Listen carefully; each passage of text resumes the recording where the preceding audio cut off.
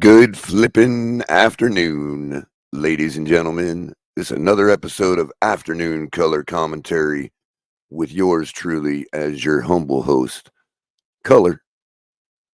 When we've got a lot of commentary, Dolphins go down and defeat bigly to the Buffalo Billikens last night, 31-10. And of course,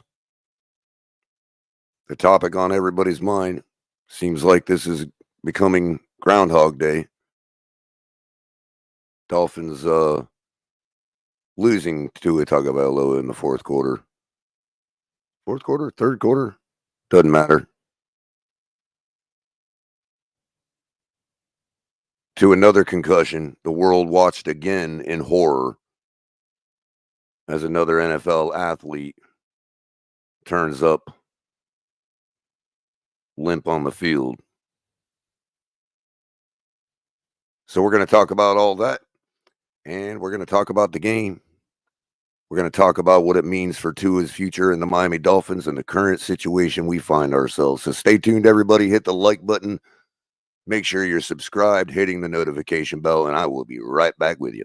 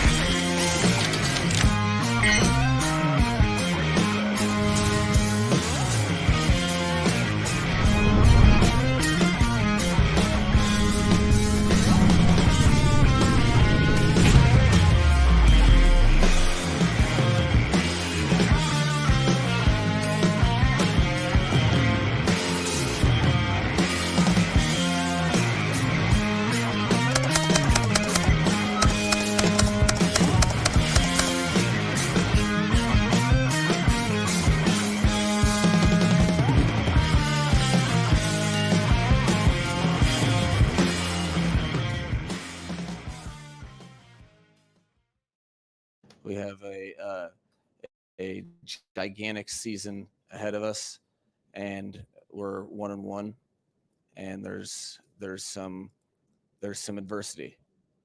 Welcome to the NFL. That said, Mike, the adversity in the season ahead and all six with the. Welcome to the NFL. Prophetic words from a pretty decent coach.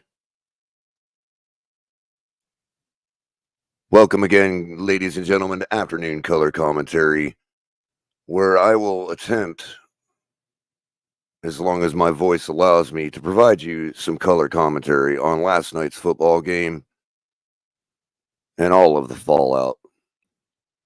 I generally tend to do this after game day earlier in the morning, around 10 o'clock. Usually that'll be on Mondays, as it was this Monday after Sunday's win against Jacksonville. But obviously a Thursday night game with what transpired last night had me up a little late and talking quite a bit. And as such, this week has got me talking quite a bit. Jumped right back into the thick of things, and the voice definitely needs my voice definitely needed Thursday night football, because I've got a few days before I have to really jam down and speak again and tell you how we're going to continue winning in this 2024 season. That's right. That's what I said. You just heard what the coach said. This is the NFL. This is football. You see, before I get out through with the get down to the game breakdown real quick, talk about what I think the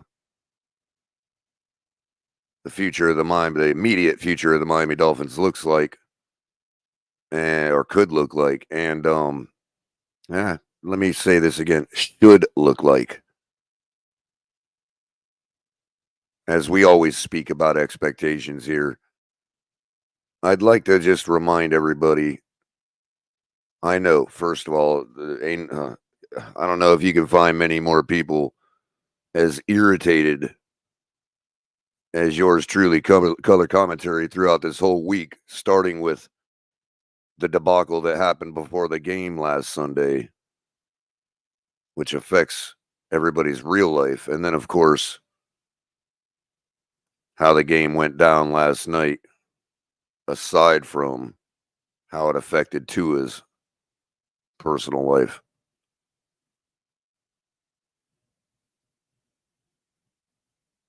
First of all, anybody that is out there blaming Tua for his injury, whether it be because of how he played last night, what he attempted to do, or because any of his own doing when it comes to body makeup and all that stuff, anybody out there blaming Tua needs to have their head examined, probably more than Tua does this morning. And likewise, anybody out there using Tua's injury for their point of gloating. Hey, it's okay to gloat about what we saw, about the performance we saw last night. The I told you so's can ring loud and often, and I'll join them. But when it comes to the man getting injured, okay, the man put together 17 games last year, and things happen to people, and things, happened before he played the 17 games, and things can happen to anybody after a full 17 game season. So to be saying I told you so as if you knew the man would be injured. Yeah, we can say that probability was high and we should have adhered to that warning based on how we constructed our team. That's one thing. But to say you knew that the guy would be injured and you're now saying I told you so, your head also needs to be examined, probably more than Tua's does this morning. I do not blame Tua whatsoever. First of all, for the injury, and second of all, for the situation we're in. I know everybody thought, oh, people are he can say that, we can say things now. Yeah, I'm happy we're in a situation now that we can just talk pure football like we should have been for the last 3-4 years. That's great. But I ain't going to walk on at somebody who's down to have that discussion.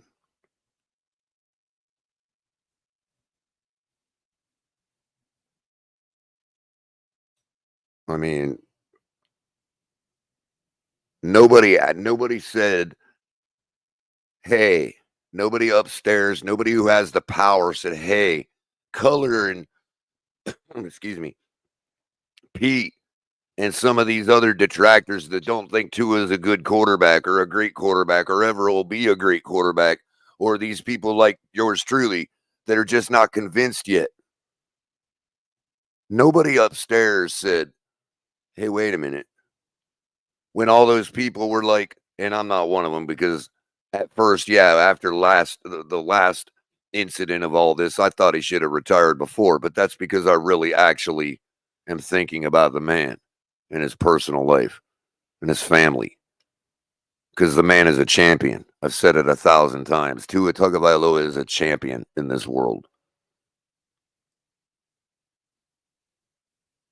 Nobody else that talks about him that I know is a champion, unless you won your districts in high school.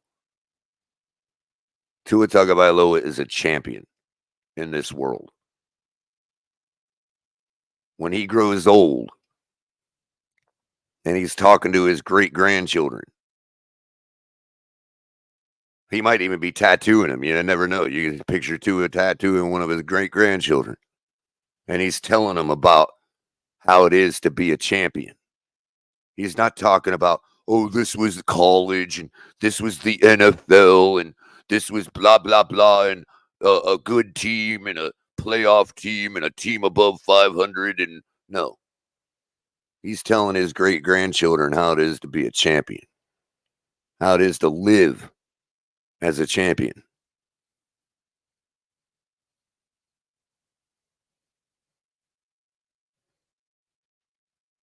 And I personally, look, he's his own man. I want whatever he wants for himself. But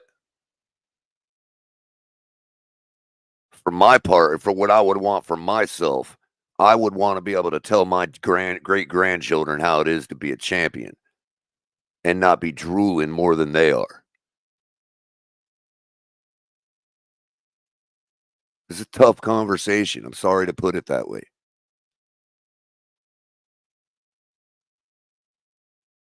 It was a tough conversation from the beginning. We've been kicking the can. Tua cannot be blamed for everybody wanting to kick the can down the curb and put and encourage him and say, hey, Tua, it's all your decision. It's all about you. And it is. But y'all, a lot of people in this community had, if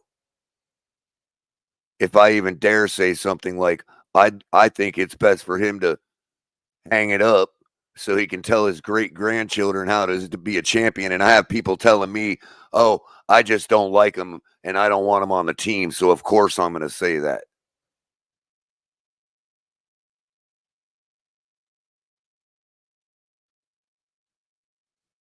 That's what was literally told to me by a lot of people. The same people now that are backing off. Now, you know what? Maybe, yeah. And these are also the same people that think our season is over. Like, wait a minute here. Are we really talking about all I've heard? I saw a poll. 54% of the people in the poll want to tank the team and rebuild. You people that think we should tank the team, I'm sorry, y'all are defeatist. I sat here and got told and patronized for 3 or 4 years about how I should go roll with QB1, deal with it. Our team is good enough to win. Oh, we just needed to get him all these weapons, and we got them all. And we're not even allowed to say we got him all those, and he needed all those. But he did, and we got them. And any quarterback needs all that. Any quarterback needs all that. Let me repeat that. Any quarterback needs all that.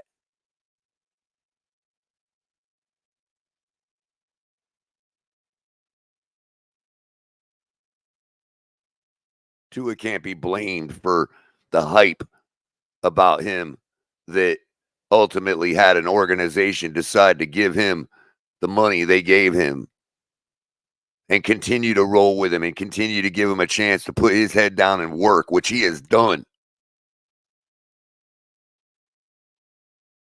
This host is still not convinced that work is good enough, but Tua thinks it's good enough, and the organization did, and they kept giving him a chance. They kept saying, "No, you'll be all right.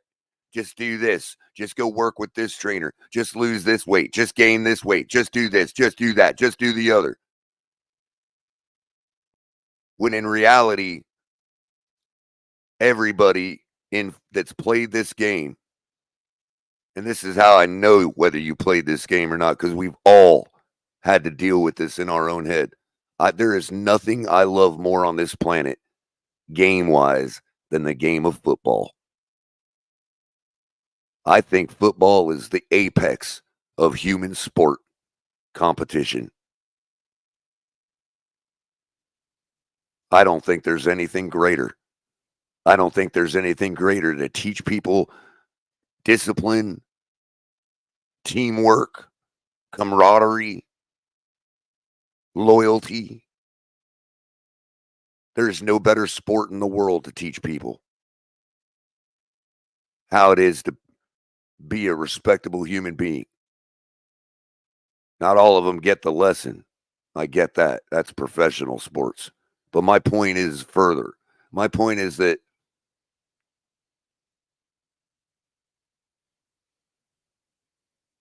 I'm not convinced that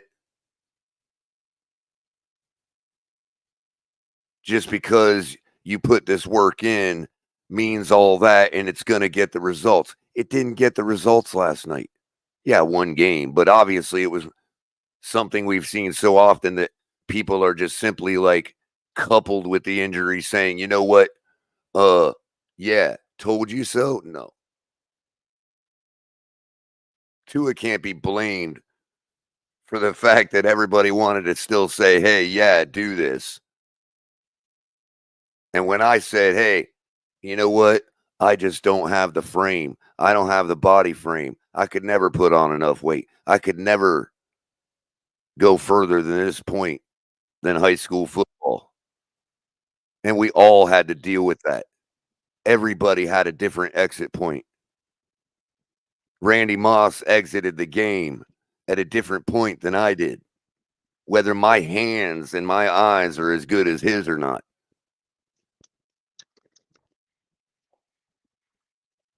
And sometimes somebody with a bigger head prevailing has to say to somebody, yo, do what you want to. I'll support any decision you make. But you got to think about, are you going to be able to tell your kids that you're a champion?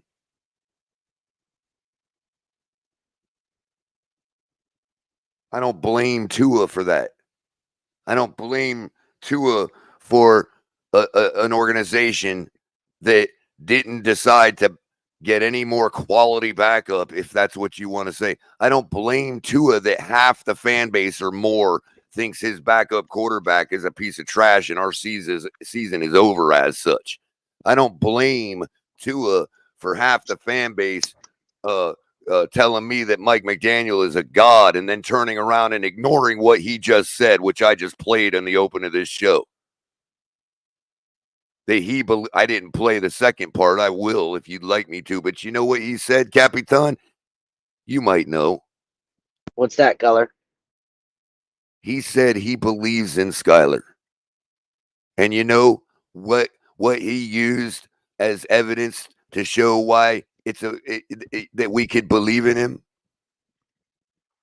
And now I'm going to say something else, but the evidence he showed was, guess what? This one playoff game that we had a couple years back when the guy was a 7th round rookie. Yep. And we played that team to 3 points in their house. Gave them all they could handle.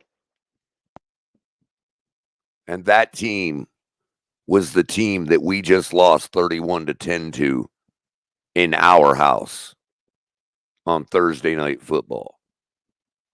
And you're going to tell me that I'm not supposed to trust the guru? I'm not supposed to trust a guy that did that. Well, how quickly they turn on Okay. Mike Well, McDaniel, Culler. real quick, Capitan. I'm not supposed to trust a guy like in our backup quarterback that did what I just said. Yet for some reason, when we talk about any quarterback needs all that help. So, and to the point of another thing I don't blame Tua for. I don't blame Tua for the fact that every one of our team, every player on our offense seems to want to quit when Tua goes down.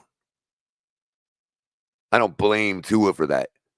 I don't blame Tua for them firing the last head coach and causing a huge debacle. I don't blame Tua for Tua. Okay? I blame the people that put him in the situation last night that think that he felt enough bravado and courage and confidence to put his head into somebody's body. Yeah, I ain't mad and at turn Tua. up lifeless on the field. I'm not mad at him. I'm mad about it. I'm mad about this franchise hitching their wagon and it not working out, because I'm upset because I know the ramifications of that, which is why I erred with caution that we should ride the 5th year. Now, when the contract came out, I was pleased with the numbers and relative to all the other quarterbacks that were getting paid, right?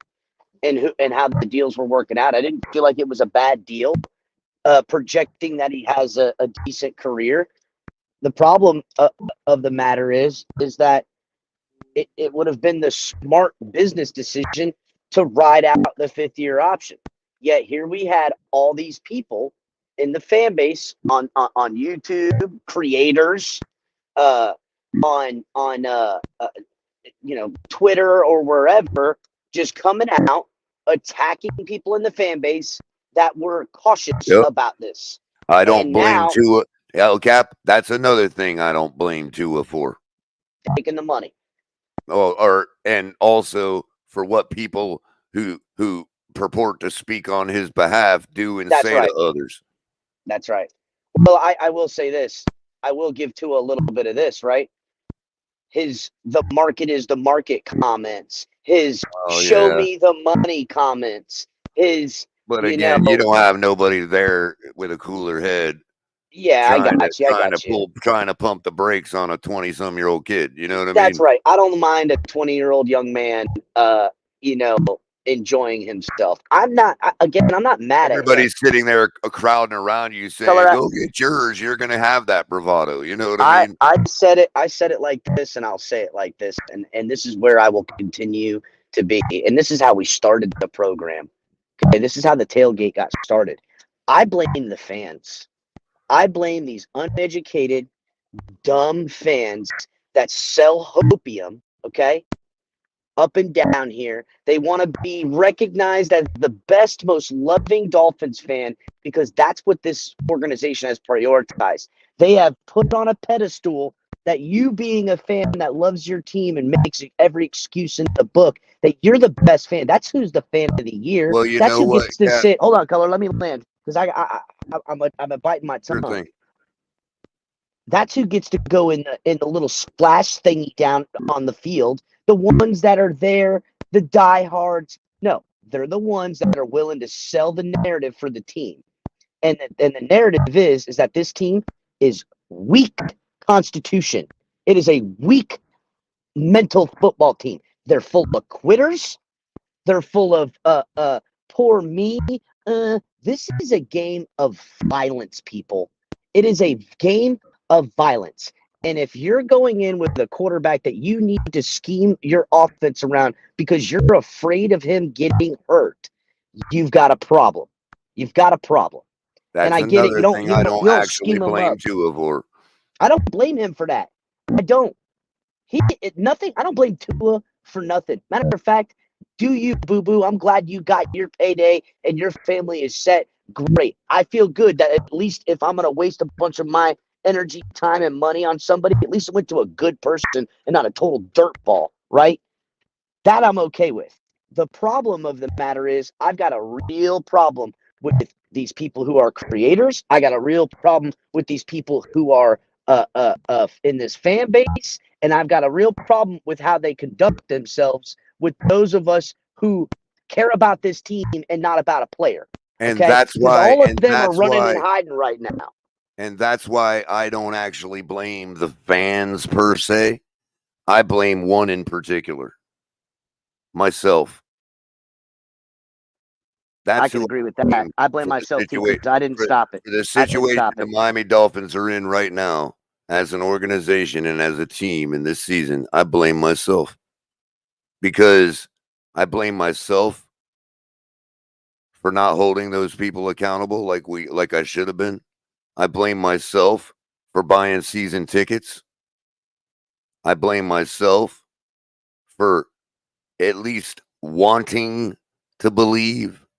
And most of all, I blame myself for not supporting my team. Because ultimately, when I fall into the trap of, yeah, we going to do it with this guy that I know deep down in my heart, in my what I believe to be true is that,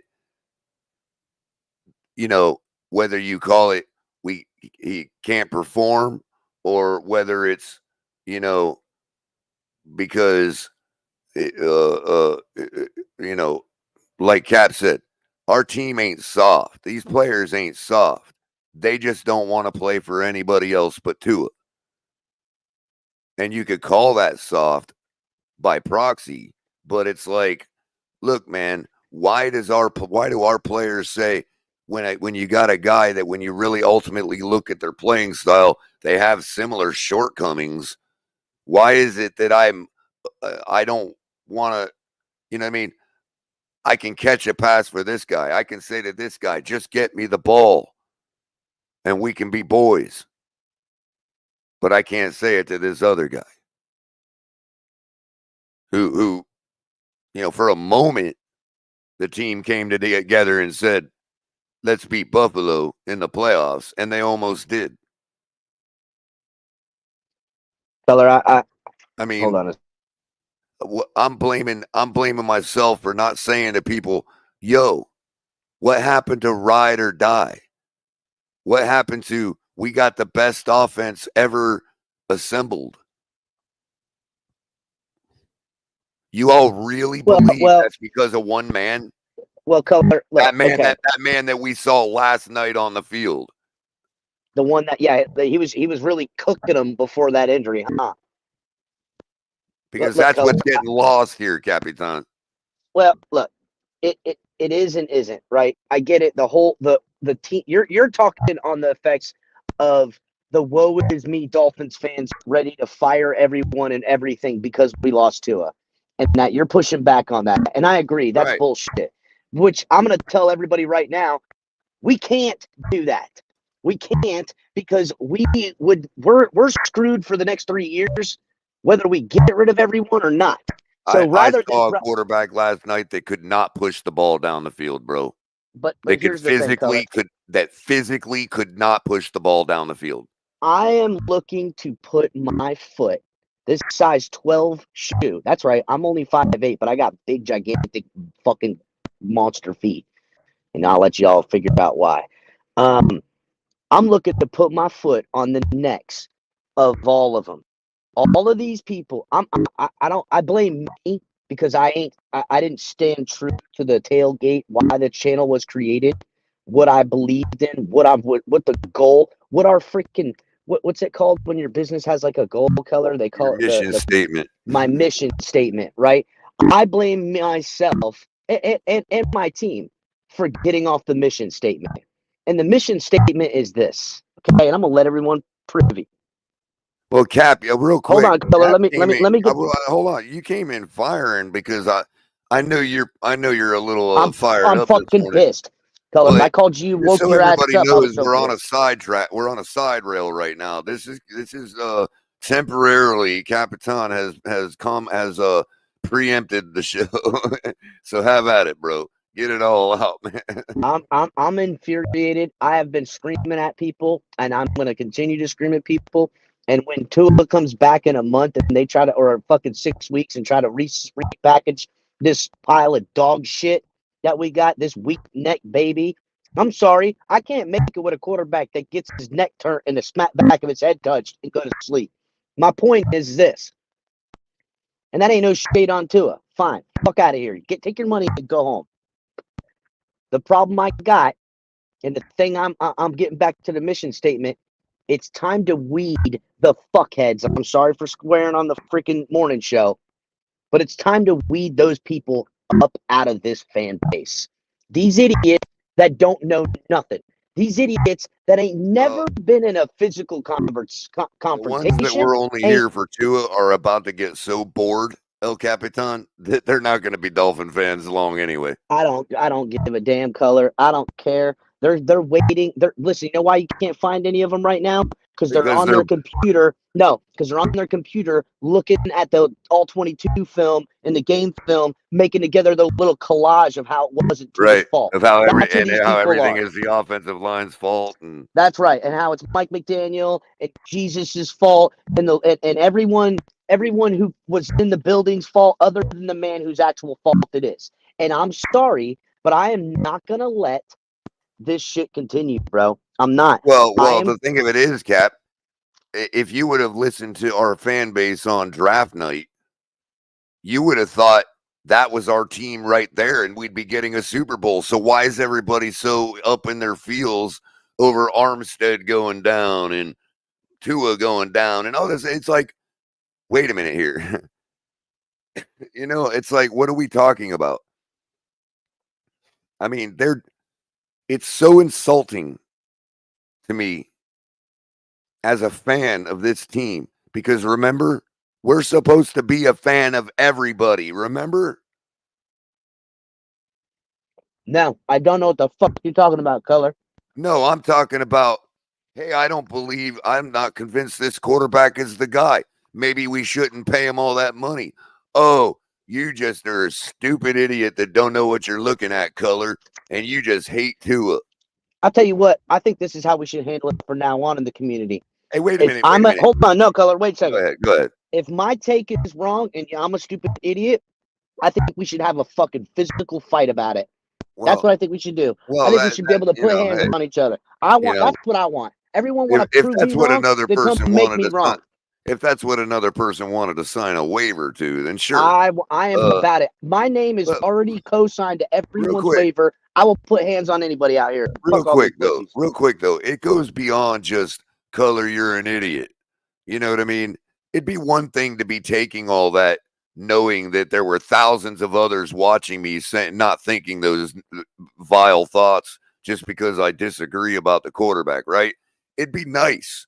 But see, right along with people calling me and I'm an idiot and a crackhead and whatever else I've been called since I've been starting to talk about my favorite football team on the internet, whatever else I've taken, shots I've taken, okay? It's not as if I'm rewarded by more than 123 people watching right now. Now, shout out to all of them. I love every one of you. I'm not trying to throw shade like button, on the everybody. fact Hit the like button. I'm not trying to, make it seem, oh, you can't choose better content than 120 other people. What I'm saying is, okay, the people that are sitting there slobbing on Tua's knob for the last 3 years and slobbing on McDaniel's knob for the last 3 years and slandering Brian Flores and any combination of slobbing on Greer's knob or chopping him off at the legs, take your choice. Nobody can decide anymore. Okay, now he's everybody's evil demon because Tua got hurt last night. Okay, fine, whatever. Take your freaking choice. Okay. I mean, Color, I put me on solo real quick because I just want to show everybody right quick. So at my job, you get to wear whatever, you don't have to wear the company t-shirt. This is how I showed up to work today. See what I'm saying? Oops, What sorry, happened? bro. Sorry, I hit the wrong button. Let me get back here, and then This here. this is how I showed up to work today. I'm in my shit. I stand on business. Looks I like wore my I business. wore my Dolphin shirt and my hat, even though I was up till 3:30 in the damn morning, not able to sleep after the podcast. I put my shit on because I'll wear it with pride when we are failures. Because I, that's how I am. I'm And I'm sorry because tired of all these people, these two sexuals that showed up out of nowhere. And you know what? It's not just them. They're the part that made it worse. But this fan base, by and large, most of them got to get the fuck out of here. I'm dead serious. I'm real not quick. color. See, I am talking about. It is time for these ignorant, dumb, slack-jawed pussy fucks that don't know shit about nothing when it comes to men doing men things. That's fucking right. I would just Being a rather. man. No, I want them to fuck out of here, Color. I'm done Look, with them. I would rather they just come over here, apologize for calling me a crackhead, and become Nope. subscribers to our I don't. channel. That's what I No, would nope. rather have I happen. don't No, want wait a their minute. Wait a minute. subscription. No, the point I'm trying to make here is that these are supposed to be Dolphin fans of all 53 players. That Okay, ain't fucking shit, Color. where Bunch are of you? No, fucking no. What pussies. I'm asking is, where are they? Okay, this is the train of thought I lost because I'm just as tired as you are, up till 3 a.m. Why I have hardly no voice left. Okay, I've donated that to the Dolphins as well, apparently. Okay, but where I was going with that was that you look at these other podcasts with these people that slob on Tua. Okay, and they're rocking sometimes 1,000 viewers a show, 500 viewers live, 5,000 views per show, and we're middling out, getting darts thrown at us because we love our football team in its entirety, and we're getting darts thrown at us, our fan cards stripped, apology letters thrown at us every other week. Okay, and we got, 6,000 subscribers with 128 live viewers, most of which are probably on Twitter right now. Okay. And these guys have money and money and money just thrown at them. And I'll name whatever podcast you want. Pick your favorite two in your podcast, because some of them also shifted gears and are now lambasting Tua, while we get shit on as a amateur network that, we're just a bunch of dudes that don't know shit. Bro, I've forgotten more football than most of these pussies know. They Yeah, never that's put right. a pair of But cleats that's on. right. But that's right. That one guy, HB, our executive producer, El Capitan, myself, and a team of others have been able to put at least this level of production together for you guys to at least That's make right. halfway presentable. And these guys are out there talking about, because they got corporate money fixing up their shit, that we're dumb and don't know football. No, you know what? I'll make this shit look ugly as hell. I'll take all the background graphics off. I'll show you my ugly face, and that's all you'll see, with bad lighting and a bad microphone. How about I do that? And guess what? My takes will still be more spot on than theirs. Preach. And if you want to come here for reality, okay, that's what people come to YouTube for. And you're looking at reality right here. Okay, the reality is I'm a Dolphin fan. The reality is likely next week that my quarterback is going to be Skylar Thompson. And the reality is my coach is Mike McDaniel. And I stand with that coach, Mike McDaniel, and that quarterback, Skylar Thompson, to beat the ever-loving dog shit out of the Seattle Seahawks next week. If you ain't with me and you don't want to hear how we're going to win that game, then my particular color commentary content this week is not going to be for you. Period. And if you want to come here slandering Skylar and want to nitpick and want me to debate for hours on end about why Skylar is a sufficient quarterback, hey, we can do it once, okay? But that's not what my content's going to be about this week. I told you all, okay? I made a promise to this audience, around July, I do it every year. And those of you that have been with me long enough know that right around July, every year, end of July, I tell you, all right, now our team is set. This is what it is. I'm a Miami Dolphin, and this is how we're going to win. This is what I'm going to talk about on my content, is how we're going to win. If you don't like Tua and Tua's our quarterback, I'm still going to tell you how we're going to win, Pete. If you think Tua's God, okay, and he's not going to play and Skyler's going to play, I'm going to tell you how we're going to win. Skyler hater, whoever you may be. And if you don't like it, I'm sorry, my content's not going to be for you this week.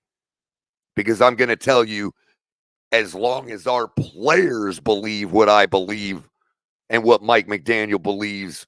Now, that's the question, isn't it, El Capitan? Because are they different players all of a sudden? Does Tyreek not run a 4-2 anymore?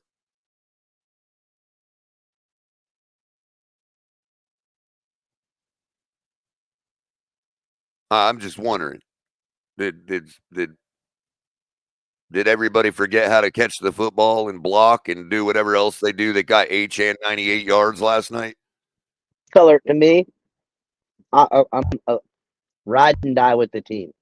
It's why I rode and died with the contract given to fucking Tua. It's why we're in this situation. I don't have control on that, right? In fact, as a fan of this team, I have no control other than to be a fan of a different team, which I dare not do. Okay? The only control we have is the voice we have. And we've made this platform to at least have some sort of control on that. I will be looking to how the Dolphins can beat Seattle with Skyler. I ain't ready to turn to that direction yet, though. Okay? My direction is turned at how we got here. Yeah, and real quick on that note, real quick, you know, I can tell you this, El Capitan. We might not have the most subscribers as the bigger players on YouTube, right? Okay, but I can tell you this. 65,000 people last night agreed with me that I was sitting with and chilling with. I ain't no lie. You find one person in that stadium that was sitting there. The damn offensive line. No, you ain't hear none of that in the stadium. You never do. Mm-mm. See, I go, people like me, people like Tony, Lewis, these Capitan sometimes, Ali, we go to these games, okay, because usually the 65,000 people that are there with us, most of them are with us as fans of the team. You don't hear boos for Skyler.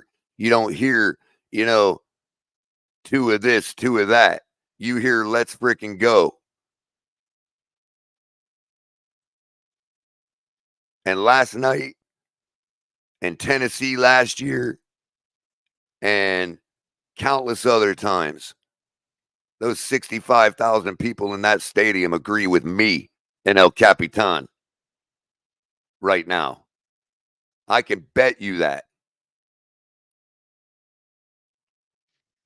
Yeah, well, those aren't the people I'm concerned with right now, Color. I'm not concerned with Tyreek that's Hill. the army of fans I'm bringing to these people you're talking about. Well, that's what I'm ready for, because here's the deal. Okay? These Dolphins fans, the good ones, we'll call them, because there's bad ones. That's the facts. It is time for us to clean our own backyard. It's time for us to do some fucking housekeeping. All these motherfuckers that helped facilitate the situation we're in, and don't worry, they're quiet now. They're gonna hide they got their heads in the sand right now. But if and when Tua comes back and doesn't retire, because I mean, to me, they're gonna drag. If Tua doesn't retire by next Monday, then that means he ain't retiring, and they're gonna bring him back. That's what I believe. If Tua doesn't If Tuesday morning comes and Tua isn't retired, that's because he plans to come back and the Dolphins plan to have him back. So be on the lookout for that, ladies and gentlemen. All these people, and if he comes out and wins a game and doesn't get injured, watch how they just come. They're like fucking zombies crawling out of the grave. And that's fine too. And I'll be here to call every one of them out. Well, my problem is that I'm putting everybody you on were notice. at least a little cordial with zombies. TD referred to them as something much worse. What do you call them? Because I want to know. A couple of years back, he referred to them as cockroaches. Oh, well, zombies eat cockroaches. I would imagine. I don't know. I don't give a fuck. I'll call them fucking dickheads. Right about that. Is that better? Bunch Right. of dumbasses. Here's the deal, right? I ain't gonna let this shit happen to this fucking team no more in the way in which I can control. And that's these idiots that don't play football, don't know the game, ain't someone who could literally handle themselves in a physical way. Because I'm sorry, I know it sounds like this, but if you ain't never tested your own merit in life, how the fuck do you think you know anything about a physical game like football, bro? You don't. And there's too many of them out here with too many megaphones, with too many fucking followers, and too many fucking platforms, and too many fucking joysticks. spaces, and too much fucking. They're all gathering up, and guess what? When they get together, now they're a fucking problem. And I blame myself for letting this shit fester in the fan base. Yep, that's exactly No what I more. was meaning earlier, Cap. No I fucking blame more. nobody but myself. I blame no one but myself. I blame myself for walking 3 miles in the blazing sun to watch us barely beat the Jaguars last week. I blame myself for that. Well, there's no more. There is no more because I will point them out. I will name them by name, and I am not aligning with them. For my part, Capitan, here's why I did what I did in the long run. Okay. First question a person might have is, well, Culler, if you're not convinced about Tua and you're not a believer, why in the hell would you buy season tickets? Because, as I said, I love my team. I believe in the team. And I believe this team can win with just about any quarterback. Maybe not a Super Bowl, but we should still expect to compete for that and go out respectably. We have not gone out respectably, even with Tua. Going out in the first round, scoring 1 touchdown, okay? You can't say, oh, well, because of the stats we put up in the season, that's going out respectably. No, it's not. No, it's not. Going out respectably is the way Skylar Thompson went out against the Bills 2 years ago in his rookie season with no support from the team or the coaches, okay, in Buffalo. That's how you fucking go out.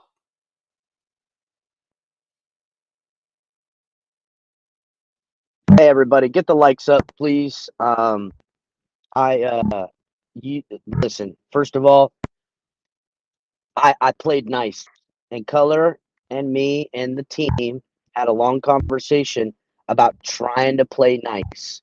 And you know what, Culler? My bad, dog. My bad.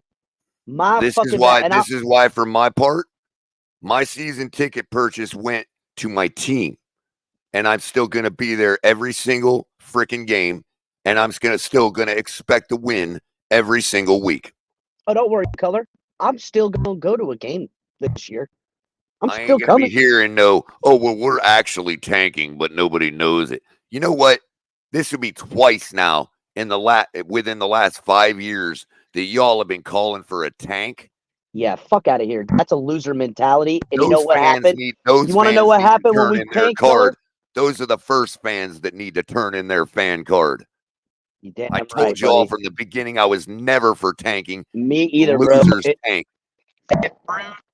breeds a loser mentality, a weak mentality, and it gives us exactly what we've got now. And the only way to get it out is to run that shit up out of there. I'm tired of letting this fester in my fan base.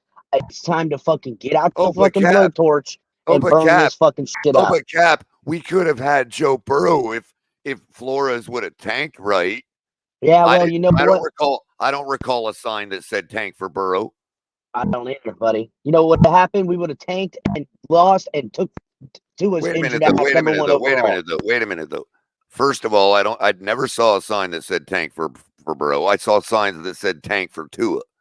Secondly, okay, we were never going to get Burrow. He did not want to play for anybody but an Ohio team. Okay, that was widely reported. Okay, thirdly, you seen Joe Burrow lately? I don't give a fuck about that, Color. Again, Color, I feel like we're getting off topic to where I'm trying to fucking No. nail this down. The simple point I'm trying to make is, if you can say whatever dick you want about my fandom, but if you're going to come up here talking about it's time for us to tank because you think this season is over simply because Skyler might be our quarterback, you ain't a fan.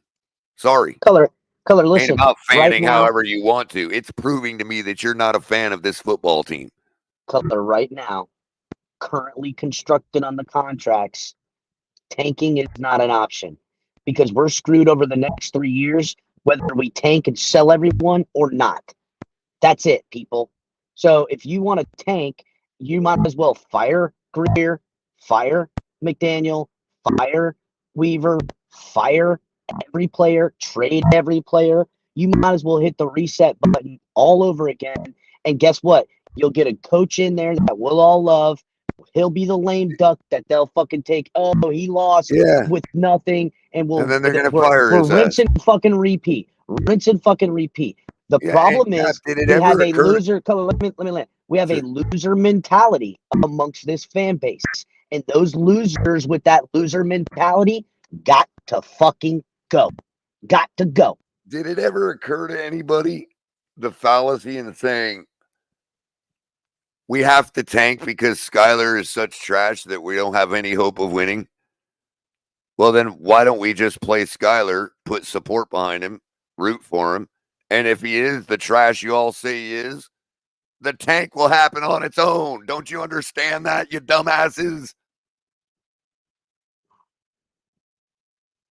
You hate this team. You're a Tua sycophant, and you hate this team.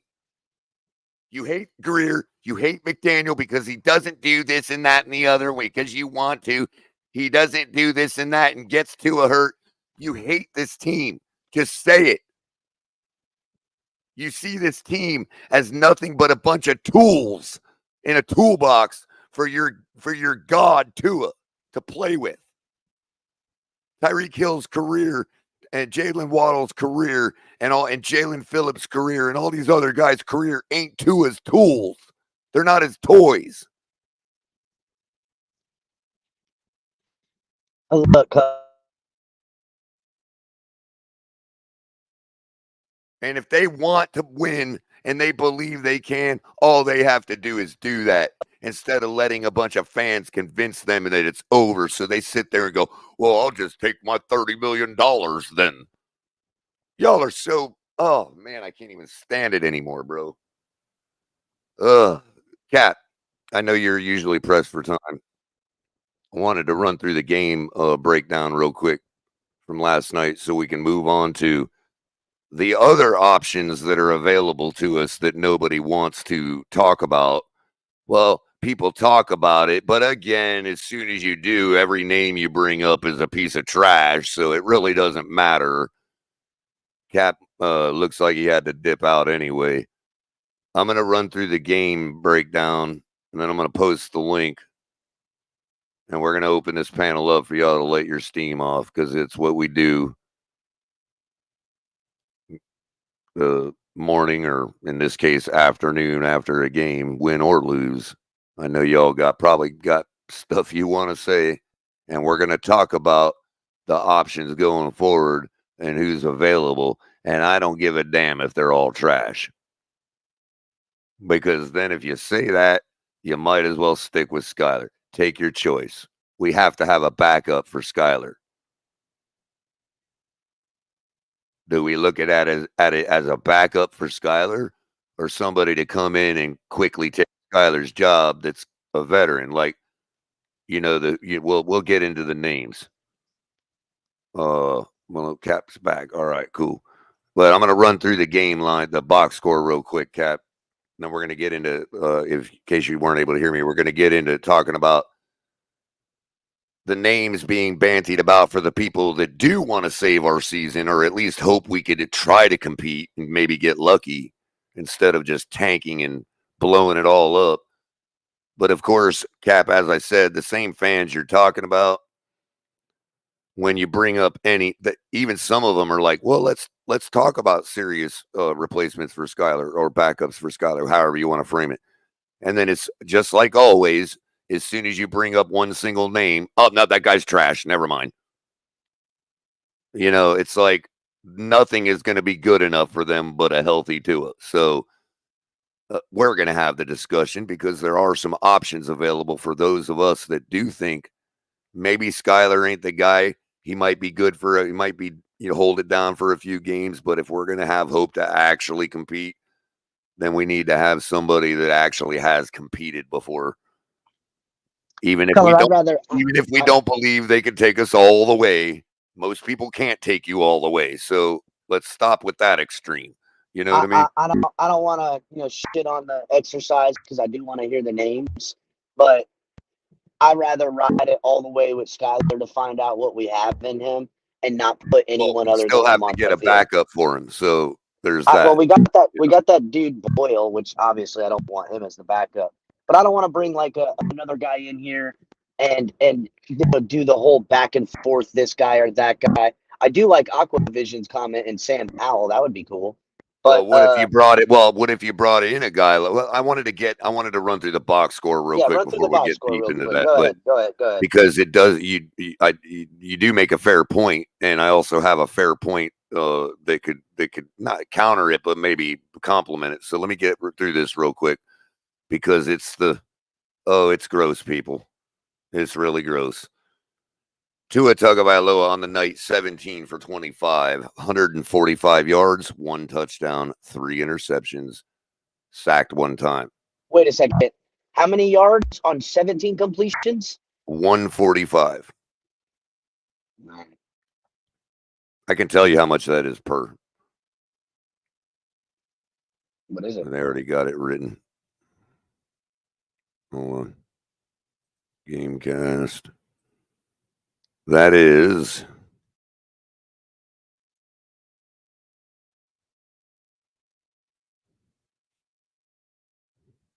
that's not what I wanted to see.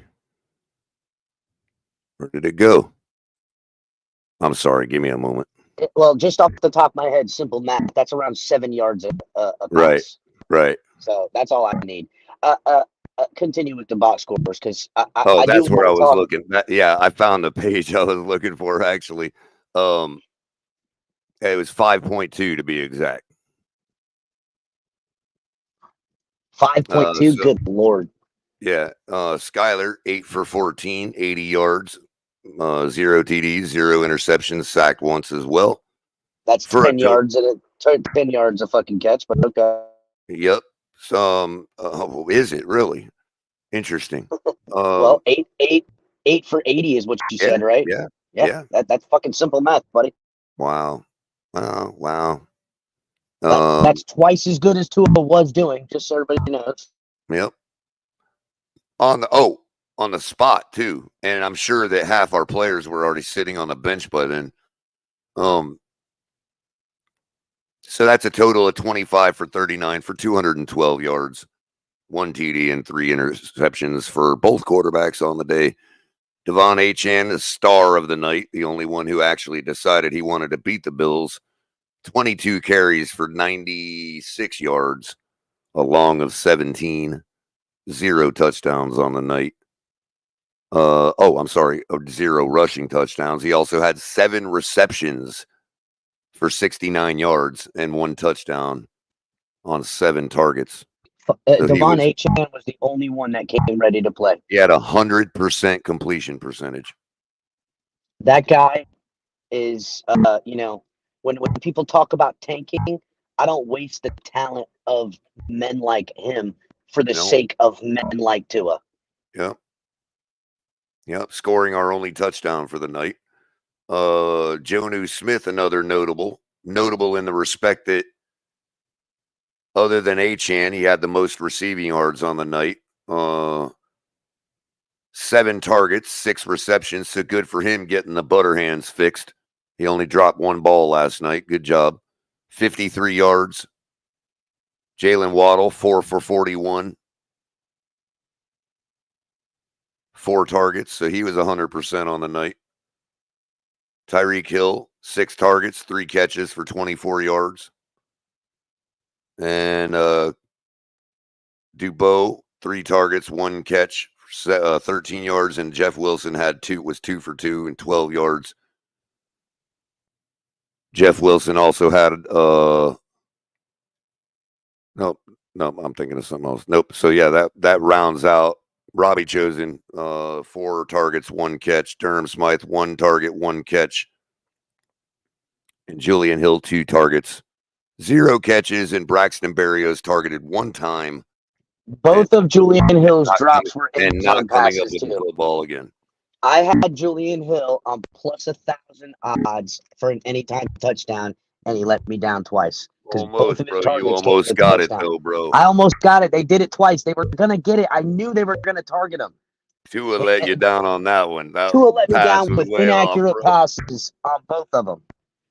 Son of a bitch. On the defense, David Long Jr., 2 tackles for losses, 9 solos, 11 total tackles for the most on the team. Hey, real quick. Is it Jaquays? I'm sorry, dude. I'm fucking it up. Bethune. $7 million a game was on the bench in the 4th quarter. That is a fucking accurate ass statement right there, bro. That is so accurate. That's Jacques Bethune. Is it Jacques or Jaquays? Jacques. I thought it was Jacques, but I didn't want to, $7 million on the bench. Goodness gracious. Yeah. Oh no, yeah, Jaquays. I had money all over that game because I thought for sure that there was no way possible. It's Jacques. Thank you, Jacques. That no way possible was the Dolphins going to be what they've always been. I thought, you know what, we're actually gonna do it this time, and I was wrong. Well, the Dolphins and the Bills. Wink, wink, cap. The Dolphins and the Bills both bought me a dinner last night, as I won $20 for taking the under at 47.5. Wow. So, So anyway, back to the defense here. Other notables: Jordan Brooks had 6 total tackles, 4 solo. Poyer, 4 total tackles, 3 of them solo. Kendall Fuller, 4 and 2 solo. Holland had 4, 1 solo. Ramsey had 3, 1 solo. Cater Kohu, 2 of them, and both of those were solo. You know it. Every one of his tackles are solo tackles. You know that. Zach Sealer, 2 total, 1 solo. Quentin Bell had 2. Chop Robinson had 2. Marcus May had 2. Calais Campbell, 1. Robbie Chosen had a tackle. I can't imagine for what. Maybe it was on that interception, that happened. Yeah, he had to come back. And actually, nice tackle by him, too. I remember seeing it. I was like, damn, what a good form tackle. Right.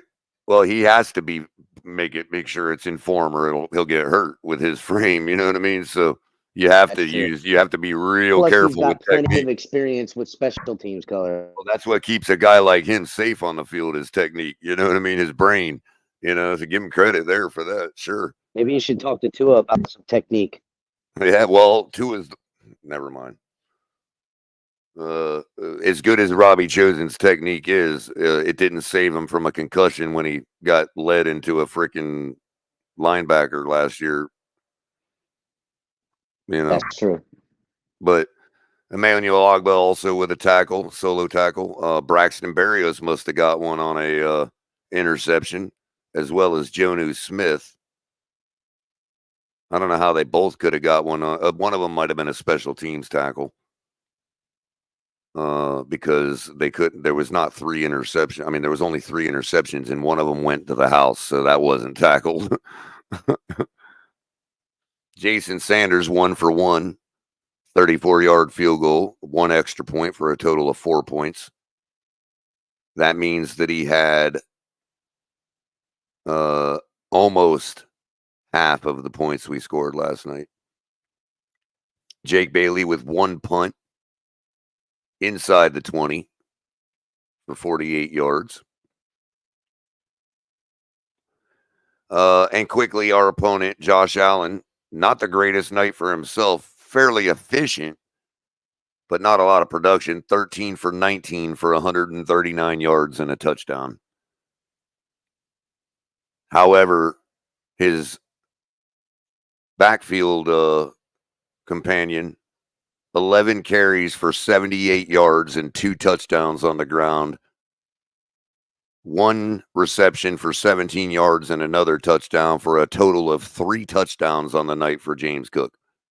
Real quick, Culler. I don't know if you noticed or got to look at it, but heading into game time, the line on a Josh Allen turnover was plus money like you wouldn't believe. I want to say it was like Wow. it was minus money. My fault. In like a negative 200 or something. Wow. Meanwhile, Tua was plus, like, I think it got all the way to 260 or something. That you would have gotten paid back. So wow. Completely missed the bets. Credit to the Dolphins last night. No fumbles despite the 3 interceptions. Ooh-wee. Hey, let's not forget about all the turnover on downs we had last night, though. No, that's true too. Josh Allen, the only fumble on the night, recovered by himself. Damar Hamlin, their number 1 tackler, with 10 total tackles, 8 of them solo, 1 tackle for loss, and of course the infamous hit on Tua last night. Coincidentally, real quick, I wanna answer J Quest. I think he comes back after the bye week. Greg Rousseau,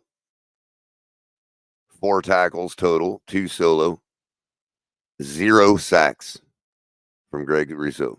It's a good job shutting him down. Ed Oliver did get in for 1. Von Miller got in for 1. I'm just looking at, I'm not reading all Buffalo's. I don't give a shit enough about them to read all of them, but I'm just kind of looking at some highlights.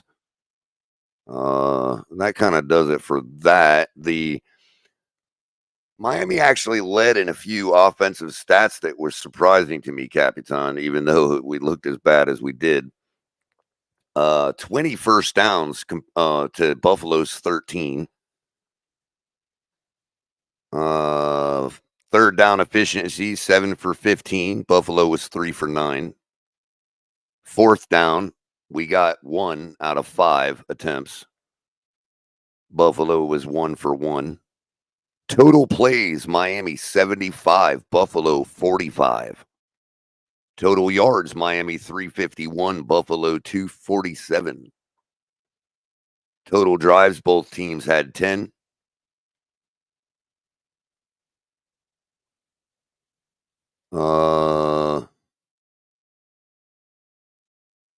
One for 4 in the red zone for Miami, 2 for 2 for Buffalo. Here again, obviously the tail of the game, 3 turnovers for Miami, 0 for Buffalo. Buffalo also had a special teams defensive touchdown with a pick 6. Yep, pick 6. Here's the one. We didn't really clean it up all that much. 7 penalties for 50 yards, while Buffalo was penalized 1 time for 5, bringing the total possession for the Dolphins 36 minutes 19 seconds to Buffalo's 23 minutes and 41 seconds is all it took for them to put 31 points on the board and beat the Miami Dolphins 31-10. And you all know it. You all saw it. That's how it happened. Not going to win very many ball games like that, Cap. No, you're not. Kind of the Again, opposite, kind of the way we beat them the last time we beat them. We let them run out themselves on offense and just kind of only had, 19 minutes of possession and Culler, I'm just took going to give advantage you of a every minute statistic. of it. I'm going to give you a statistic that wasn't on your sheet. The Miami Dolphins are 1-11 against Josh Allen in the last 12 meetups. Wow. The last time the Dolphins beat Josh Allen, which was just a couple of years ago, was an incompletion to a wide open tight end in the end zone that lost them the game. Right. So say what you will, but the Bills with Josh Allen have had our number. And that's the facts. And this team can't sell me on anything until they prove to me they can at least do that. Yep. Real quick, John Featherland saying, just read it on ESPN, McDaniel did mention something about bringing in another quarterback. We do have his presser. Yeah, he did, Culler. I thought I told you that. Yeah, yeah, you probably did, but we do have his presser. I have it queued up. I was going to play it once we get, if we get the panel going and all that, so we can hear what he had to say. I'm sure it's in that press conference, if I'm not mistaken, right? Somewhere. Or did you just heard it from somebody too? What? No. I heard him say it that they'll look at quarterbacks that are available. It didn't. They're still weighing the options. They Right, but I'm don't know saying what's gonna happen. was that in the press conference I'm going to be playing? Right. Yes, That's it was in the right. press That's conference. kind of what I figured. Right. So Cap, obviously you've kind of given your opinion already. You roll with Skyler. What type of QB would you bring in a backup as in a case of, is there a guy out there that like, oh, I know what I was going to say. What about a situation like where you mentioned with who was it? Sam Howell? These kind of guys. So here's the thing, right? Like Sam Howell. Well, real quick, like let me give you a couple names that are like him too, so you can chomp on a couple. You could even say Zach Wilson fits his category. A guy that could back up Skyler, but you never know. You know what I mean? Maybe he just needed a change of scenery. And then there's a guy like, Tyler Heineke or somebody, or, somebody that is like, yes, it's a clear backup to Skyler, but could also compete if it came down to it, down and dirty. You know what I mean? So Tyler Heineke, Sam Howell, I guess you can put. These are all kinds Zach of the Wilson. same names. That's why I'm trying to loop them all. These guys all could, potentially be, fitting this system, because that's what we're looking for, a system type guy. The deal is this, though. I just wonder why they haven't figured out what the fuck. Haven't figured out. To me, Skylar Thompson is someone that has abilities that they're trying to work into this system. I think you're right. What do the Dolphins do? I don't think McDaniel's blowing sunshine up our ass. I think he does actually believe in some of the things that Skyler brings to the table. I mean, yeah, and I think so, right? He has some abilities. I think he's good. The deal is this, right? When we're talking about system guys, then you have to look for a system type of guy. I think always in these instances with these teams, once they have their system established, they try to get a guy with more talent and more playmaking ability, but isn't a system guy, to try to train them in the system. Now, Can can Skylar Thompson operate it? He said so at his presser last night that he can operate this system. It's his third year. Of course. Oh, That- he's that- gonna believe in himself for sure. I mean, Well, everybody yeah, I'm thinks just saying, Skyler's some kind of but dolt or something. You know what I mean? but he said it in a way that like I can run this system is kind of what my point. My the deal is this, right? How if Right. Skylar doesn't go, can Mike McDaniel change up this game plan to suit the fucking skills of other quarterbacks that can't run the system? Can we go to a more pro style offense? I don't know. I'm sure he could, but like, again. Well, there's the one name though when you talk about rolling with Skyler or can we do something that would be more of a confidence in our season type of guy. There is one name that, look, the guy was like 45-16 in a Shanahan system. You know what I mean? So, and that's Jimmy Garoppolo. Is that the type of guy that you would put above and say, hey, if he was willing to take, whatever we could afford, and whatever pick the Rams want for him, is it a possible season saver when it comes to he is beating Mahomes?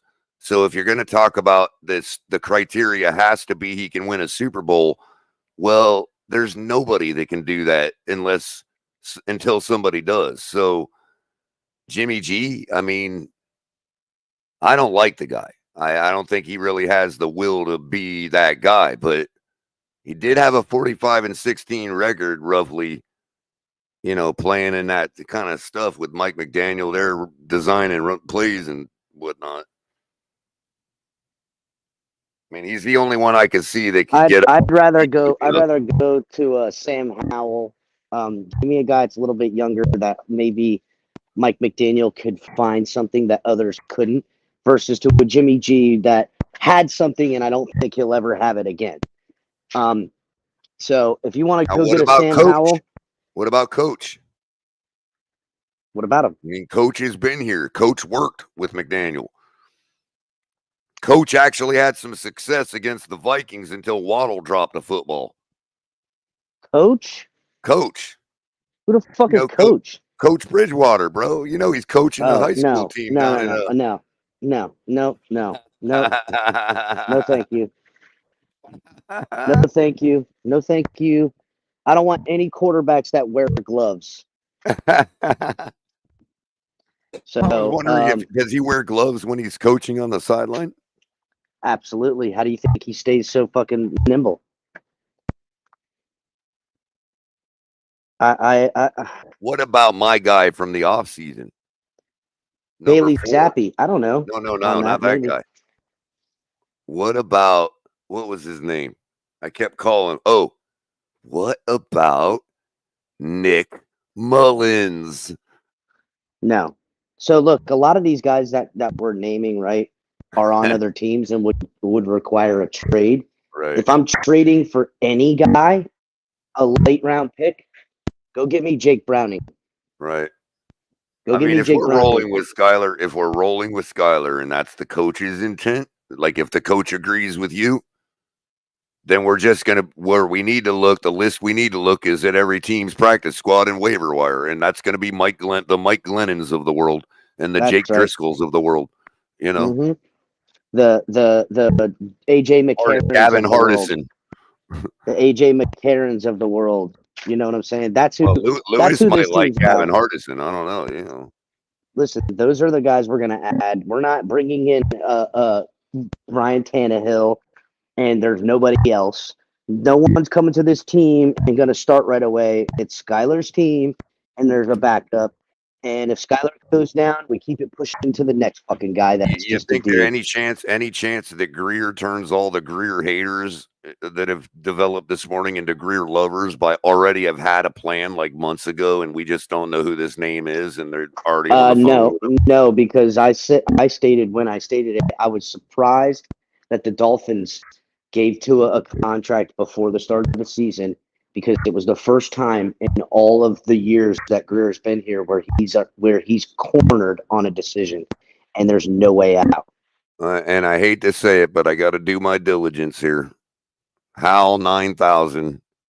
I just got one thing to say to Hal 9000. Wait, that's not the comment. There it is.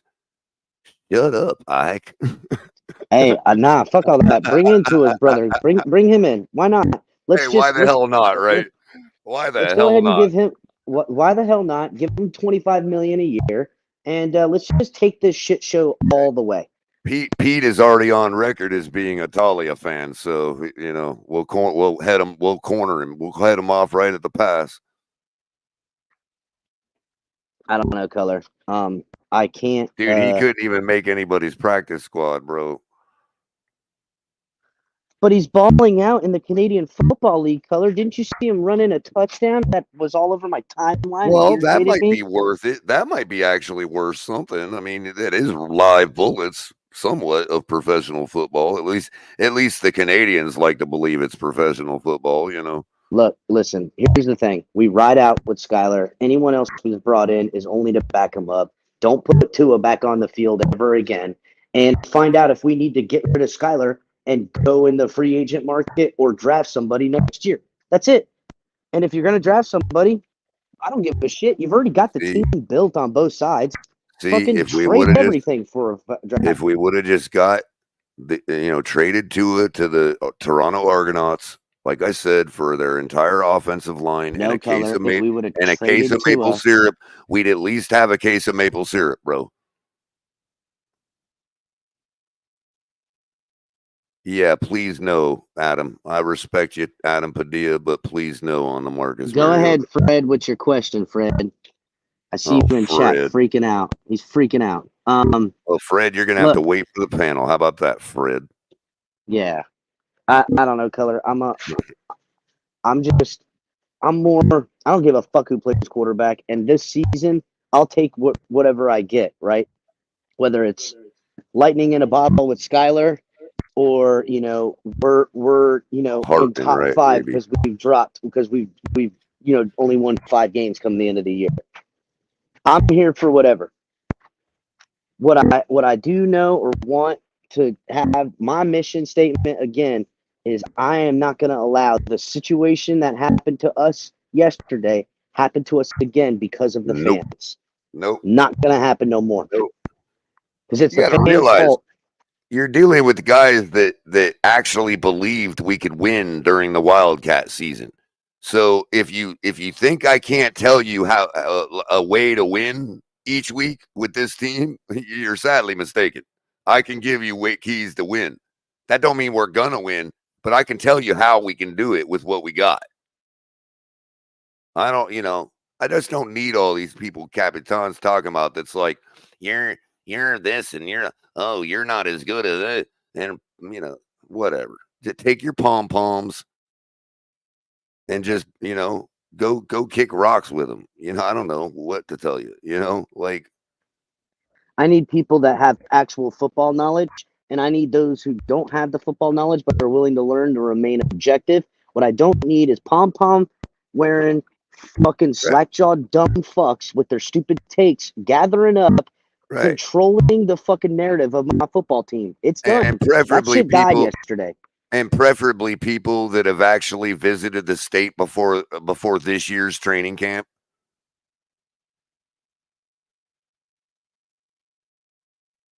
How about people that have actually visited the country before this year's training camp? Preach, Culler. Fucking preach. I just don't. I don't want to. I'm all about worldwide fans and all that. I don't try to say people can't be a fan because they're not in Florida. But when somebody wants to take my fan card that's not even in this country, go fuck yourself. Yeah, when somebody, and this ain't no shade at New York, but when somebody from New York or Connecticut or New Jersey or fucking Germany or somewhere else outside of South Florida, or has at least understood this team and grew up watching it in the stadium and understand what the fan base used to be to what it is now, Don't sit here and try to explain to me why things are different because times changed. Times ain't changed. You know how I know? The fucking Chiefs just won back-to-back Super Bowls, and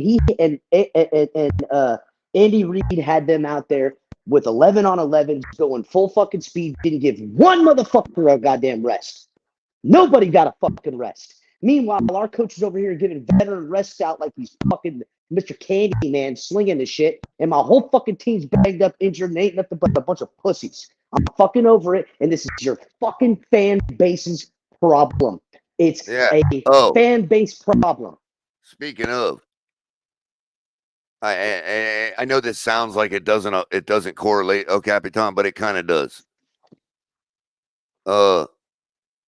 Remember how I told you the conditions of the weather were going to be last night? Remember how I kept preaching it and saying everybody had their idea what it's going to be like, and I'm like, no, it's going to be exactly like this.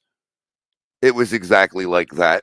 Of course it was, Color. Exactly. You know, you live in the fucking state.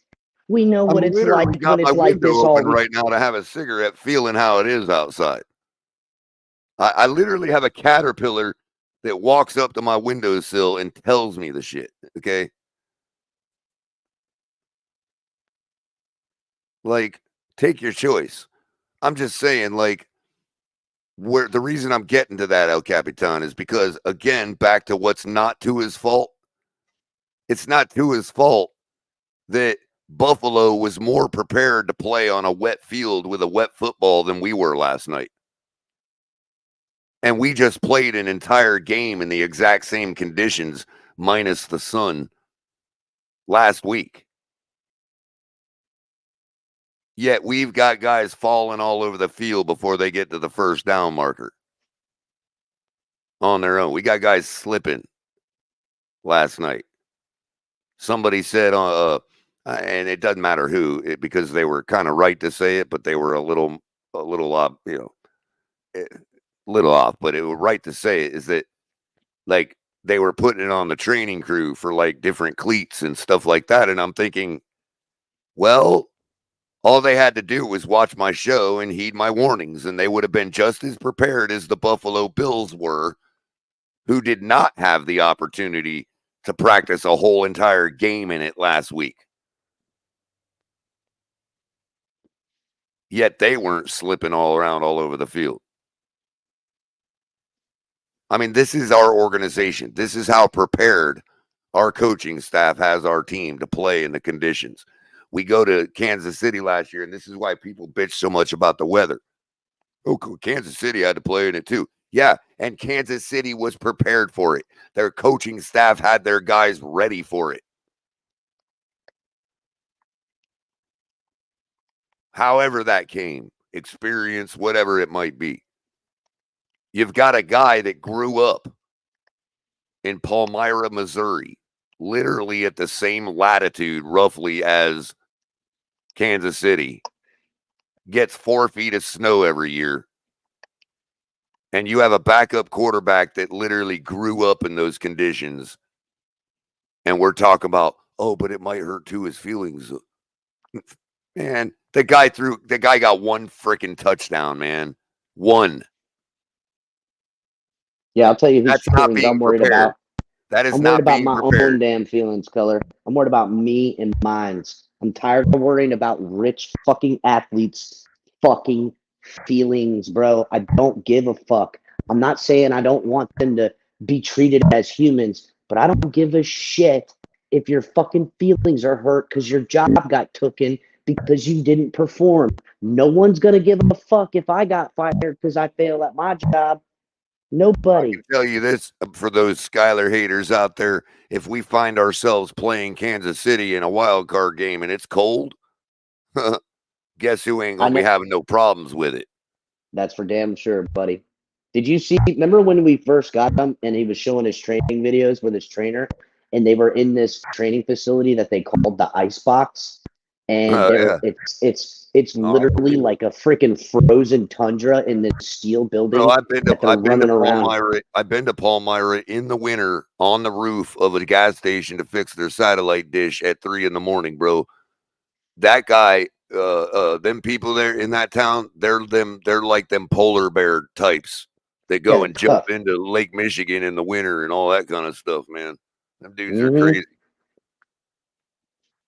But yeah, I mean, look, I mean, I don't mean, I know it sounds petty and all that, but it just goes to show you the person making the reference to the coaching staff and the trainers being prepared for the right conditions last night.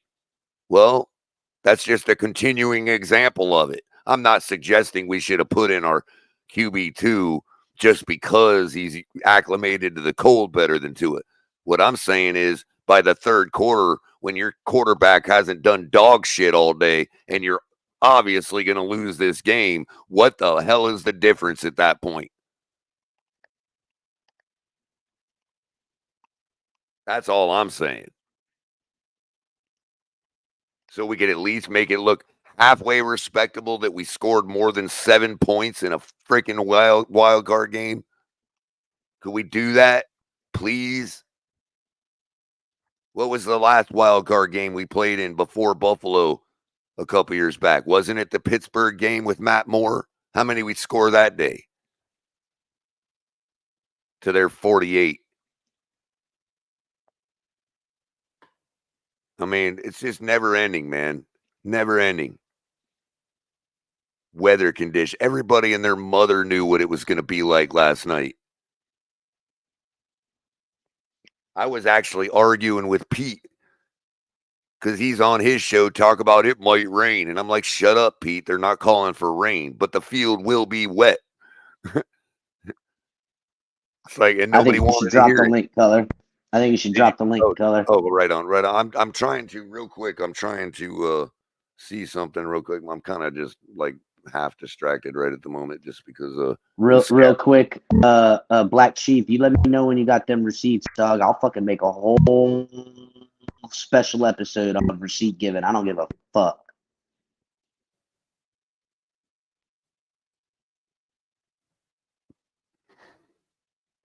Give me just a second.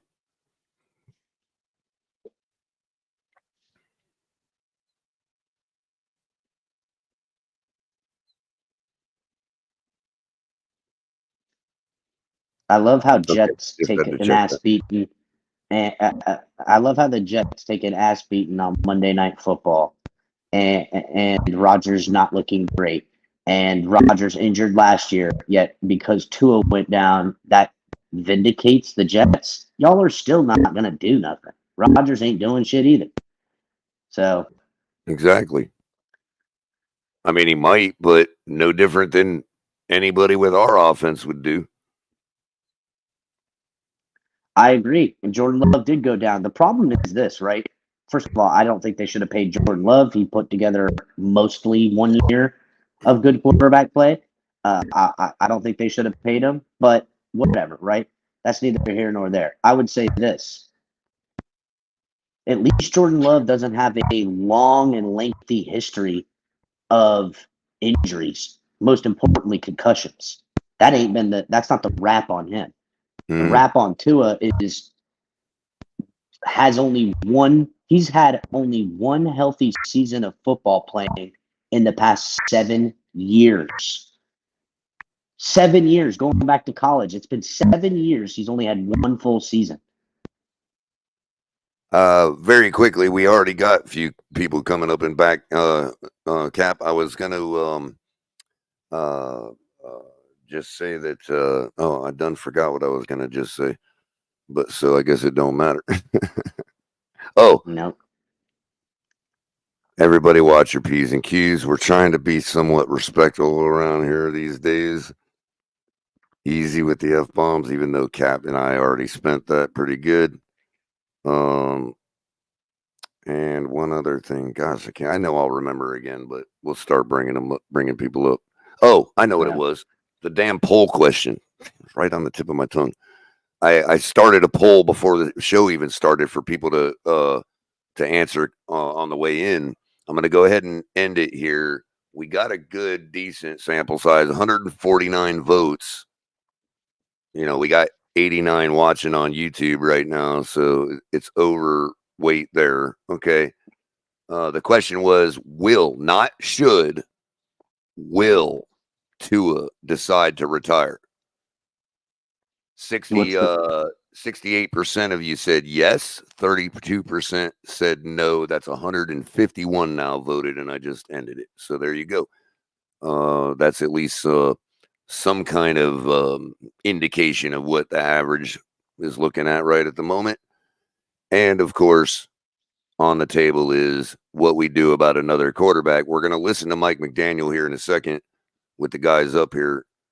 And then since it looks like he is saying, yeah, we are trying to do something, are we trying to back up Skyler, or should we roll with somebody that we think can actually, because I think Skyler can win, but I mean, the general consensus is we'd be better off with somebody with a little more, whatever, experience, talent, friendship with Mike McDaniel, whatever you want to bring up. But so we got Nick coming up. What's up, hey, Nick? What's up, guys? Nothing. Just coming back, hearing all the news and rumors and everything. I'm gonna be honest. I'm pretty optimistic. I think Skyler's gonna do pretty good for us, and I know we need another QB to back him up. And I'm cool with whoever. Sam Howell, Heineke, all those other people that were thrown out there. But I'm pretty optimistic. I think Skyler will get us far. But I got like one question. So I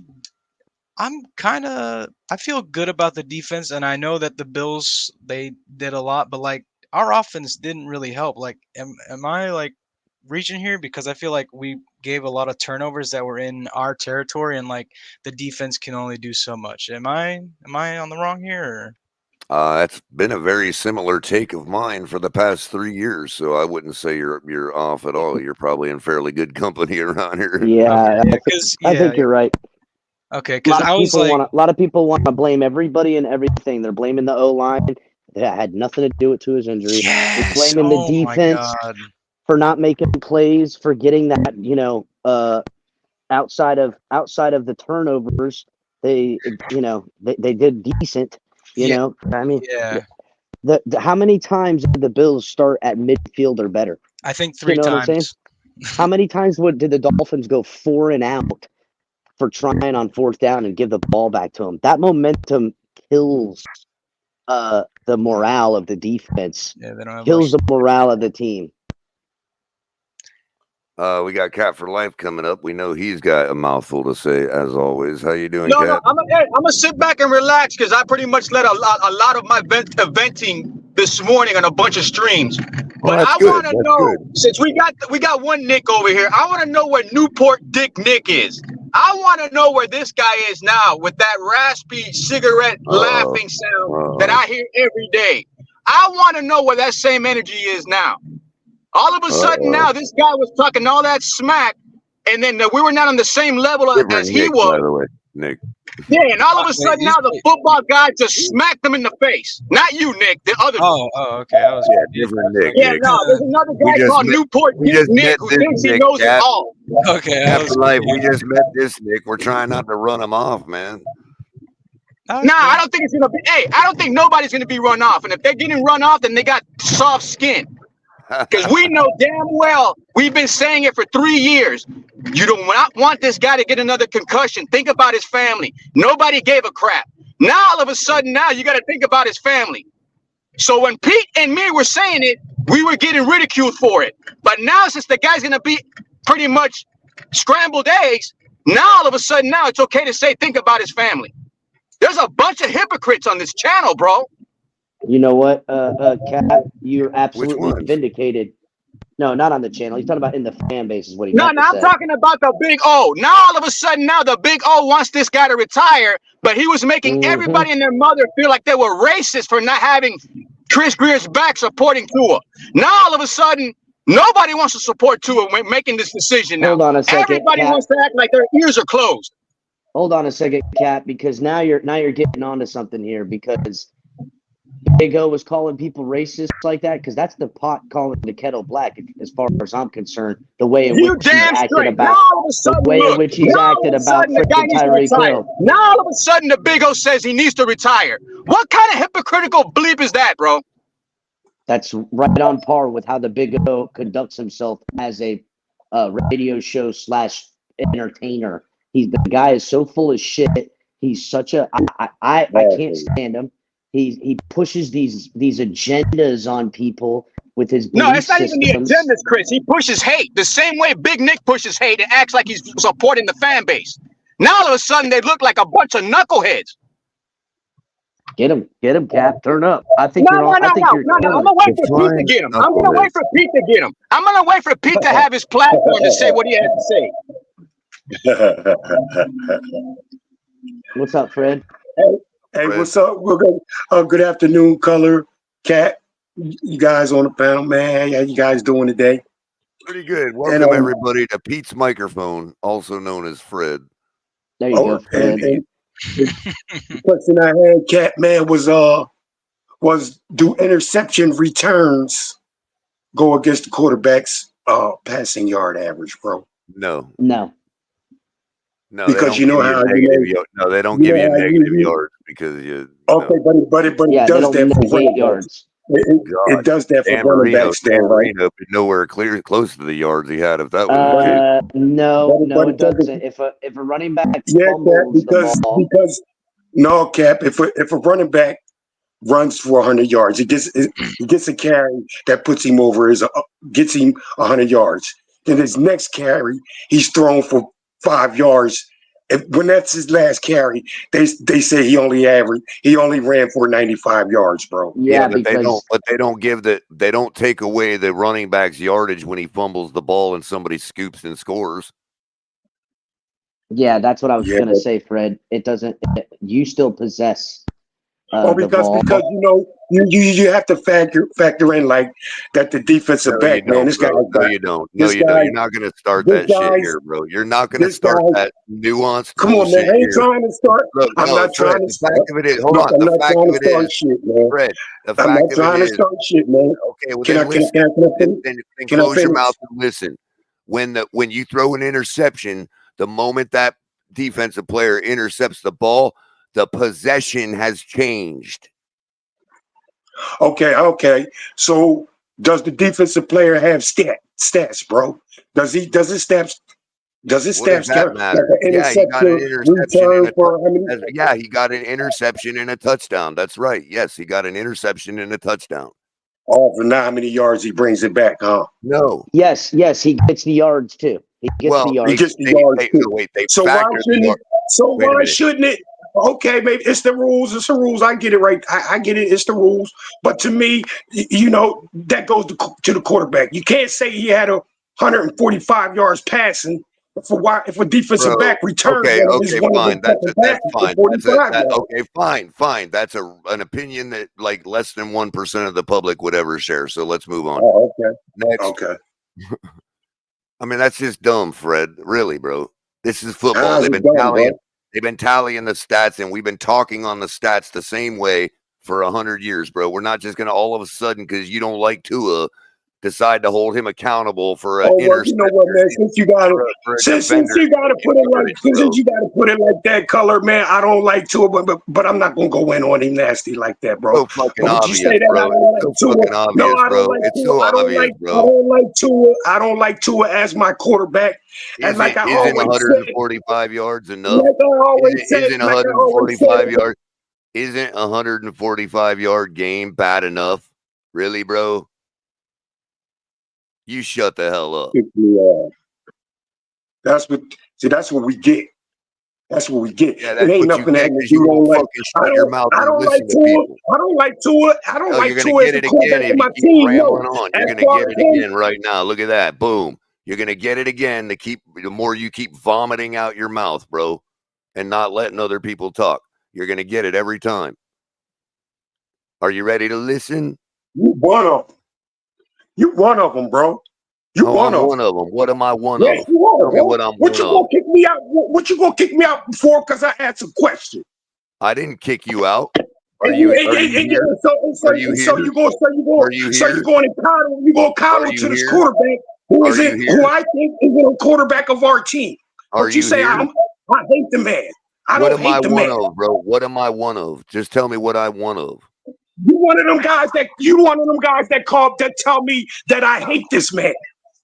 I don't hate this Listen to man. I yourself, don't like the bro. man as a quarterback. I don't hate the Listen to man. You're yourself. one of them. That's You're right. one of them. That's right. You don't like him as a quarterback, and I'm telling you that Exactly. I'm trying to tell you the stat that you're trying to perpetrate is not valid, and you want to argue with me about that. The fact that you want to argue with precedent means you hate the guy. Anybody can see it. Nobody in the history of talking football has ever talked about interception return yards going against the quarterback, but you and Tua. It's obvious, Fred. Anybody with half a brain can see it. Okay. You know what? I do it like this. Okay. Well, he's knocked out. Let's move on. He's knocked out. Let's move on. All right, he's knocked out. Let's move on. All right, Tim, how you doing today, buddy? I got us, even though our worst case scenario, let's say Tua retires. Knock on wood. I mean, the situation will be the situation. Leave it like that. All right. So let's say we going in there with Scarlet, we roll a Scarlet the whole season. I feel like we still gonna be a 10-1 team. Bro, we got a roster. I seen this team was much worse. Like, come on, let's not forget, man. Like, we got some. We ain't got to see Odell Beckham yet. I think, bro, like we good. I think we still gonna win our playoff game. Like, now, granted, we ain't gonna make a deep playoff run if Tua doesn't come back. But even if Tua don't come back, I got us winning the playoff game this year. That's just how I feel about the thing. I mean, I honestly believe we can. We were 3 points away from doing it the last time Skyler played in a playoff game. Now, I want to be fair here because people are going to be like, I already know how, and this is what Capitan is alluding to. If we roll with Skyler and Mike McDaniel says, no, he's our guy, we believe in him, we bring in Jake Driscoll to back him up. So everybody knows it's clear Skyler's the guy, right? And we lose our first game. Everybody and their mothers can be back out from the freaking woodworks talking about how they knew Tua was the guy and Skyler's trash and all that, when everybody knows damn well that it's going to take a couple games. He might win right out the gate, but likely not. So I'm already telling you I ain't going to be hearing, oh, this and that, it's over because we even lose one time. Okay? Tua lost 4 straight, and nobody said a word. And yeah, we got our ass whooped last night. By the time I lift the wounds off, yeah, that shit hurt. I'm sorry, I mean to curse. Yeah, it hurt. By the time to get up and give out that same dish, and make it worse. I ain't trying to hurt nobody, but make that 31-10 all 31-10. We like that. Just my opinion. I think Even- Skyler's. Even with a bad performance, man, like we still did enough yardage wise to have put the ball in the end zone more than we did. Yeah. So, Culler, you were just saying how like he could come out the gate winning games and like maybe not winning games, and it could take a few games. But I think our defense and our run game, like I think it's gonna be good enough to where he can also like pitch in, and I think we'll win a few games with him, and he'll get better. Of course, and then we'll win more and more. Of course, but what I'm referring to is, see, you and I can logically discuss that and be like, if we do win, likely it's not going to be because of him in the first couple games. You know what I mean? Yeah. And then he'll start to carry the But team. as he everybody gets and their more- mother and their woodworks is going to come out and be like, see, we told you it would have never worked out with him. I ain't got to worry about them. When we just spent the last 3.5 seasons with Tua, giving grace and looking the other way, saying, oh, you know what I mean? Yeah, we're going to do that. At least for me, we're going to be doing the same thing around here with Skyler. That's our quarterback, and I'm going to tell you how we're going to win with him. If we don't do it, we don't do it. But it's because we didn't do the things I tell you we needed to do to win. Do you think Skyler has a little more like power on his arm, like a little more oomph No. when he throws it? Since, you know what? I'm gonna let Fred answer this question because I know Fred is actually I'll be glad to answer. right. I'll be glad Fred to answer. actually has the correct answer to this question, and Yes, I do. I'll be glad to answer. Since we have no problem letting people who think that somebody's arm is stronger than another talk around here, go ahead, Fred, and answer Nick's question as to whether you think Skylar's arm is a little more live than Tua's. Plain as simple. I ain't gonna beat around the bush. It is what it is. Yes, he does. Yes, he does. And I knew you'd say that. And that's not hating on Tua. See, there's a difference between what Fred just did right there. No, it's not hating on Tua. It is what it is, bro. It's not hating on Tua at all.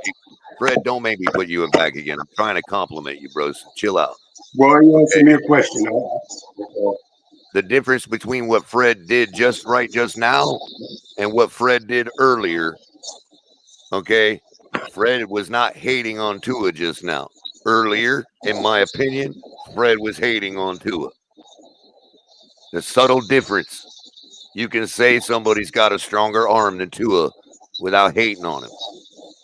You cannot sit here and hold him responsible for return yardage on an interception without hating on him. I'm sorry, Fred. It's just the way I feel, bro. I feel like that about any quarterback. If any quarterback was in the situation, he threw interceptions and they were never heard one person in my entire life talk about return yardage on an interception, bro.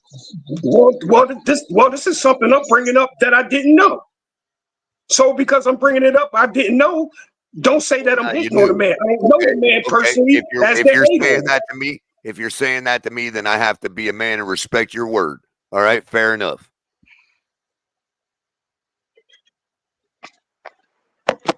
But I mean, really, Fred, return yardage on an interception going against the quarterback, bro.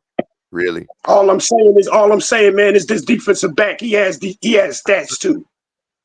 You know what I'm saying? I get what you're saying. You can't take his return stats away from him. I get what you're saying, but do you realize how many thousands of yards would be taken from other quarterbacks if we did that? Okay, it is okay. It may be that, okay.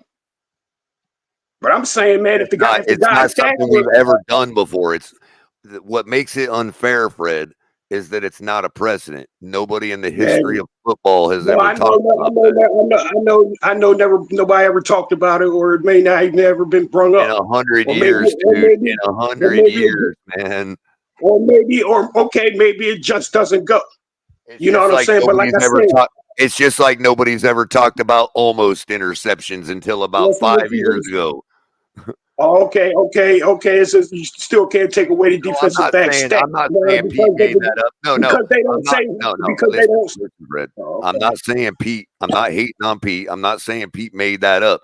They have been talking that stat for like 5 years now, bro. So Pete has been right to point it out, but it's still, to me, like 5 years compared to 95 years of not talking about it, bro. I'm still gonna be like, almost interceptions is a made-up stat, bro. I'm sorry. It just is. All right, made-up stat. Okay. Leave it at that. Almost interceptions. How about all them completions? How about all them completions where a defender tips the ball and the receiver catches it? Is that an almost interception? No, bro. No, that's still a completion. What are you talking about? Right, but the defender tipped it first. So what? It's still a completion. Exactly. So why would a defender knocking it down be an almost interception? What? I call that a pass breakup. Right, but you don't call it an almost interception. No, interception. That doesn't. But Pete does, is what I'm saying. Pete does, and plenty of people do when they're trying to talk about Tua. Esther! That's called a double standard, Fred. What's up, Esther? I know Esther hates What's going on, yo? Give me a sec. He ain't articulated it to me, but I feel the tension, Esther, man. I don't know. I can feel it. I know Esther's. Oh man, Esther's. Ooh, Esther's. Oh man. We gonna win, Esther. I don't care what you say. We gonna win, man. No, Esther's one of the real ones, man. He just He's a says day what one, he feels, bro. man. What can you say? He That's says just a what day he one. feels. You know, can't blame a man for feeling a certain way. So Hey, what's going on, blaming y'all, the man? man a It's certain been a way. somber day, y'all. It's been a I can somber only day blame listening to Fred all the for return madness. yardage on interceptions. That's the only thing I blame Fred for. I don't Hey, blame him man. for his feelings. Can y'all hear me? Esther! Yeah, we got you. What's Esther. up? Go ahead, man. Yeah, it's a somber day listening to all these Dolphin fans. You know, there's just too many fans that put. Uh-oh. I ain't hear that. What? They got him, bro. His mic cut out. They got him.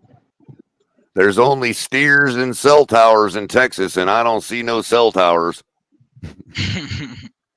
What about now? Can you hear me? Yeah, we got you. Okay. Yeah, man. I just, man, I feel bad for all the people that, you know, that invested so much emotion into Tua. Like, I wanted him to do good, but I was never sold. I had one foot out always, man, you know, Right.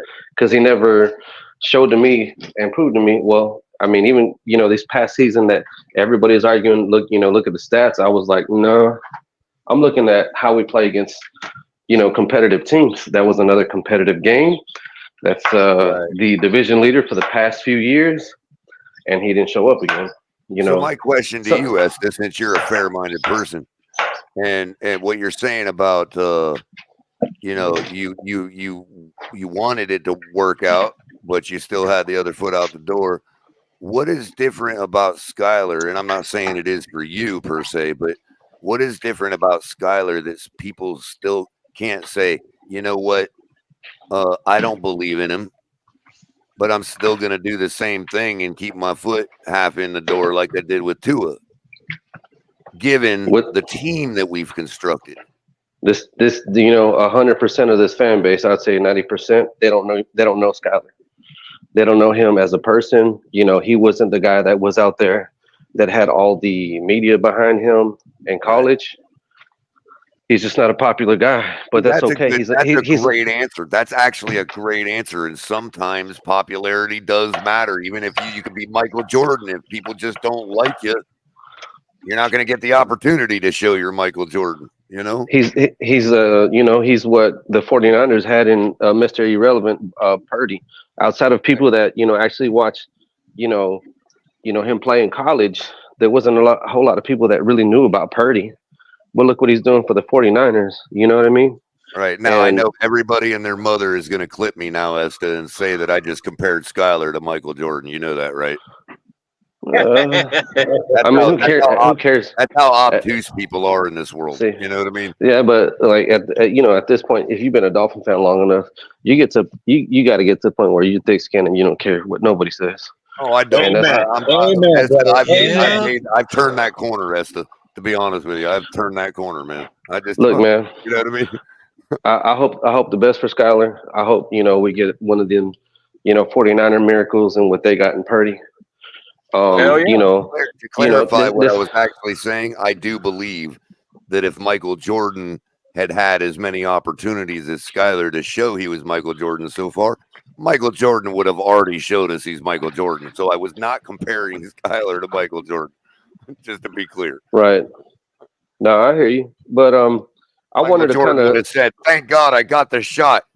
You know, introducing me. You know, I just want to kind of offer some, you know, different, you know, approach because not a lot of people are giving him a shot, and there's, you know, a lot of people talking shit. A lot of people scared right now because if Skylar does turn the corner, then they got to eat their words with Pete. Who cares? The Pete should be the last thing. If you're a fan of this team, you should be happy.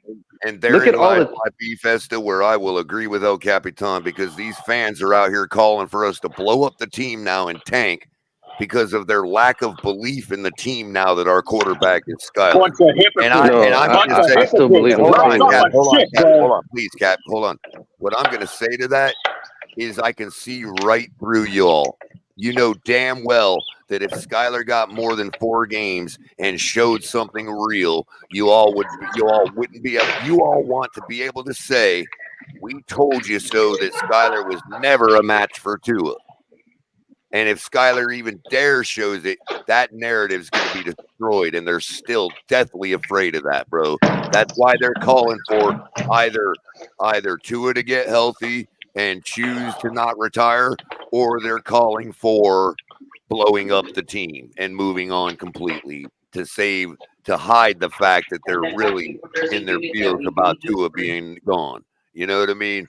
And we might.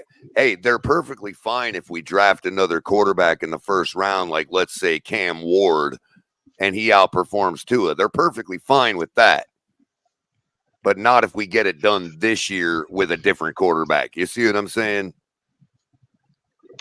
I like And that I don't point. care if they want to hide it all they want, they want to deny it all they want. That's what it's about.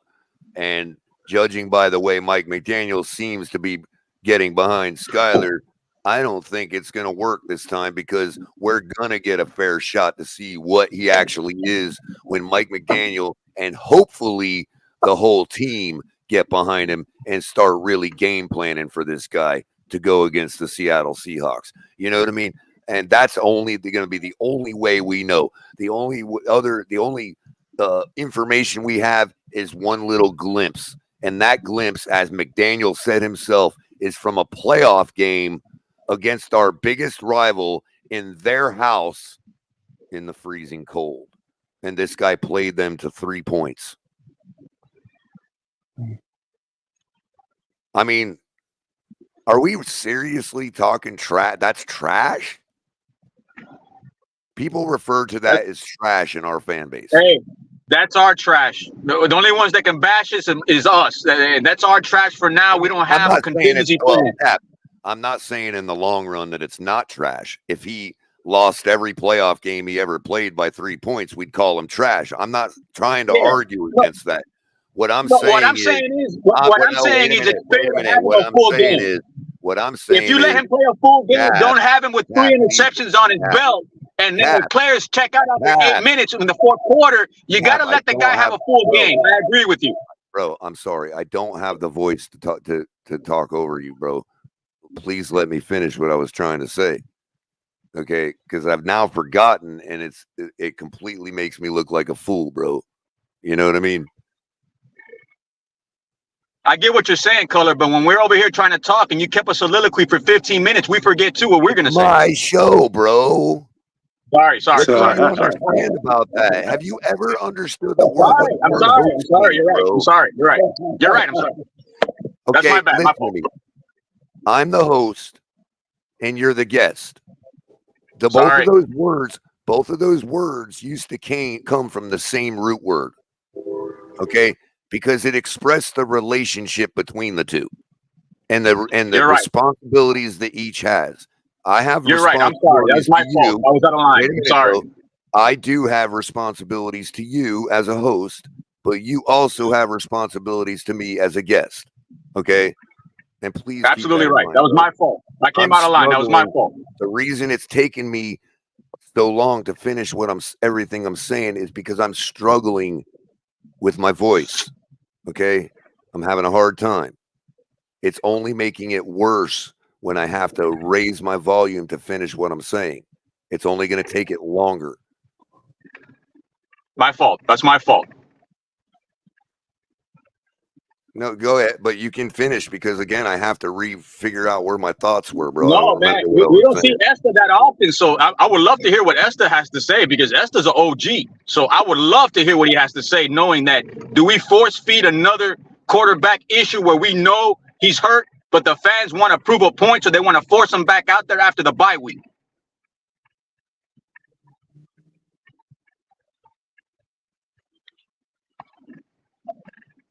What's up, everyone? What's up, Greg? I just want to win, Cap. I'm tired of people all of a sudden saying we don't care about winning because Tua's gone, bro. Culler, I agree 1,000% with you, man. It's frustrating for me. I agree everything that you're saying.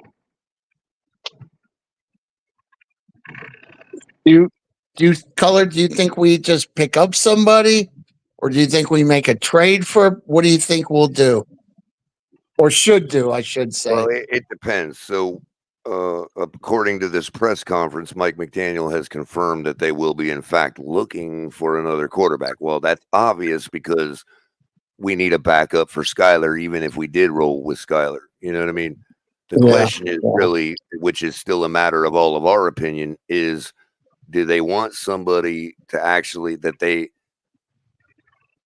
let's say if they're thinking with the fans' brain, gives them a better chance to compete this year and not blow our season?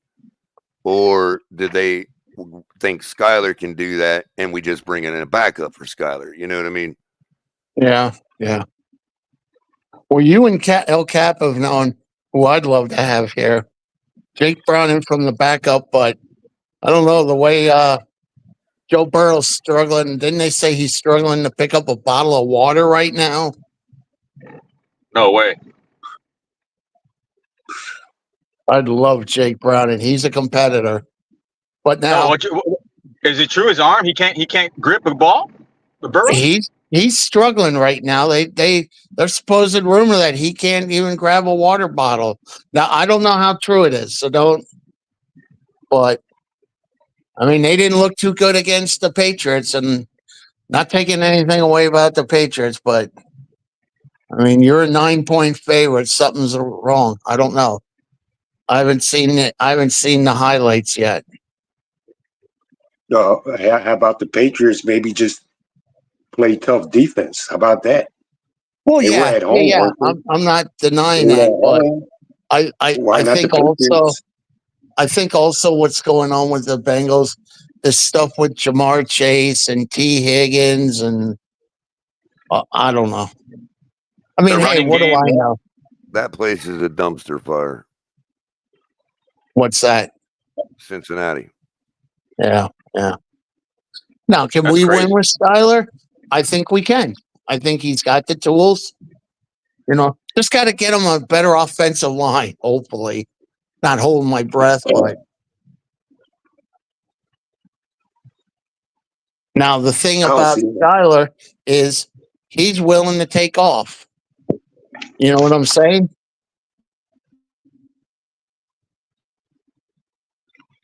And he will slide. I mean, the fact of it is, unless we're going to go with Mike McDaniel, like, in other words, if he's going to go with something he's used to and can trust or whatever, then that only option is Jimmy Garoppolo. If we're not doing that kind of move, then look, we got to rip the Band-Aid off, people. We're never going to know. We're never going to end this debate about Skyler until, one, we put Tua out of the equation because he ain't got nothing to do with whether Skyler's a good quarterback or not. And number two,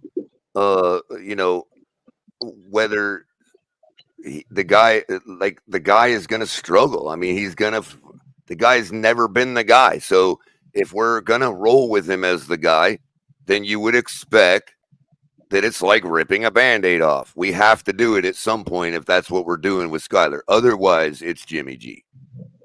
Because that's the only guy that knows Isn't he on Shanahan system. Isn't he on suspension? But Skyler has a better arm than Jimmy G, man. And let me go real quick because I don't have a lot of time. Sure, Est. Look, what I hope for, and we all know the approach. We're about to commit more to the run game, which ain't such a bad thing. But let's just see where it takes us. You know what I mean? Because I believe that A-Chain is that guy. I mean, he's been the dog for us since the season started. I mean, we only got 2 games in, but A-Chain is the dog. And he's one of the only dogs that we have because this team is soft.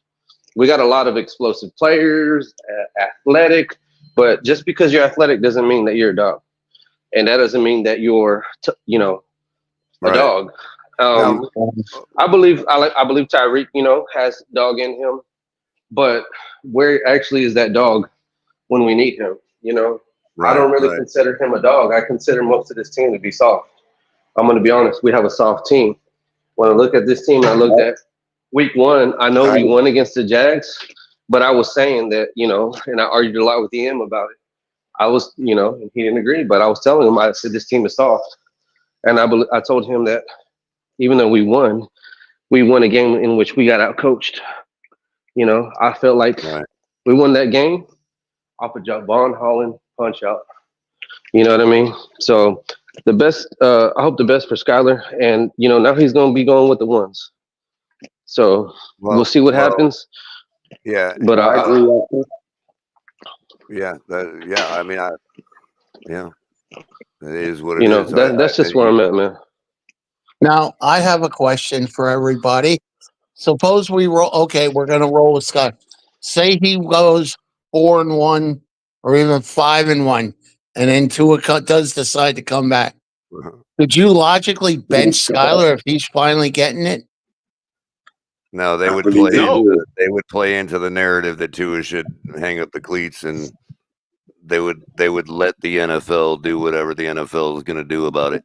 Real quick though, something to consider is that it's really, this is the thing about Skyler and Jimmy G, right? And where I'm coming from. If you're going to roll with Skyler, okay, and rip that Band-Aid off, and 2 games in, we've struggled and haven't gotten a win yet, but we're competing, but kind of everybody's like, and all you're going to do is go get Jimmy G to placate the fan base anyway, then just do it now and don't roll with Skyler. But if you're going to roll with Skyler, roll with him and don't let the fans dictate your decisions, Mike McDaniel. You saw where that got you with Tua. Yep. If you're going to do that anyway, if the fans are going to get upset because Skyler's first game out of the box, he struggles. If you're going to do that anyway, and at that point the fans are bitching, so now I'm going to go get Jimmy G, then just go get him now. Isn't he on suspension or no? He's with the Rams. I don't know the nature of his situation, but Something like PEDs or something. I do know that the Schefter or Beasley or somebody, I don't want to get the name wrong, so I don't really know who, but it was somebody of that level had speculated that the Rams would easily want a number 2 for Jimmy. Would you have a problem with that? Absolutely not. The guy was 45-16 in his first 3 or 4 seasons, bro. In a Shanahan system with Mike McDaniel apparently designing the run plays. Yeah. So he's a warm, friendly glove for McDaniel, where you're talking about if we're going to truly have confidence, the real confidence in our season being competitive. You know, I know some have confidence, and there's a level of confidence in Skyler, but if you want real confidence, then it may be something that Mike McDaniel says, well, this is the only way I'm going to get real confidence, and that this is going to be the guy that has the quickest turnaround because he knows the stuff so well. You know, we're going to be able to get him up to speed a lot quicker, and we as fans would expect to win his first game out. You know what I mean? Like, whereas Skyler, you're a guy like me, like going, yeah, I think we could win, but let's be real. Skyler's probably going to struggle the first couple games out. Yeah. So it really is a matter of, if you're just going to placate the fans 3 weeks from now and bring in somebody else because everybody's bitching about Skyler, then you might as well just do it now. Hell, bring in Jimmy, and let Skyler have the nod. Tell Jimmy, look, we're gonna let the kid have it. If he balls the frick out, then we'll thank you, give you a little bonus, and send you on your way. You know what I mean? I don't know, but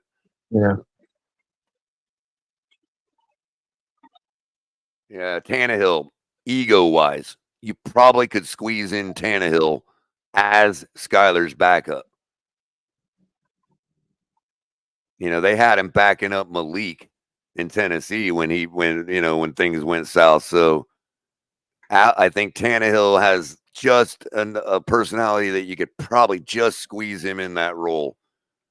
And that way, if Skyler, looks absolutely is garbage, then we already got the guy like that on the roster. I don't know if Jimmy G's ego would allow him to do that.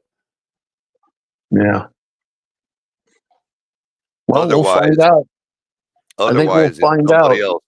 else. Like Cap was saying, do you just go with straight garbage?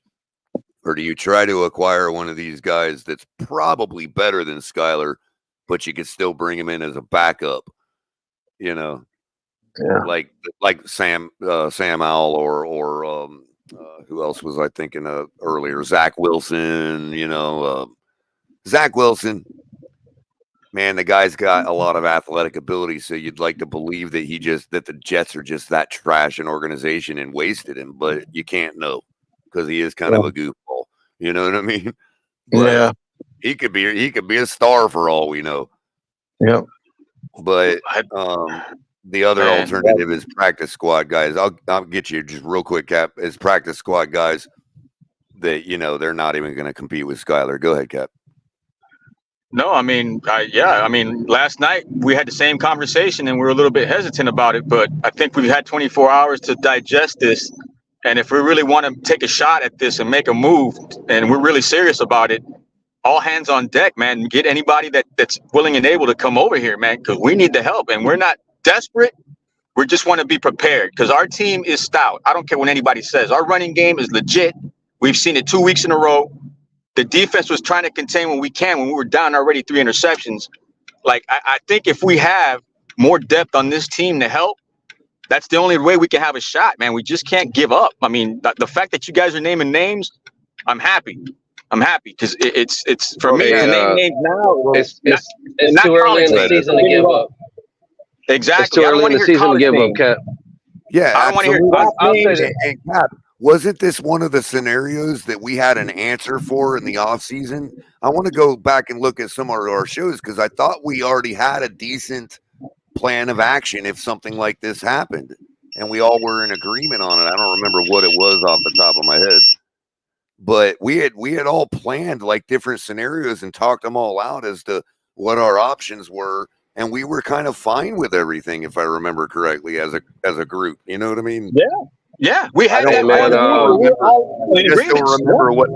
I don't remember what the consensus on what the best plan of action was at the time that we came up with, but we were ready for something like this possibility. I mean, I've already seen on Twitter people posting Tannehill, on X. So here's the real issue, and being early in the season and all that. You cannot do this to season ticket holders, bro. You can't. They already are in a bad way with us right now, bro. Give them a refund. Shit. I mean, you just have to.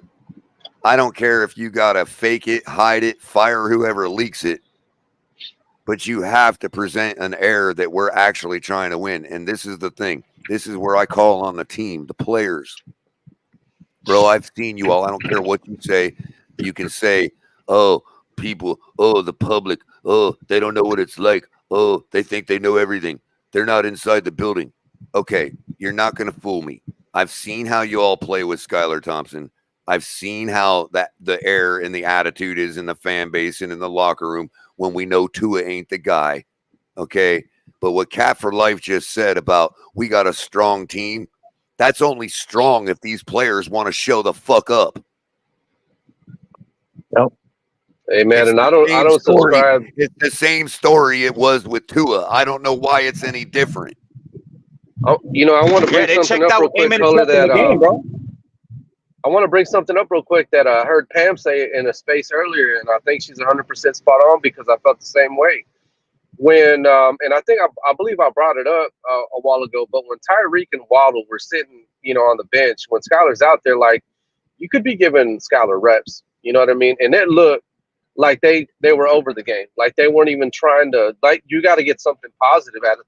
You can't just stop playing, man. Right. Like that's what I'm talking about. Quit. That's exactly they straight up quit. About.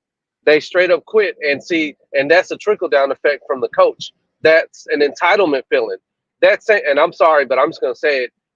Yeah, Culler, the whole thing that happened with Tyreek, he is an entitled little diva, bro.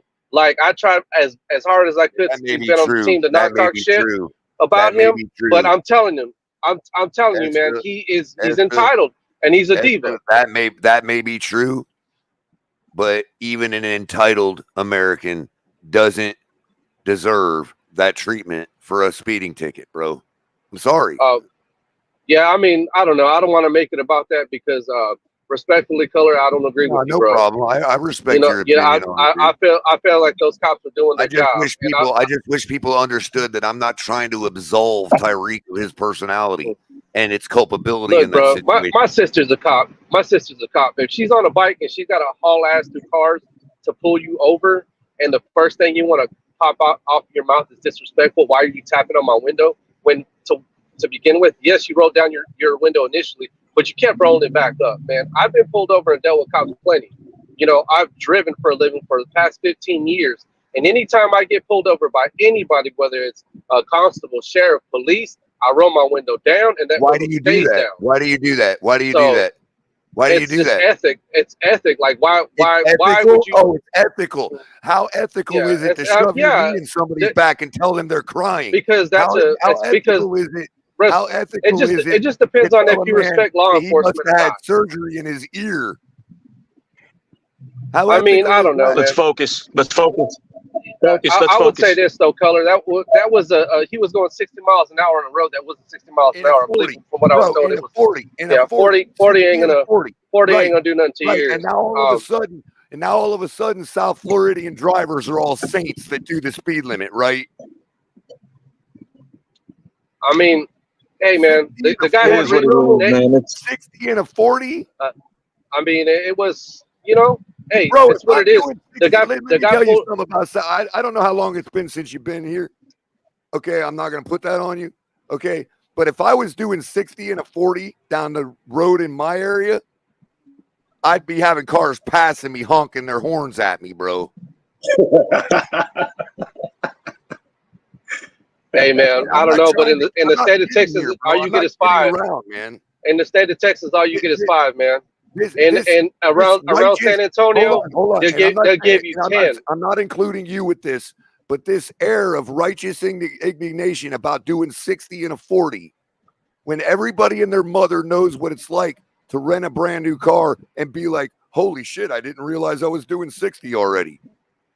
Come on, man. Yeah, man. I don't know, Killer. I just feel like you don't got to be disrespectful to them cops like How have that. I? Talking about Okay, why here's the thing. How have I why disrespected are you? law You know what I mean? enforcement They or knocked the on your rule window of because law? they asked you.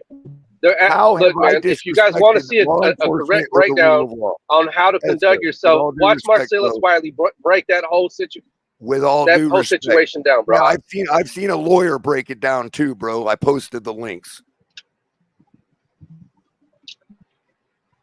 Yeah, I don't know, man.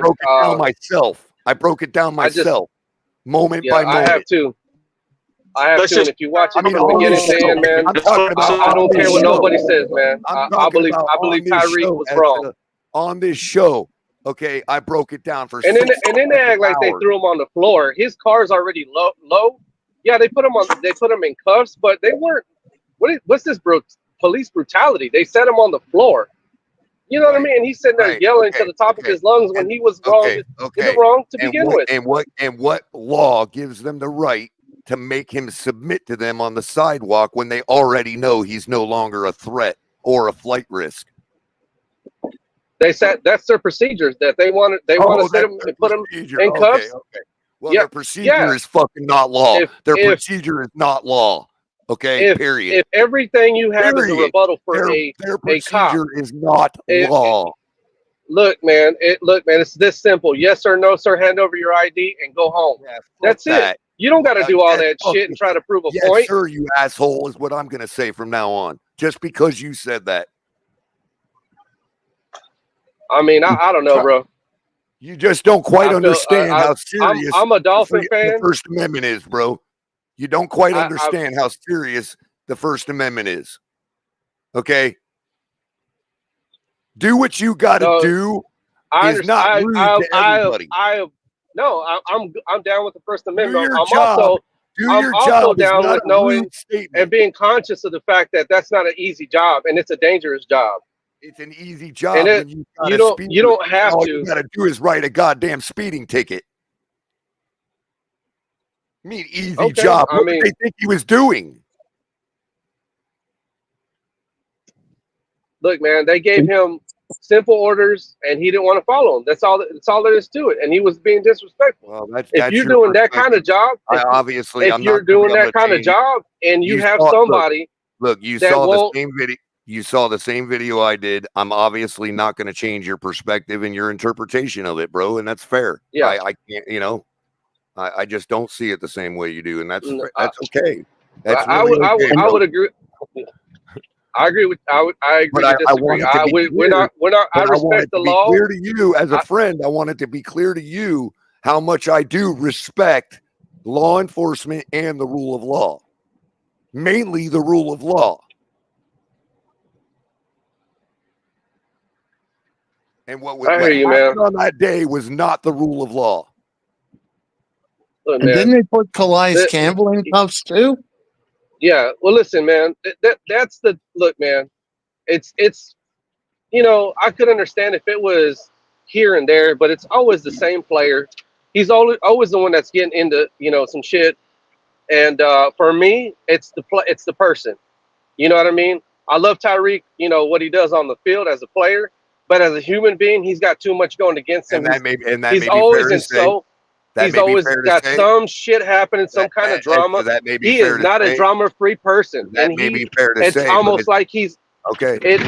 Look, maybe, hey man, if that it may walks be like fair. a duck, it Esther, please. quacks like a duck. It's a duck, and Esther, that's my analogy for that kind of a person. That may be fair to say. That may be fair to say, but it's also fair for me to say that is where your bias lies in analyzing the isolated incident. And that's fair. I think it's the person, Culler. Well, I think it's the person. I think he set those cups off whenever he started mouthing off, man. You know what? Let's go. Look. Okay, So let's write a list. So it goes Let's write both a ways. proscription. Hold on. You spoke a minute, so let me finish. Let's write a proscription list of everybody in this country that has a list that long of bad attitude like Tyreek has, and let's go to their house and rip them out of their house, dude, and throw them on the ground just because of that. Look, man, you don't have to be that way with everybody's the police breaking the law. officer. That's all I'm saying. If I went into somebody's house right now, I guarantee you I can find 10 laws they're breaking. Can I speak? Look, and I'll be honest with you. There was some stuff that I saw on camera that nobody's called. I haven't heard nobody talk about. I heard one of the cops say, "I'll shoot you." I don't agree with stuff like that. I can be objective, but there's also teaching points that you can teach, because I'm sure as hell not going to tell my kids, "Hey, look at how Tyreek handled these cops. Be just like him." Hell no, I want my kids to go home because Tyreek act like a fucking idiot. You don't look. How can you be so entitled that you're going to tell a cop, "Give him my ticket. I gotta go. I'm in a hurry." No, bro. Wait a minute. Let me answer already. Damn it, bro. How can you feel so entitled to say that it's okay for those freaking officers to park their motorcycles in such a perfect freaking formation, okay, all sit there and deal with one traffic ticket while the neighbor below me is selling fentanyl to the entire neighborhood, bro? You tell me how that's fucking fair. Hey, Esther, tell me let how me that's ask you entitled. something, bro. Hey, Esther, let me ask you something, bro. Did you seen in the video when Calais Campbell and Jonnu Smith were 20, 30 feet away, just standing there? I feel bad for those guys for getting involved in that foolishness. But did you see how that cop had to approach him, man? Like, get out of here. Manolo, okay, Manolo, it's not. Let Fred talk. Manolo, it's because not a red herring. Hold on. Is that Fred that's talking? Hold on a minute. Manolo says Culler, that's a red herring. And I say it's not a red herring for the simple fact that I have actually tried to work with local law enforcement to get the problem solved. And they promised me a phone call from somebody to get something done about it. Okay, with the information I knew, and I have received zero correspondence while they are busy lining up their motorcycles in a perfect formation to rip Tyreek Hill out of his freaking car before a football game for a speeding ticket. All because he didn't roll down his window fast enough. Man, it wasn't just that With color. bar though. I think it started off Bullshit. before that when he told him hurry Bullshit, up and because give me there's my no ticket. I gotta statute on the go. law. There is no statute in They knew Florida who that it was, requires though. you to roll your window down. Look, They knew bro, who it if I'm was. a cop and I have Hey, somebody being that but Esther, They disrespectful, knew man, who it was. hey man, but, They if knew I who gotta it take it was. to the next but, level but, to You prove a working point, on the I'm premises. it's what it is, You man. working on Who the said that? not a premises police of a officer. Who person. said that these cops are just supposed to be treated like I'm just shit, man? saying, Well, bro. I'm I'm just glad you're saying. not a Who said police it's officer, okay for bro. a cop to treat Man, somebody like shit? hey, People are Esther, let treated me Who say, like said I it's shit was in okay their saying, for jobs that? it every goes day. both ways, y'all. You hey, Hey, can't be people are talking treated shit like to a Exactly, shit it cop in goes like their both that jobs ways. and every day, expect So that, bro. when it go bro. both I've ways, never, so when it People go are both I've treated been, like ways, shit I've, in who their get the most bro, jobs every I've day. responsibility? been around When traffic it go incidents both and ways, been Yeah. who around has What the cops. makes most them And so no, goddamn responsibility? entitled? What makes When them it so go both goddamn ways, who entitled? has the Hold most on, Kenna. Hold on a responsibility? second, Kenna. one at a time, man. People are One at a treated time, man. people are treated like shit in their jobs every single day. What makes the cops so goddamn entitled, Esther, to expect I, that they don't get disrespected like the rest of us do in our daily jobs? And so, hey, Esther, let me, And I like don't I was even there's saying, a bro. there's a lot more of a Do you know how heightened, many? Do you know how man. many customers? Do you know how many customers that Karen over at Wendy's, the Wendy's manager over at named Karen? You know how many customers she's wanted to rip their face off of, but she has I to hear take you. it. But when I look at that situation, when I that's observe it, bullshit, yo. if You I'm ain't a hear cop, nobody, if yo. I'm a cop, Why you the always car talk? the Let me, car can is I speak? dark. He keeps rolling up his window. He's sitting there telling him, "Hurry up, get my ticket. I'm in a Really, rush." bro, Hold really, on, let me bro. So Is finish. it, Let bro? me I'm finish. sorry, man. Let me you I'm been finish. talking sorry, If for a bro. you're minute doing a now. The traffic guy stop, had his you window down. The guy had his window all the way down for at least 3 minutes. Okay. okay? Everybody on that block knew there was nothing threatening inside that vehicle. Okay. I mean that's an opinion, color. An You got to do opinion? multiple No, no, traffic no, stops. no. You want to be Because able if to they just were do because if it was that a wait, let me basic finish. traffic Let me stop finish. If and it come was out of there that much safe. of a safety issue, then why didn't they clear the whole freaking block and not let fans stop and film the whole goddamn thing? Hey, Esther. Hey, Esther. So like I was saying, bro, like you seen Calais Campbell and John Smith 20, 30 Man, feet come away on, from the please, incident, yo. right? Trying to be You hear me, respectful here. Esther? You heard, you seen Calais Campbell Yes. and John Smith 20 to 30 feet away from the incident, right? Yes. You Yes. seen how the cop like went up to him and man, basically, man, like he was their fucking dad out. He told him That's to beside move the or point, whatever, Craig. Okay, Esther, but how about the 7 to 8 white people walking down on the incident That's beside the that point, Craig. You stopped bringing and up looked, the point. that stopped and looked, see what was going on, and did you see the cops saying anything to him, bro? Say anything to him. No, they weren't communicating directly with Tyreek, man. They're trying to control the situation. Oh, okay, That but they're like allowed right I've directly been, on the scene. They're directly allowed to be and on then the on top of scene that, without they telling the parked. people to They get weren't out of supposed to here. park there. That they told them not to park there. You know what I mean? Those guys, they were approaching. Bro, I've been in traffic accidents where I get there and the family members there, and the cop tells me the same thing. Man, Bro, y'all missing one point. I'm in a Y'all different missing state. one That's big just how factor. cops operate, bro. Missing the They're whole trying to take point. control Missing of the a whole point. situation.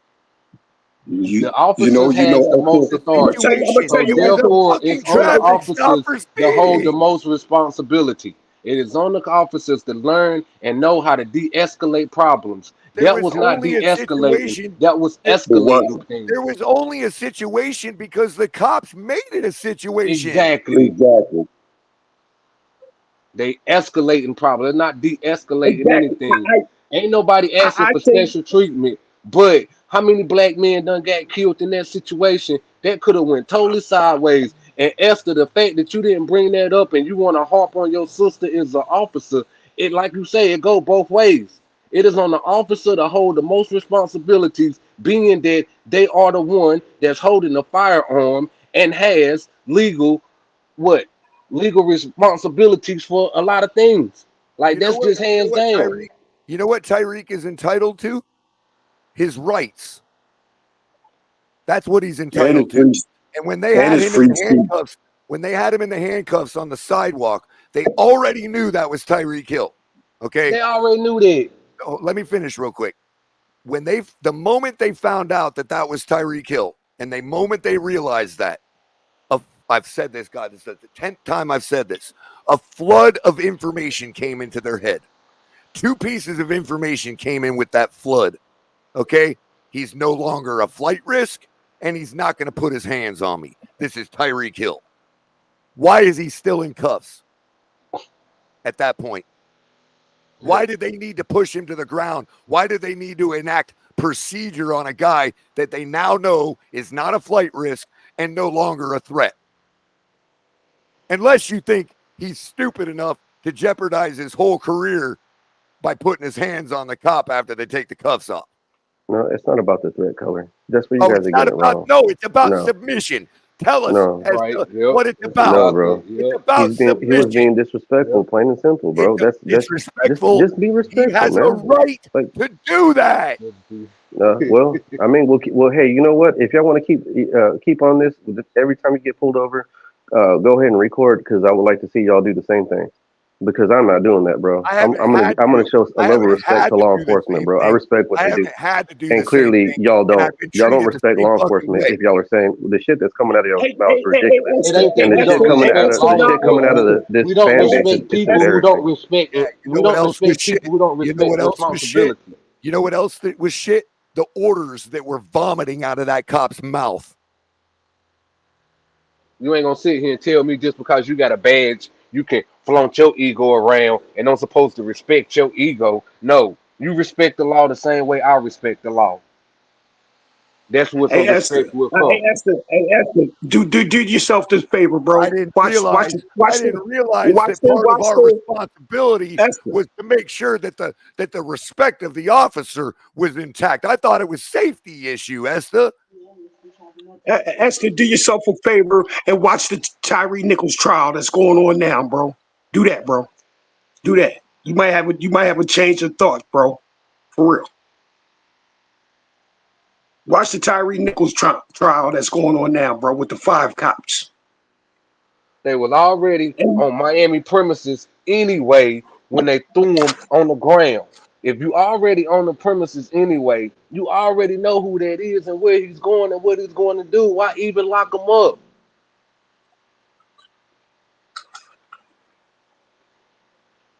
That officer had an ego problem. They took enough time to line their motorcycles up in a perfect formation, but not enough time. But not enough time to call in the registration tag to find out who the vehicle's registered to, so they know that they're likely dealing with somebody that's not a danger to them.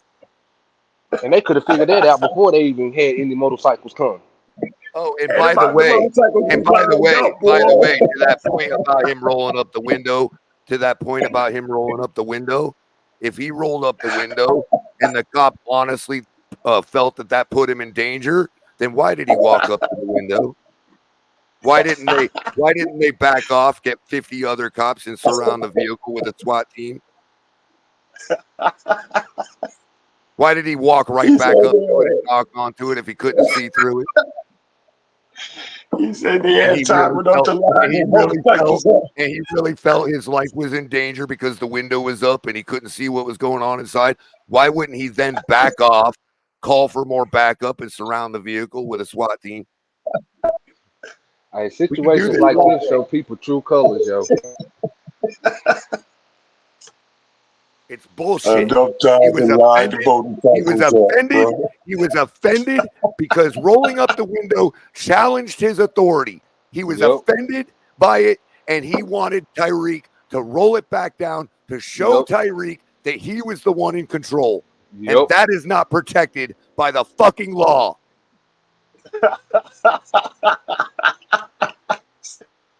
And when a judge decides that, y'all are going to realize who was right when a judge decides that very same thing. Because the motorcycles were lined up pretty, bro. They were perfectly lined up. Because I said so is not a law or order that I have to follow because I said so. And there's also a responsibility to make sure the order is clear and doesn't conflict with the order you just vomited out your mouth before that 2 seconds earlier and didn't even wait for a response from Tyreek. 7 seconds, people. 7 seconds from the time The cop first knocked on the window and said, roll it back down. That included the time it took for Tyreek to roll it down a couple inches. For the cop to say, roll it down roll it down, keep it rolled down. He didn't clarify, do I roll it all the way down or can I keep it down this much? None of that. I mean, To and the it's time funny, he y'all. was to the time he put his hands on Tyreek was 7 seconds. It's Go funny y'all fuck talking about the yourselves window if being you rolled think down that when I done been he pulled was over a couple times. disobeying a lawful order. Go fuck yourselves.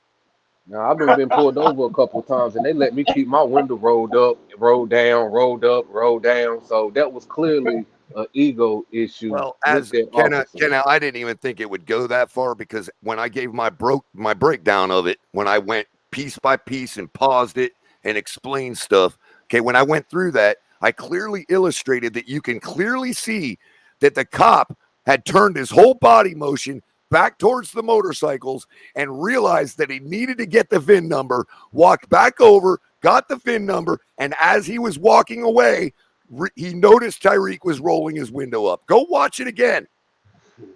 He was done with gathering the information with Tyreek, and Tyreek was reasonable to assume that and rolled his window up.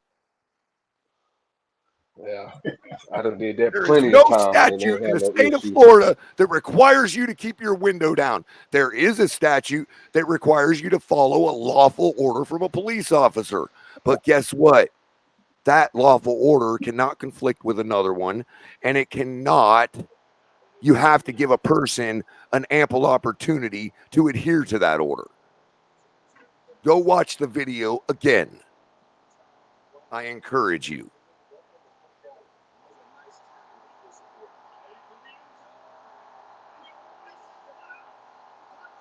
I mean, the lies being told while people sit there and say, I watched the video, and then outright saying he wouldn't roll his window down. That they don't work with each other, because if you think they do, I'll pull up the video again right the fuck now and we'll decide whether he had his window down or not. Swear And was jar, being swear cooperative jar. or not. The first thing Tyreek did was hand him his freaking driver's license and registration. Very first thing he did. And guess what? Hey, I Kenna. could be Hey, sitting there Kenna. telling you, I could Yeah. be sitting there telling you your uniform Hold looks on, like bro. Hold shit on. if I want to while I'm handing you that paperwork. And guess what? Hey, Kenna. It don't give you the right to rip me out of my vehicle. Hey, Kenna, are you familiar with the Tyree Nichols trial, bro? Nah, not too much. Wow. Oh man, about with the 5 cops pulling him out the car, bro, for a fake traffic stop and beating him to death, bro. Nah, I ain't familiar with that one. You, you need to check it out, Kenneth, bro. I'm telling you, man, it's a real sad story, I bro. honestly, this is the last thing I wanted to talk about on this show, to be honest with you. Yeah, I'm just saying, Kenneth, like, when you get time or something, bro, just hear it, bro. I really want, Yeah. I posted 2 links the other day. One was to the lawyer's video breaking down the entire thing. The other was the same lawyer breaking down a previous case where almost the identical thing happened to somebody else. And this was an 18-year-old high school girl, and the cop was fired. Yep. Hey, what's 100%. going on, yo? Hey, Look, man, Esther, what's up, bro? I've been kind of moving in the background, listening, and I'm not gonna lie. Just because y'all believe a certain way, don't mean that I'm against y'all. I think anything lesser of y'all. Hold on, real quick. Let me start this damn truck. There's no disrespect, nothing like that. Esther, we respect. Yeah. No, I just don't. I don't agree with y'all because I We respect I've watched it. It I've don't watched sound like videos. you getting I emotional would say about anything, so we respect you. Let me I've offer dealt you with this cops. example. Let me just offer you an example, bro, to make you think about this a different way. Okay? All right, Esther. If you encounter an asshole in public, right? Do you have the right to beat that person's ass? Someone calls you a name. I mean, do you have the right to hit that person? no. I mean, no. Okay. All right. Just follow me here. It'll be real quick, right? So you don't. If you do hit that Okay, shut person, up. you are the one in the wrong. You're the one going to jail, right? Despite the fact that they were an asshole Correct. to you. right? Correct. So, But listen, so, listen. so I what's the understand. difference? I understand where you're going. You don't even have to go that far. You don't have to go that far because listen, man.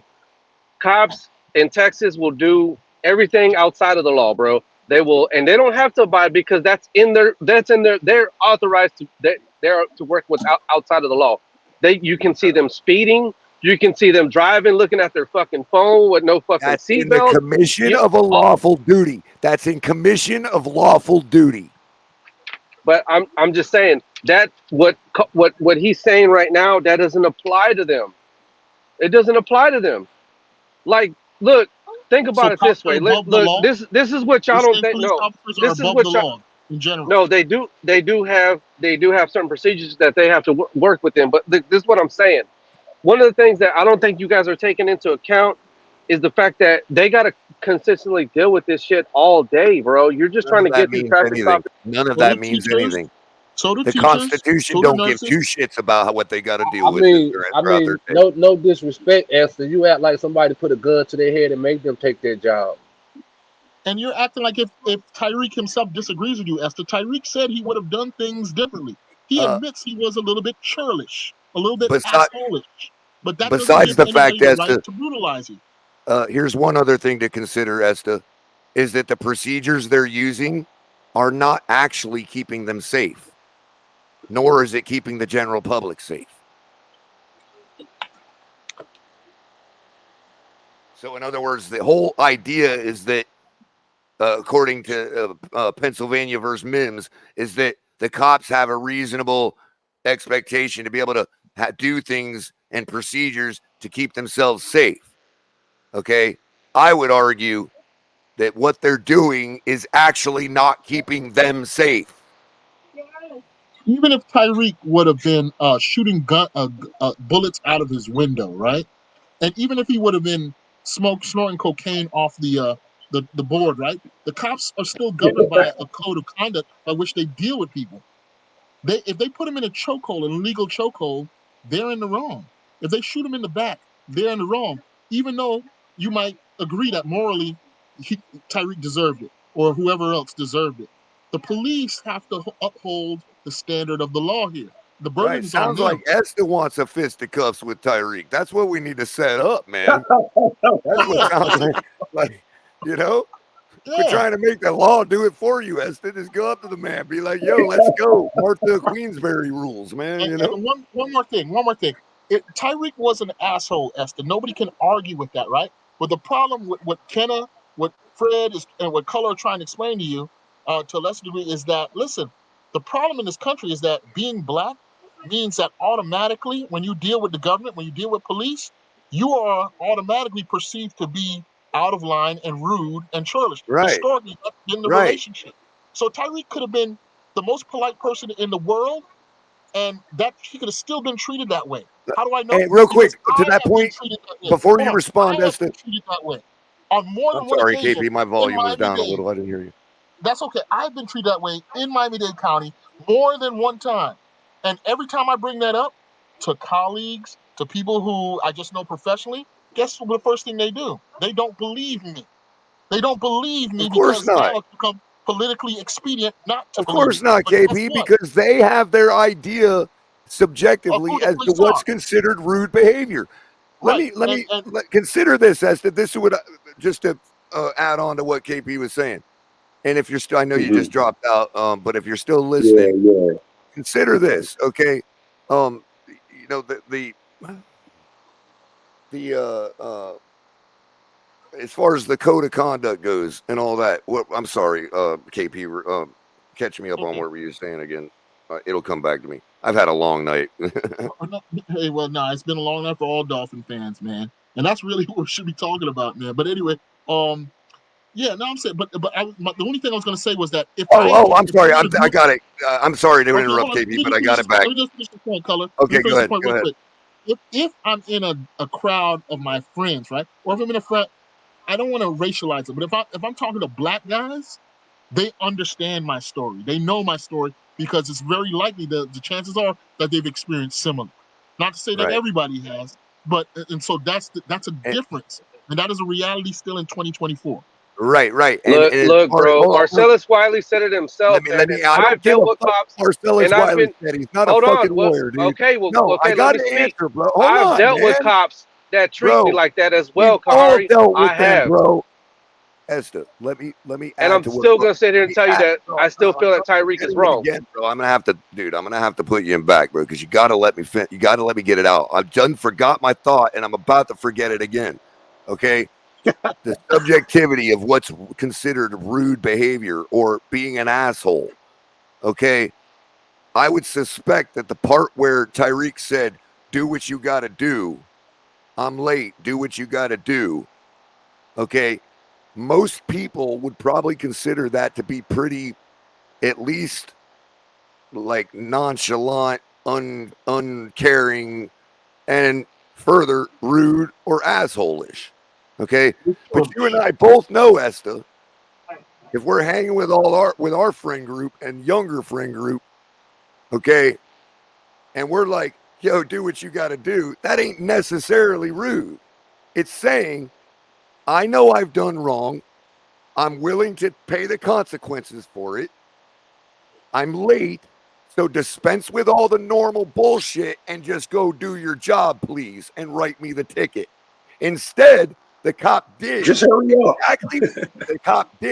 exactly what Tyreek expected him to do, which is why he told him to do what you got to do originally, because he just wanted him to do what he had to do and not all the extra shit. And all the extra shit ended up getting done. If you talk to 9 out of 10 cops, they'll tell you they would have handled that differently, and most probably would have. But in that case, there was 3 cops who were just standing around and backed up one guy who was out of control. That's why there's one guy who's been suspended at this point. But the other 3, problem with that, is when I tell a cop, just write me my ticket, please, so I can go, they turn around and say the only way to interpret that is that I've got something to hide. Right. And now, Esther, if you say that cops have an extra burden because they deal with that with people being rude and bad to them all the time, you're right. They do. That comes with the job. This is what it is. This is the work. This is the burden. This is why they swear an oath. This is why they go through the training they do. If you caught me speeding coming out of a known drug area, and I'm like, just do what you got to do and let me go, I might think that's reasonable to assume you're hiding something. But you pulled me over for speeding. You already have an infraction. That is why the stop was made. You have no other probable cause for anything else to stop my day other than that I was speeding. So let me telling me to do your job and just write the ticket should not meant to be interpreted that I'm hiding something. I might just be in a hurry, which is why I was speeding in the first fucking place.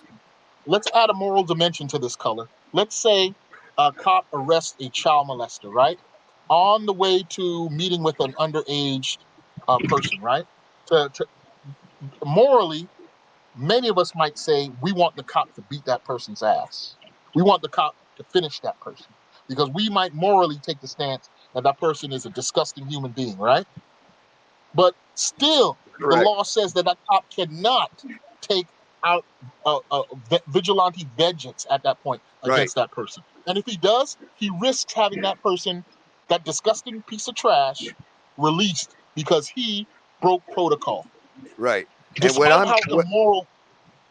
Go ahead, sorry. To speak for myself alone on this, what I'm asking for, Esther, on behalf of Tyreek and others, the general public, is a little grace, bro.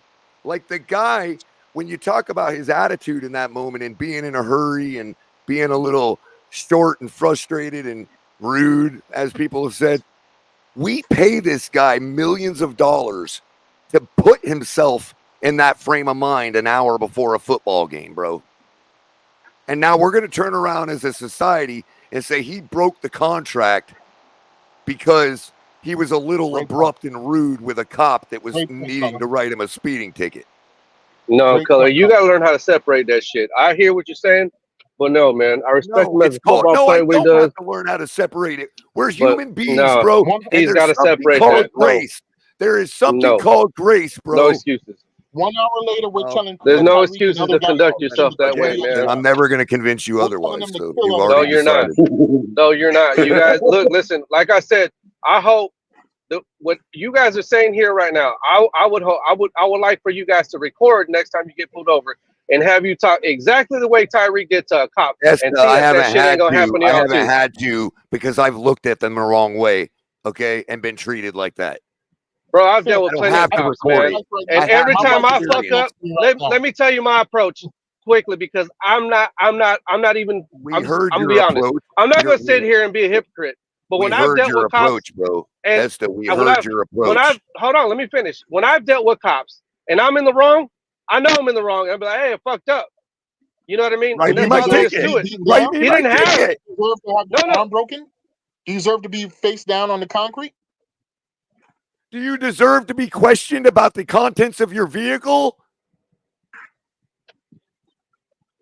Hey man, they gave him simple instruction and he didn't But abide, what man. Esther just displayed, No, And yes, you, he when does. I He watched does the deserve video, no, to be. that's to where be you just honest, did it again. You just did it again. You called them simple instructions. Bullshit. He followed Bullshit. every instruction they gave him. He gave them the license, the insurance. He gave them everything except deference. to The only thing he begin. didn't do was bow down to them. And you're saying that he should have. It's not about bowing down to somebody, but No, I no. mean, That's You know exactly you what, what it bro? you is, You don't know gotta bro. what, be that Esther? disrespectful. That's exactly what Period. it Esther, is. earlier on, you listed all of the things that we should all do when we get pulled over to keep ourselves safe. I jotted down that list because now I'm gonna tape it to my dashboard, and I suggest everybody else tape a list to their dashboard as well, bro. Because 100%. what you're saying is true. Okay, that's the problem. Is that all that's true? Yeah. Listen, every black That's parent the has that problem. conversation with their black son.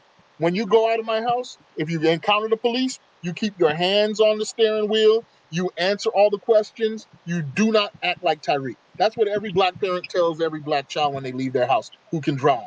And guess what still happens, Esther? Yeah. They still Not get only killed. that, They still not get only that, KB, destroyed. but why is it right for us to have Esther to don't have live no our black lives friends, for so the he don't know police? this. Why Man, is Esther it don't have right no my black son's that we black. have friends. What to are you live talking our about? lives So for the why is My you damn son's why is half, you police? and so I ain't what gonna is you sit here so and what tell is him the you shit don't that get y'all are it? saying. How, That it's why not? man. The first thing I did was Are I we their sent that fucking film servants? breakdown, Are we their and I servants? told him, look, you see how Are he we acted? their You don't serfs? do that shit. Are we You their Straight did up. serfs? then. You Are we did their then. I ain't a serfs? hypocrite. I practice Are what I we their preach, serfs? and my kids aren't gonna be misled by fucking Well, when ignorance. it happens, look, No, look. no, Okay, I'm not going to absolutely say it, not. Esther, No, bro. Tyreek is a Esther, fucking You idiot.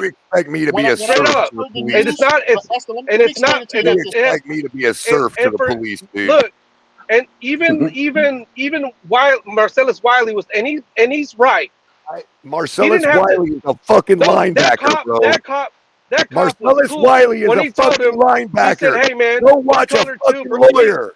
So stop when he Hey, I tried to gotta play pull the out. race card. I'll hit y'all later. We All right, Ken. go back and watch the video. You can't play the race card on this shit, man. Y'all need to stop.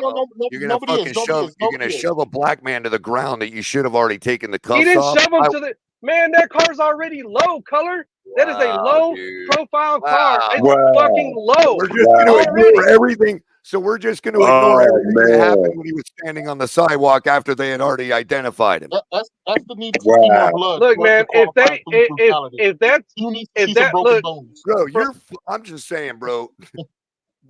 I ain't moving to Texas anytime soon. I'll tell you that much. yeah, The we don't put up cars with shit like already that know here. Esther. I'd recommend that y'all don't. Put up with They shit don't put like up that. with We shit don't like put that. up with No, they people living don't. their lives like normal fucking people. Esther, let me tell Esther, you the this. cars Esther, listen. No, already know that's that. not normal, Good man. for To them. fucking Good be for in the them. I wrong hope they lose and their act like you're accreditation. fucking And I hope entitled, they man. lose their accreditation for it. And I hope they lose Esther, their accreditation for it. when the news first hit, the day of, Esther, when the news first came out that Tyreek was pulled over and all this kind of stuff, right before I saw the details, heard the details, I posted in the chat of Finn's Tailgate, man, I was a lot like Big O up to that point. I said, man, this guy is always in trouble, man. I'm getting tired of Tyreek. That's my general. I tend to be conservative on that kind of thing. I agree with you. He can be an asshole. He's churlish. I agree he gets away with a lot of shit every year. I don't think he has good character, right? I typed that in the chat of Finn's tailgate, right? So I'm saying that to just explain that I am by no means saying Tyreek was faultless in what happened, right?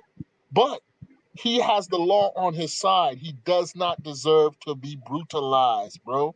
And that approach being brutalized. Right. Period. I mean, can we agree that maybe But Kari, hold on, wait. wait a minute. I Can didn't we see that agree he was maybe, getting brutalized. I saw that it looked like they put him on the ground. It didn't look like they threw him. Okay. So would you agree that if we all agreed that bending him over their knee and spanking him a couple times on the butt, that would be okay? If you're in handcuffs, right, and already standing on the Who the sidewalk, fuck are they, and a man, to be out 250 there pound trying to dog raise people as adults, puts bro? you in a chokehold and uses his body weight to force you to sit down? And you're still Come on, ignoring the bro. part about him being on the sidewalk, bro. From what I saw, it looked like he readjusted himself from the chokehold. Well, at least you admit there was a chokehold. From By what the way, you which saw, has did been- you which see has the been part ruled where he an was illegal standing on the illegal. sidewalk?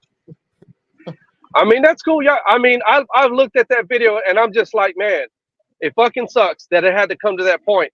Had you just fucking acted right, act right.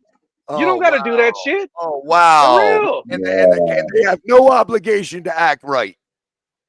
What is acting right? Is that not the most subjective thing? Wow. Okay, Listen, so you're saying Tyreek can fucking act like an asshole and these guys aren't gonna fucking Yes. Okay. Yes, it's called No, Amendment no, 1, absolutely freedom of not. speech. No, It's called freedom of speech. Right to If you don't express show yourself. respect, you're not gonna get respect. That's exactly what happened. Cops do not, Hey, the we pay Constitution, them to look, the courts have respect us, already bro. decided. We pay them to respect us. See, the problem here is that Estefan has No, we pay them all to the right. protect I us. know you're going to be pissed We at me, pay Culler, them but to all the serve and right-wing protect worship us. of police officers over the last 25 years. This country has deified police to the point where there's a segment of this country that thinks police are angels. We're their That serfs. they've never done anything we wrong. are their serfs now. We Yeah. are their serfs now, bro. Hey man, I'm gonna tell you one thing. 20 miles makes a difference. If that's a 40-mile-an-hour road and there's somebody crossing the fucking street or fucking driving slow and Tyreek hits them with because that car can fucking fishtail. Okay. I've seen Watch your speed then. a fucking Mustang go 0 to 20 fishtail. Okay. We already heard that as to watch your fucking speed then. I don't know what to tell you, bro. If they say that it was reckless driving and he's in the wrong, he's on, and that's all there is to it. Well, you need There's to nothing watch else to your say. speed then, Esther. Then you need to watch your speed then. And I do. What happened Do was you? it was a I got a good driving The record. engine Yes. had a growl. I got it. They saw the level of acceleration. They had no radar. They did not track his speed, but they saw a fancy car accelerating. They may have seen it was a black guy, and automatically they made a decision that this was something where they had to intercede. And then when they interceded, their ego got involved when Tyreek was did not defer. Kahari, stop. How are they going to sit here and say that he was going 60 if they didn't clock him? And did you see? Hold on. Did you not see that cop when he turned around even moving just to catch up to him? He was Okay, fucking let me moving, ask you, hauling Esther. Let me ass, ask you and he then. was going Let me through ask- fucking cars just to Radar. catch him. Where's You the know radar? what? Then Where's the the cop would radar? have cited They that. can Then have the that. cop would have cited that because the cop is allowed was- to use his own speed to match and Esther, judge the other. So he would have cited I don't his wanna own bring speed race as into the. But there's a phenomenon called driving while black. When black men who are following every law, but in too good of a car, right, get pulled over in certain neighborhoods. Do you understand that? That's a subjective stoppage based on social shit, right? On the way people are perceived, right? I'm trying to not bring race into this, right? But have you heard of DWE? Do you believe it exists? Because if you do, then you could understand why a police using their judgment might make a decision that like the way they did. They saw a nice, expensive car, more than probably they can afford, accelerating, making a growl, and they made a conscious decision to intercede. And then he wants to vomit a bunch of orders out in an articulate way to make it all official. I mean, Fuck that, bro. But our conscious actions are powered by our subconscious thoughts. I don't want to get too deep on you, bro, but the way we look at different people in society matters, okay? Again, I'm trying to avoid the R question here, But from the point they saw this guy, Tyreek Hill, asshole, thinking he's rich and better than everybody, and Tyreek has shown us that he's that way in public a number of times, so I don't disagree with your take, right? But those police lost control, one of them lost control and went outside of the bounds of his duty. That's just a You seem fact. to be a bit confused. That's what he yelled at Tyreek with his knee in his back. You seem to be a bit confused. Well, I wonder why. When you vomit orders out of your mouth at me like a bunch of diarrhea coming out the mouth. Esther believes that only nice people ought to live in this country. Now that I have a chance to say it, I'd like to say this really quick. While they have to protect and serve written on the side of their car, we are the ones apparently that are supposed to serve them and their feelings. That's what Esther's saying. And let me just clarify something. I might have been too rough on police, right? I've been in encounters with police where I've been treated very well and respected, and they've given me deference, even when I was an asshole. KP, I used to think I did, but I realized that the only reason I have been is because I'm still alive, and that's because of my white skin. Well, like I said, I can't argue with you. That's your experience. Kahari, they have treated me in that manner every single time I've ever interacted with them, bro. Every time. Well, even when I've called them. Even when I've been the one to call them. I've called police. I've been treated well by police, probably more often times than I've been treated terribly by police. But I've been treated terribly by police at least 4 times in my life. And the last time, I almost lost my life. And the only thing that saved me was the fact that I had 2 impartial witnesses. And I could go really deep into that right now, but I don't want to get too personal right here in these public airways. But anytime you encounter police, it can go either way, depending on the individuals who are involved in that interaction. And if you are objective about what just happened with Tyreek, that police officer was wrong. And KP, you're familiar with the term code switching, right? Obviously. Yes, sir. Oh, yes, sir. Yes, okay. Sir. Now, are you of the belief that it could also happen naturally, where a person isn't doing it on purpose or even necessarily maliciously? We're all driven by our subconscious. Yeah. Right. So what happens when the experiences I've encountered, okay, where I've been treated in this manner that I'm supposed to be their serf, and serve them in that like all of the stuff except for being ripped out of your car and all that stuff. I've been treated manhandled while I was in cuffs. I mean, I've been treated in that manner, right? Okay, but it took me a while to realize that it could have been worse had I not been white. Because what happens is, I'll initially approach a cop because let me explain. I'm going about my day, right? Well, let me finish real quick. I'm going about my day, talking to my friends, and I'm using a certain code, right? Naturally, right? And then I'll get suddenly pulled over and I'll still be in that frame of mind. Well, as soon as I realize the cop starts vomiting orders out his mouth because he thinks I'm uneducated and wants to do the procedural thing on me, that's when I turn around and realize, oh, I need to change to this code for this cop. And at that point is when I finally get deference because I'm white. Well, guess what happened to me in a similar situation? I got slapped in the face by the police with my license for telling the police how unlawful he was in that situation. And I had a choice at that point. I could die fighting that person or live to see another day. And I decided to live and see another day. And to this day, I am embarrassed that I didn't choose to have my life ended by that police, that I didn't fight that police. See, I can't even imagine that. I've had them toe the line, but again, KP, I'm white, so they're never going to cross that line. And that wasn't. And listen, and that wasn't that long ago. That was about 3 or 4 years ago, right, Sam? I got my wife right next to me. She knows, okay. And I got more details that could go into that story, but I'm admitting that in public. Okay, so that's just one black man's example of how he was treated by police unlawfully, illegally, and I was overly deferent in that. And there's been times where where I've been a complete saint from the beginning, and it was like, yo, you're just out for something here. You Now know you what I can mean? call Like, me a wuss. why? You know? I've told friends they could call me a wussy. They say I should have fought the police and got shot and killed because then No, but you I probably ain't should let have nobody sued slap them. me in my face. You I know what would I'm hope saying? you. But I I would would have hope been you proud and litigated dead. that. Though. I would have been proud and dead in that situation. Okay, so Of course, I think, and that's my biggest issue in this whole thing is when it all starts, when one of these incidents happens, people immediately want to frame my position as,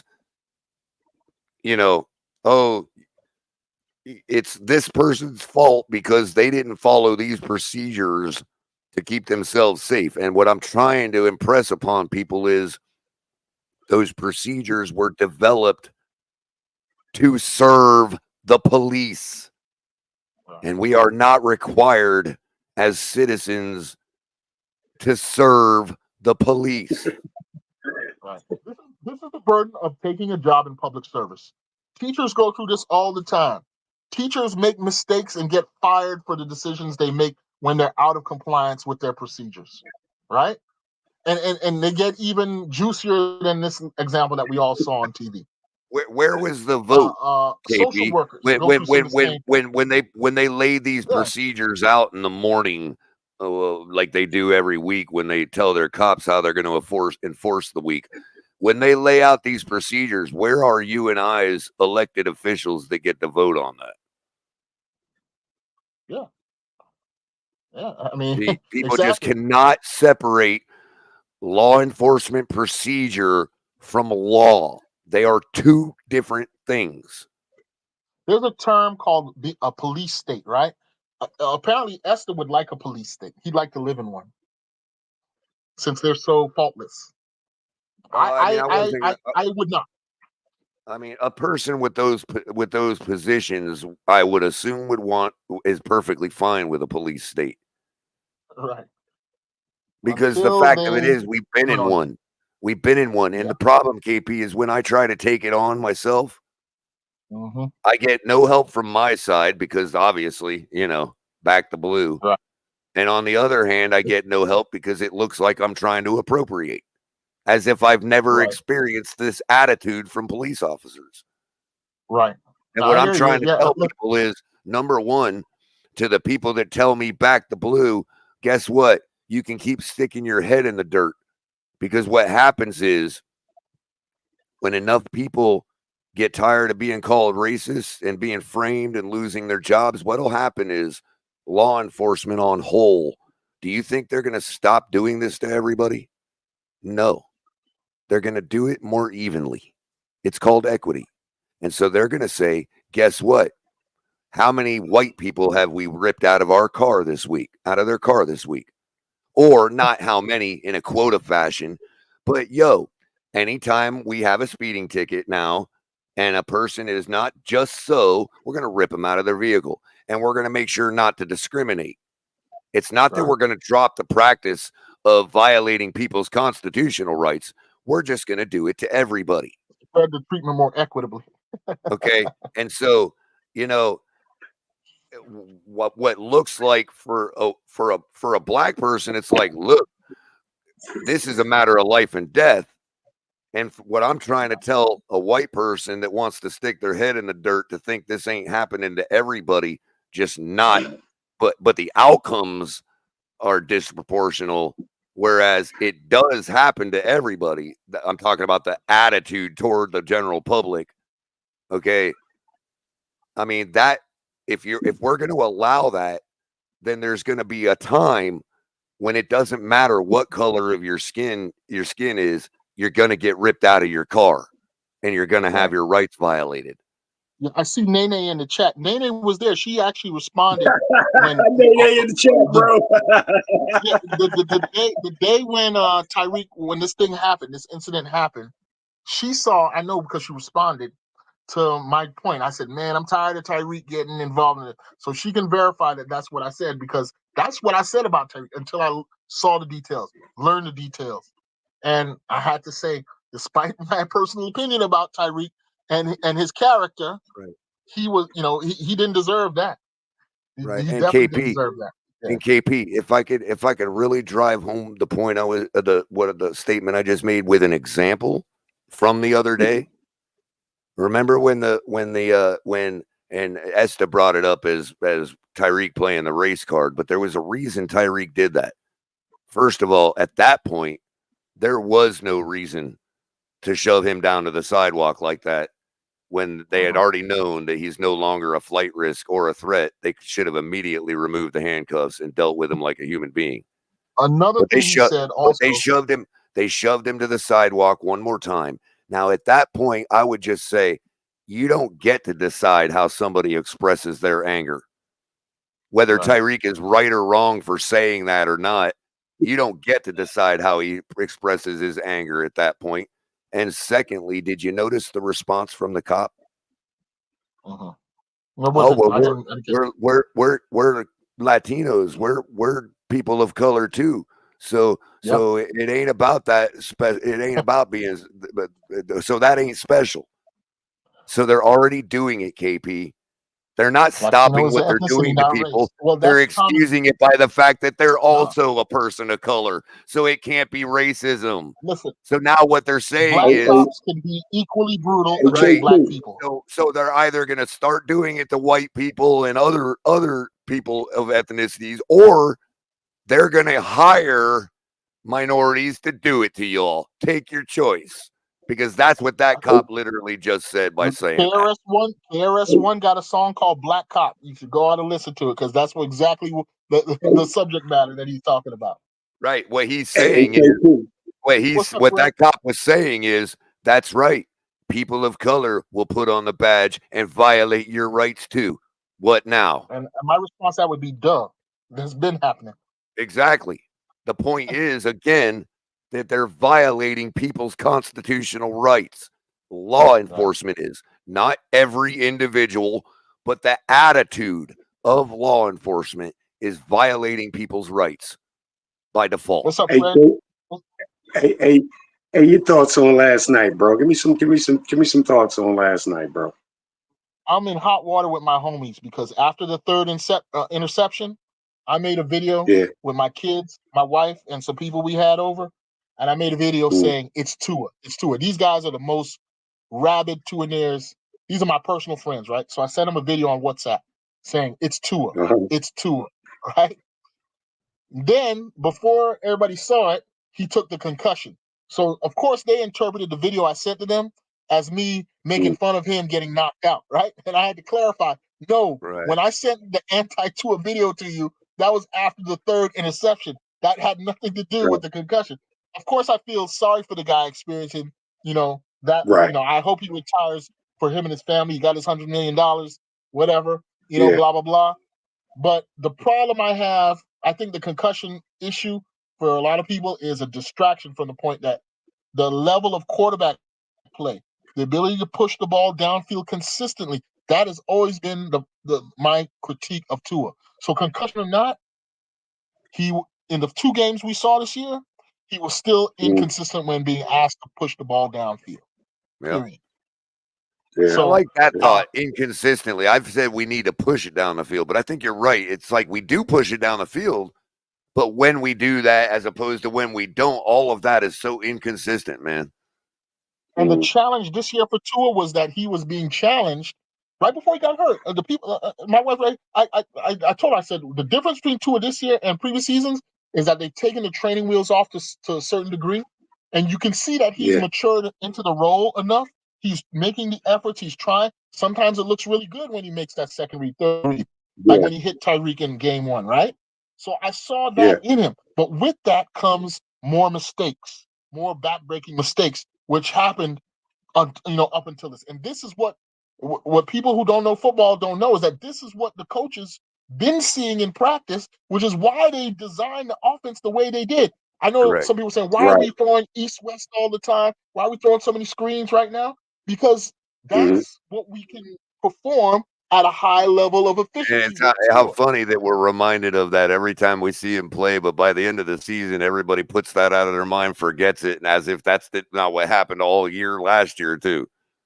And to amplify his issues with getting the ball downfield, we got certain receivers that can separate, that are blazing fast speed to mitigate that sloppiness throwing the ball downfield, right? That's what's been done to make him good in a sense. And we've had to set up those deep shots.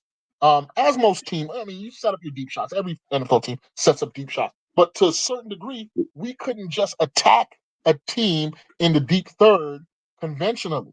We had to have gimmicks and motion and movement and set players up and flood sides of the field and all this to get one guy. You know what I'm saying? These were all mitigating efforts of our offense, right? Now, I saw the tragedy is I saw Tua wrestling with that, taking on the challenge, being given free reign to, and he made mistake after mistake after mistake in this game last night, Fred, until the concussion. It was a bad look until the concussion. Now, you know, the bad part of me said maybe he concussed himself out of the game because he was playing so shitty. You know what I'm saying? But that's an evil thing. Oh, No, wow. I think he was legitimately concussed, and that you know I feel you know and you know I don't want anybody to be concussed or to be you know. Certainly not. Certainly not. We don't want anybody concussed, bro. Certainly not. It's a scary thing, bro. Right. But this is the same. This is similar to what happened in the Green Bay game. You know what I'm saying? 3 interceptions, and then all of a sudden now you had a concussion. You know what I'm saying? But whatever, man. Listen, prayers to him and his family and return to full health. But at this point, I think the debate has got to be over. KP and everybody, it's a question for everybody, man. Do you think like the way he was concussed, because it wasn't a big hit, he basically ran into the guys, ran into the guy's arm and every running chest. back gets tackled like that on every. Getting cussed like that on every play. Oh, okay, yeah. Well, would you say by that right there, by that, not so much a hard hit? Do you think, man, like if that's all it takes for you to be concussed, man, you might want to consider, man, hanging up the cleats. Yeah, and let me just say this, so that I'm being true to the whole argument. The guy who tackled him, he shouldn't be playing either. Why? Because he literally died on the field making a tackle similar with his chest. Right. Isn't that a crazy irony, KB? Yeah. I think both him and Damar Hamlin, if the NFL had any, had stronger ethics, let's just say, that they would, give both those guys a nice severance package. And, Chris, let me ask you this question, Culler, man. Man, anyway, I got to get out could of you here, fellas. Let's say, Culler, let's say. Right on, KP. I'll catch you later, KP. Okay, Culler. Let's say Tua comes back, bro. Like, how would a guy feel that's going to tackling, bro? You know what I'm saying, Culler? I can't even entertain that hypothetical because I really don't think he's coming back, dude. Oh, okay. Not for the Dolphins. I mean, I can't imagine a scenario right now. I need more time on that. You know what I mean? Because I just can't imagine a scenario. Yeah, like man. it would be completely like, I don't know. I can't imagine him coming back either, man. That's all. I mean, I can in the respect that they'll gaslight us into thinking it's no big deal and he wants to play and and all that, but it ain't even got to do with the concussion. I don't think the guy's good enough. I don't think I'm ever going to be convinced, bro, that he is. Yeah. So Chris Klossel says, you guys do realize that they can void to his contract after the next year, right? After 2025, they can cut the tie. He got a 2-year extension, basically. Yeah, we, that's how we was reported when they signed it, and that's how we reported it. And again, so that leaves us on the hook for the original, guarantee, the $92 million, and then what? Some for next year, or we can work that out. So yeah, I mean, the contract is not as hurtful as people are making it out to be. What's hurtful is giving up this season like people expect us to do now. Yeah.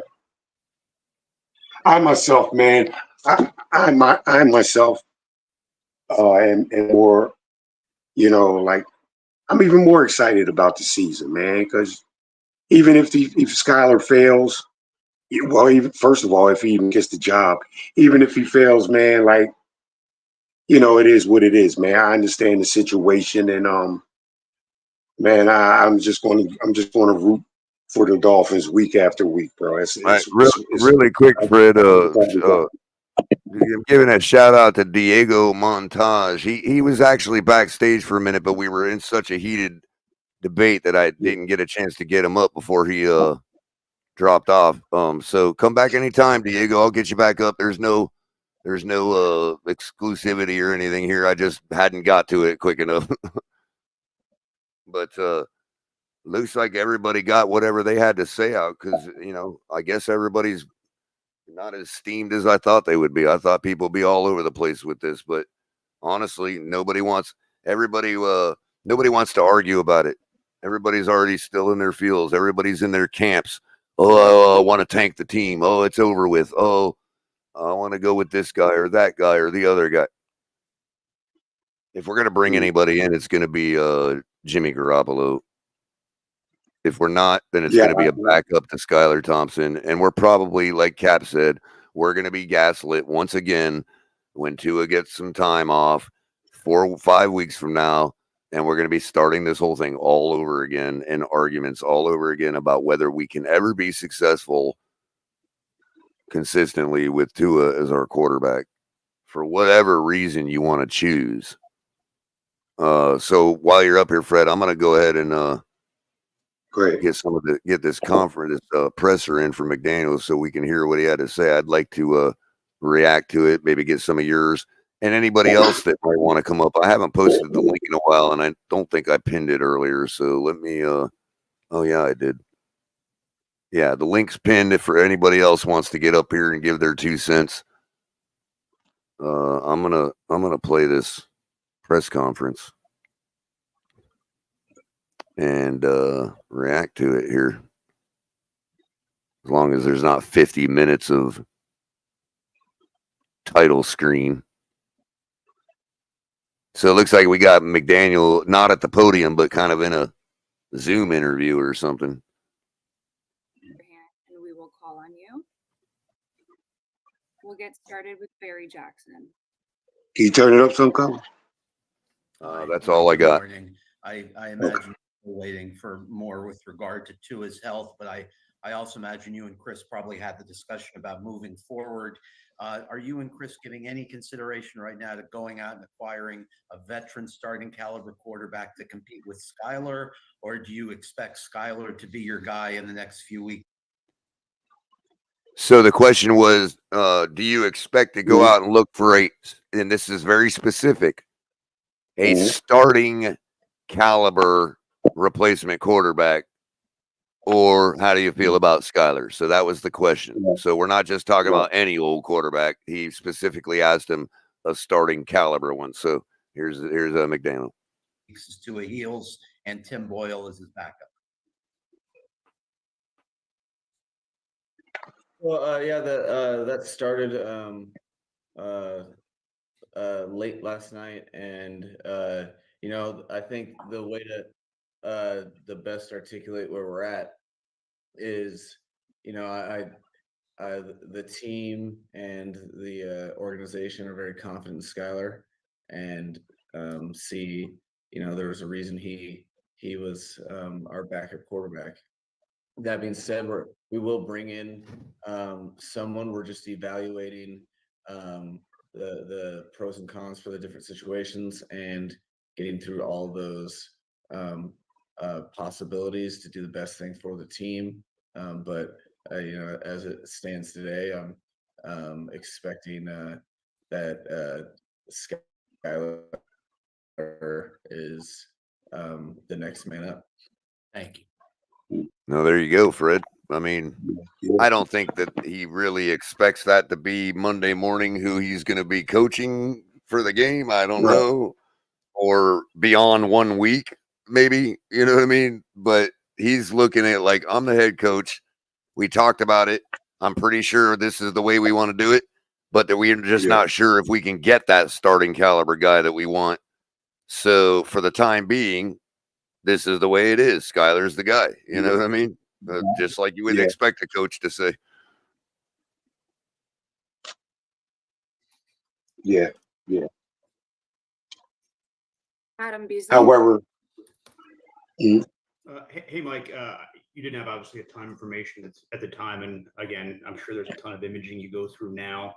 Was it in the moment, did it seem as bad as maybe some of his past concussions, or is there a reason for optimism that this might not? All right, I got the answer I wanted to get anyway. That's all I wanted to hear was about the starting quarterback. He went on to ask him about whether he thinks this latest concussion is the same as the others and is bad. He's asking a damn football coach a doctor question. I'm not going to go through all that. Yeah. You hear a bunch of I'm not really a doctor. We'll see. And no, come on, what a dumb question to ask a football coach. Does this concussion look like it's as bad as the other ones? It's a concussion, you dumbass. They're all as bad as each other. So for now, I guess he's saying, from what I gather, for now, it's the next man up in Scotland. However, basically, we are going to bring another. What that told me, Fred, was until Chris Greer calls me up before Monday and says, "Hey, we got this guy. I'm preparing for Skyler to be the guy." You know what I mean? And Tim Boyle to be his back. Simple as that. Simple enough. No, next man up. That is what it is. And the fact that he mentioned that Tim Boyle would be the backup to Skyler means that we may not bring somebody in unless it's a guy to replace Skyler. You know what I mean? So, Hey, Culler, what do you got? They obviously have faith in Tim Boyle too, but I don't know. What do you have on Tim Boyle, Culler? I mean, his career. What's he done? Remember that game last year? One of those two games that we destroyed the Jets because they couldn't do anything on offense. Yeah. Yeah, their quarterback was Boyle. Oh, okay. But I mean, you have anything like how long he's been playing, Culler? I mean, Boyle. I mean, he's like. I don't really. Oh. So we can't say. I agree. NFL Lit says his post game presser the other night or last night was historically bad. I totally agree. I couldn't get through it. It was like some stoner talking about how bad the world is, dude. It was crazy. So we can't. We can't say that Tim Boyle is like a total bust. Then, that we can't say that, can we? I mean, that's a question for McDaniel and his bravado and what he thinks he can get out of a guy. You know, the consensus around the world is no. Tim Boyle is just a piece of garbage like every other practice. Oh wow, yeah. He's pretty much in the same boat as Skyler Thomas, huh? Culler, would you say? Well, I mean, in people's perception, yeah, because there's just not enough in a real situation to judge him on. You know what I mean? Like, he wasn't in a real situation last year with the Jets. You know. Mm-hmm. Same problem we have with Skyler. We don't know how real the situation has been.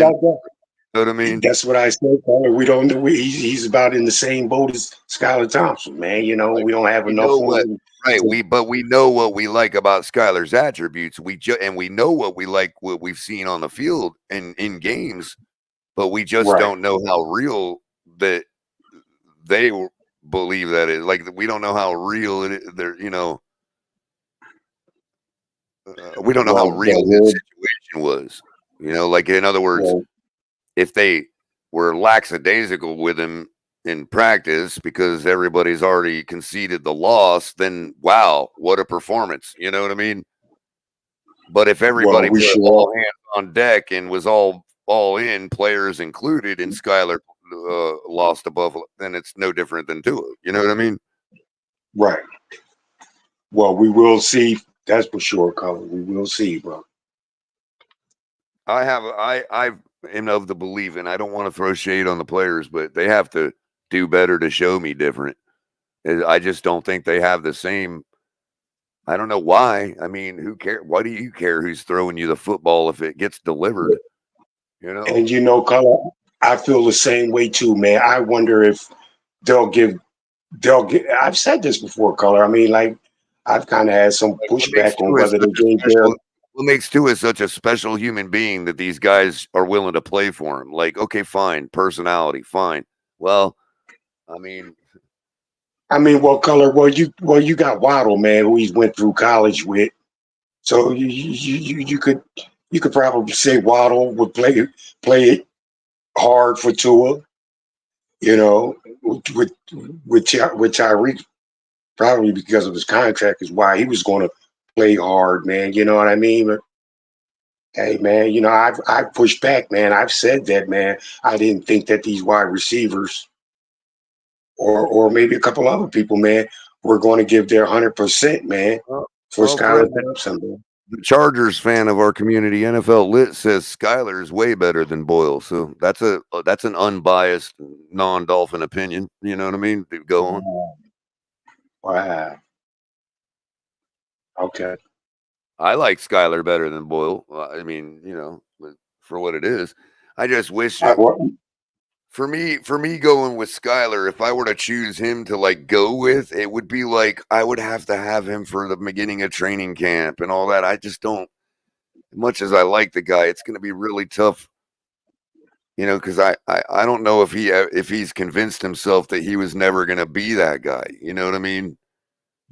Being behind Now, Color, like everybody always now, throwing shade on him. You know what I mean? now Color with McDaniel being he knows what Garoppolo's about. Garoppolo has Wait a run minute. his Wait a minute. Hold on. his Ty Bless. offensive Hold on, Fred. I got to answer this. Ty Bless, you said we were already bad, then it went off the rails. Skyler had 10 yards per pass per completion last night. Tua had 5. How did it go off the rails? We were getting more yardage per play with Skyler in the game. I don't mean to say that. I'm just saying, how's that going off the rails? So Color, we know Garoppolo is familiar with. I got you, Ty. That's what I was trying to clear up. He was talking about when Armstead got hurt, not Skyler. Okay, gotcha, bro. No problem. I couldn't figure it out. I thought you had to be talking about somebody else. Like, wait a minute. So we know that Garoppolo is familiar with Mike McDaniel's offense. Color, man, would you say is that as long as Skylar Thompson been there in Miami, with McDaniel, man, that he pretty much understands the offense too, though, man. Maybe just as much, man. Who, Skyler? Yeah. I mean, yeah, that's why Mike McDaniel trusts him, according to McDaniel. I agree, 310, Mike. I agree wholeheartedly. So, Fred, I was going to ask you, I understand Pete's going at 6:00. Do you know what his going rate is? What he is willing to pay? Like, how do I invoice him for the cost of training his co-host? Oh, like you're in co-host training right now, bro, and I need to charge Pete for it. Oh man! Secretly sends you over to me without you knowing it because he wants me to train you. He thinks he's pulling one over on me. I don't know anything about any cause. Well, of course man. not. Of course you don't. Of course you don't. But he thinks he's pulling one over on me. That he's getting free training or something, But man, I'm kind of interested in what Pete has to say, man. But I can almost like predict what it's going to be. The guy is going to. I bet you know what. The guy is. I'm telling you, if I were to make a prediction, the guy's gonna actually surprise everybody, and they won't acknowledge it, but he'll still do it. He'll actually give grace, bro. Watch. He'll come out and be like, and not You think say he'll all get the one things people color? expect him to say. He's not going to be You burning think? victory laps and all that nonsense. Watch. I bet you, bro. You know Pete, man. I don't know, color. I think what Pete is going to be like. Pete's I actually told got I some told class, him. bro. Pete's actually got some class. He ain't going to be doing all that. His tongue will be firmly planted in its cheek, but he won't be doing victory laps or nothing. Well, if you ask me, man, if Pete doesn't do victory laps, then Pete won't be being Pete, man. You know what I'm saying? And Pete seems like to me as a guy, man. Pete seems like a guy to me, man, that 10 toes down. You know what I'm saying, color? You know, I even think Pete at some moments will throw a "I told you so" in there, color. You know what I'm saying, bro? Right, right. Oh wow, look at this. Do y'all find it crazy, a crazy coincidence that a day after the carnage, the New York Times is reporting that Ross is looking to sell a stake of the team to private equity? Wow. Wow. Jamie, send that over if you could. If you're following Ali on Twitter, make sure he knows about that, bro. Because we were literally just talking about things looking like that last night with the way they've been treating season ticket holders. Hey, color, why would he do something like that, man? You think he's like he realizes, man, it's a mess. It's a mess. It's a mess in Miami, bro, and he's probably fed up with it, bros. You think? I don't know. I mean, he's just still getting old, man. Yeah. Ty mentioned that's just after he turned down 10 billion. Yeah, and I think that 10 billion was a case of, how they value art. So the whole shebang, including F1 and all that, was worth like 5 something until he tried to sell it, and somebody gave him an offer of 10 something billion. And he turned that down. The reason he turned that down was because he originally just wanted to get the offer. So now he can claim that it's worth 10 billion. So just by getting that offer, it doubled in value. You know what I mean? It's the same way that millionaires get friends of theirs to like for instance, if I've got a friend of mine that I grew up with and he draws a painting and I'm a millionaire, I might give him $1 million for his painting. So now that painting is worth $1 million. You see what I'm saying? Because somebody paid $1 million for it. It's a whole We're big thing starting to. they do in the art world, man. So he's an auctioneer, color. We're starting to bid at 10 billion. 10 billion. Right, because he's going to be able to say 10. To anybody, I had somebody offering me 10 billion. You know what I mean? Like I got. You're gonna be like, I got 10 over here going for 15. Likely, if he turned down 10 billion, that he's probably looking for it to go to 17 before he sells at the least. Yeah, man. Which will happen in no time. All he's got to do is get somebody to offer him 20. And then somebody in the middle will be like, here's your 17. What's up, Craig? Hey, I just read that he's looking to sell 15% of the team. Oh, okay. So that's just taking that's just taking profit, really. Yeah, yeah. But I think eventually it's going to lead to him fully selling the team. Well, that's kind of partly why I was, could it be an indicator? I know it's not the sale news we're really, thinking about, but it is saying, hey, I keep cutting more out, keep taking profit off it. You know what I mean? Yeah. So the other thing, Ty, the other thing too is now he can borrow off that $10 billion offer. As he can tell the banks, well, somebody's willing to give me 10 billion for it. So even though it's only worth 5, can you loan me 7 billion? You know what I mean? Damn. Can you loan me 7 billion? Matter of fact, it's exactly what Trump did that everybody thinks he was illegal and wasn't, that everybody does all the time. If they pay back the loan, it's not illegal. You know what I mean? Yeah. Well, but This could be the end of him. As far as owning the team, maybe he's had enough. What do you mean after this year, Craig? After this year, or like how long? How long Well, would it not take, bro? saying not necessarily this year, but in the next couple of years. I mean, he said he wanted a Super Bowl. Well, maybe in his mind that with Tua being hurt, that's it. The season's done. Yeah, man. Yeah. I don't know. So Ryan AP says maybe. finding a new team may be a reality for Dolphin fans, eh? This is wild. Oh, Not for me, bro. I'm gonna keep telling you how we're gonna go one in whatever. nah, man. Yep. I'm not going to look for a new Man, team, bro. I would, I'm bro. gonna I'm not ride it gonna out like I lie. did for years, man. I'm not Ride it gonna out, bro. lie. I'm not gonna lie. When Greg Camarillo caught that touchdown pass against the Ravens, a tear Yeah. rolled out my eye. I'm not gonna lie, man. I was like, I remember it, Color. You know what I'm saying? I mean, that was huge, man. That was real huge, man. I remember that game. I mean, I'm not saying we're going to win the Super Bowl in that. I just don't think we're going to be as bad, but we're going to see what this team's made of. no, but with still a hair of luck chance to win it. Yeah. In the respect that if you're not Patrick Mahomes, you're gonna need some luck anyway. Yeah. Yeah.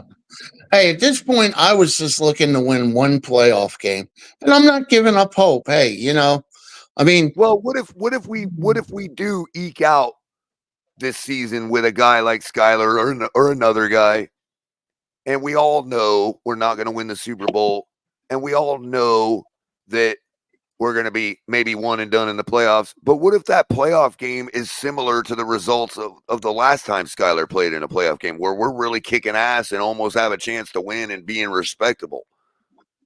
Is that not something better than just tanking and starting a rebuild now and all this other nonsense? I mean, come on, man. I didn't just buy season tickets.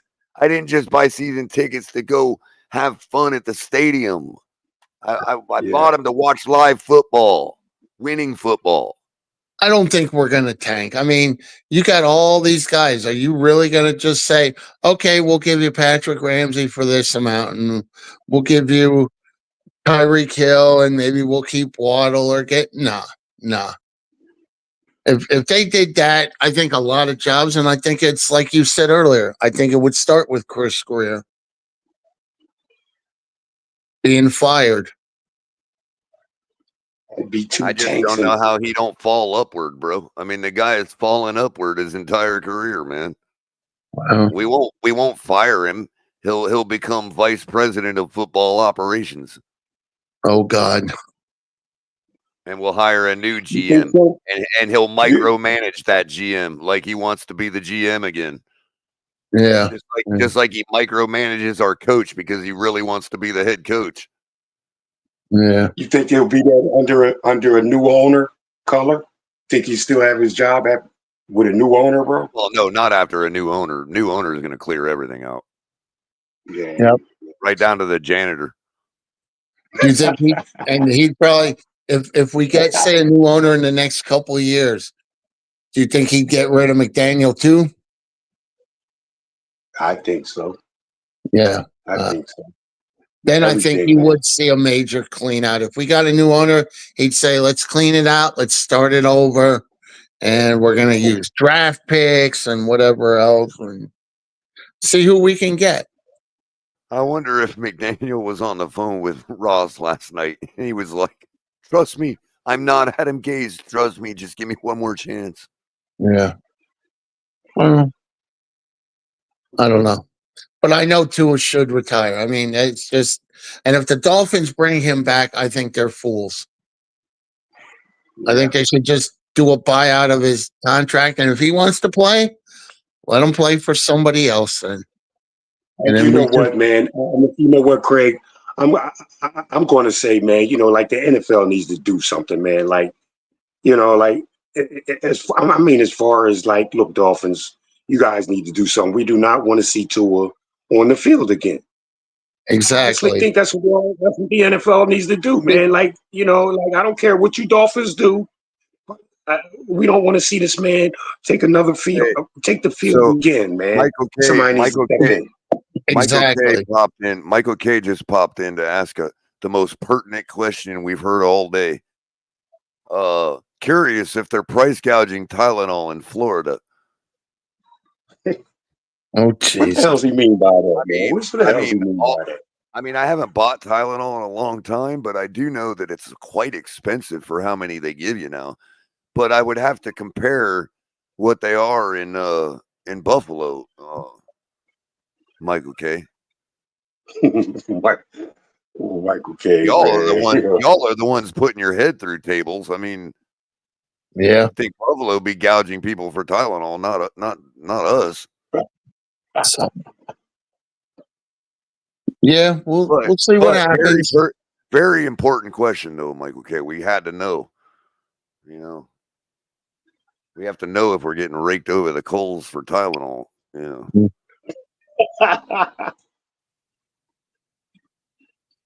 Well, Anyway. I want to tell you something. Tuesday morning, I woke up. I had a bad back spasm, and I had to go to the hospital for it. So I'm on ibuprofen and muscle relaxers, and let me tell you something. They relaxed the hell out of me. Oh, yeah. little Norflex and Motrin never hurt anybody. Yeah, well, but Man, I'm gonna tell you, it was so bad I could hardly move. I had to actually go in an ambulance and go to the hospital. Right. hey, Craig, you know what, man? You know, The show I would get a not headache. be. This would not be a Finn's Tailgate show if we didn't have Greg.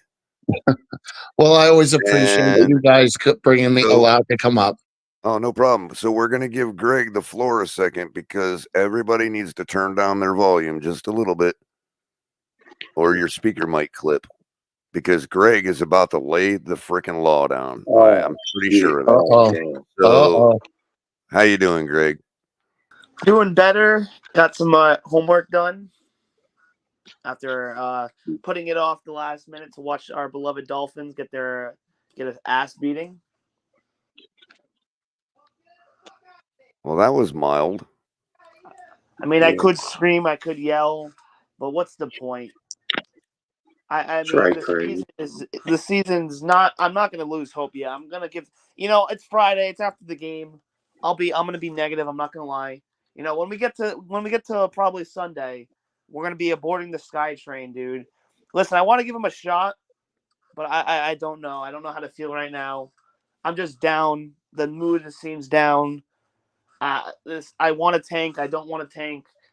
It's just we're in a trouble, and the future of this team. We've paid so many players a lot of money. We got an owner who's very old. We got a GM who's been with us for 20 years. We got a head coach that looks like a geek half the time. I mean, Sean McDermott made him look like a geek last night. I mean, we have a lot of problems right now.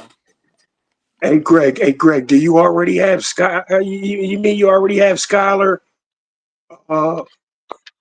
going out the pasture? I mean, going down with the ship or what, bro? I mean, is that your attitude? Like, I'm like going you don't see a chance, bro. I'm hoping and praying. I mean, the little sample size we've seen but the Buffalo game, the playoff game, he looks good. I need that Skyler. If we can get that Skyler, then I can start believing again. But it just feels like my mood's low with this team. It just feels like we might be in for a disaster season again. But I'm willing to give Skyler a shot. I'm not crapping on the guy. I want to see what he can do, But it just feels like. Hey, Greg, you know what, man? Me myself, man. I'm kind of hoping I see a little bit of what I've seen preseason, man. You know what I mean? Yeah. Like, that's where you got to start with, man. Like, go from what he did in preseason, and hopefully, man, that can carry over to the regular season, bro. You know what I'm saying?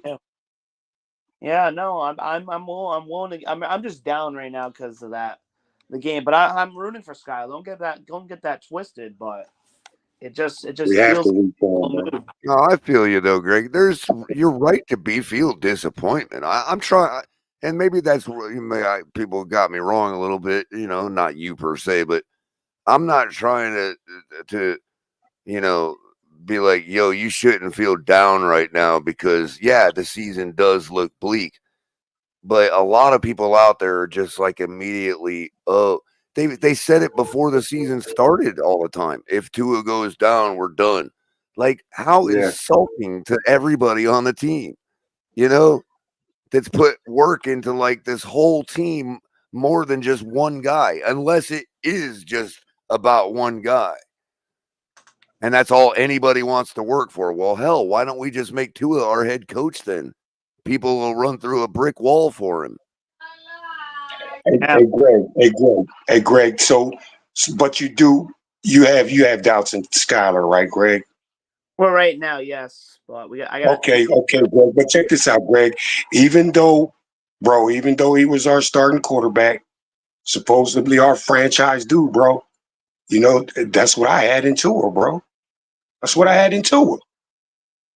Yeah. I mean, yes, he won some games, man, but come on, man, when it really mattered, you know what I'm saying? Like, we got some, what you could say, some Skylar Thompson play. Yeah, I mean, And then, I feel like and I'm down on Skylar because I have this team. When Teddy Bridgewater came in, when even Skylar started a few games, this offense just looks so bad compared to Tua. Maybe that's why I'm down on Skylar, because it seems like Tyreek quits half the time. I don't know. Well, how many times has the offense looked bad with Tua, bro? I know. It looked bad last night. Well, here's a fair point. I don't think Skylar is an elevator. Okay. So, to your point, Greg, if somebody is saying that our season is done because our offense is actually so horrid that Tua looked as bad as he did last night, and we all know Skylar's not gonna elevate that, then what's the difference, right? Our season's over. In other words, what you're saying, Greg, is judging by Tua's performance last night, our season was already over. Yeah. I mean, I'm judging by the offense's performance last night for Tua. You know what I mean? If you want to put it that way, you know, you would have had to say our season is already done. Yeah. It just sucks that where we're at right now. And I'm not going to say And we haven't done it in 11 games. You know, like, what does anybody think is going to be different the next time we play Buffalo in Buffalo when there's more on the line? What's going to be the difference, even if Tua was our quarterback? Yeah. And I want to see if these guys will really play with for Skylar. Greg, you know, I don't be looking, bro. I think I'm gonna be able to notice that, Greg. If these guys are really giving their 100% for Skylar Thompson, bro. Coach McDaniel, and this is not in him to do because he's not the type of person. But if I was Coach McDaniel, I would have a team meeting, and I would the thing that I would say to the team is this: this season is long. It's only week 2. We intended to compete this year. If you don't, because of who is playing quarterback, then let us know now, and we can get in somebody else, and we can already know right out the gate how diminished we really are. Oh, we lost this guy. We lost that guy. We traded this guy. We traded that. You see what I'm saying? So we can be very clear as to who is in it to win it for the rest of the year. And if that means we only get one more win the whole year, I would rather tank that way than just outright tanking. Yeah. I agree 100%. Hey, listen, at the end of the day, everybody says, I root for whoever the starting quarterback is. So Skylar Thompson's the quarterback. Root for Skylar Thompson, like you always say.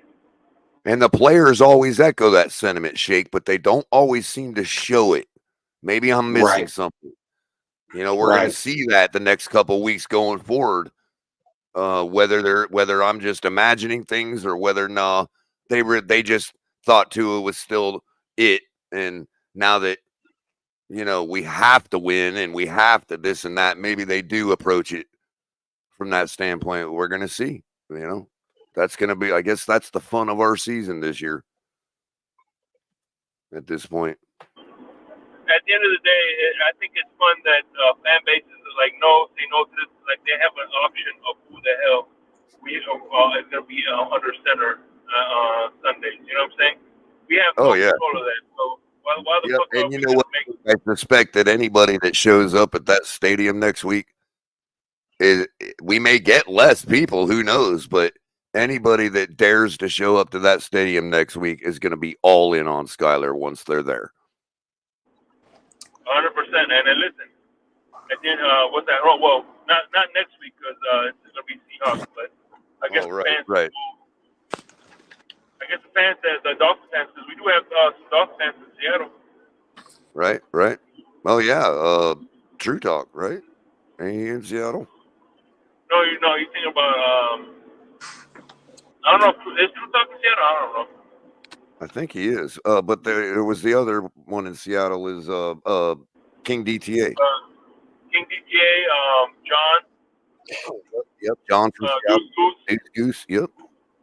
And our very own Tonk 7. Tonk 7, of course. How could I forget? Was just on last night during the latter portion of the game. Oh man.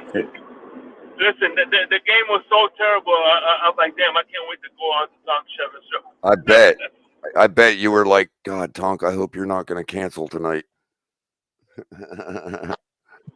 Oh, bro, Hey, I was calling the game. Hold on real quick. I was calling the game last night, and as the game got worse, I'm like, where's El Capitan so he can take over? Oh no. Hey, Shake, I was about to ask you that, Shake, man. When did you stop watching it, bro? I was just about to ask you that, man. No, I watched unfortunately, I watched the whole thing. I'm not gonna lie though. That video's got game calls got close to like 2,500 views, dude. I think it might be you, bro. They're like, Shake calling a game tonight. Wow, like everybody showed up, man. All I know is, hey, listen, man. When I was watching it live, I didn't notice the gestures that Tua was doing when you know what I'm saying. I guess it was at game speed, but when you watch the replays, you're like, oh my god, that's terrible. Oh yeah.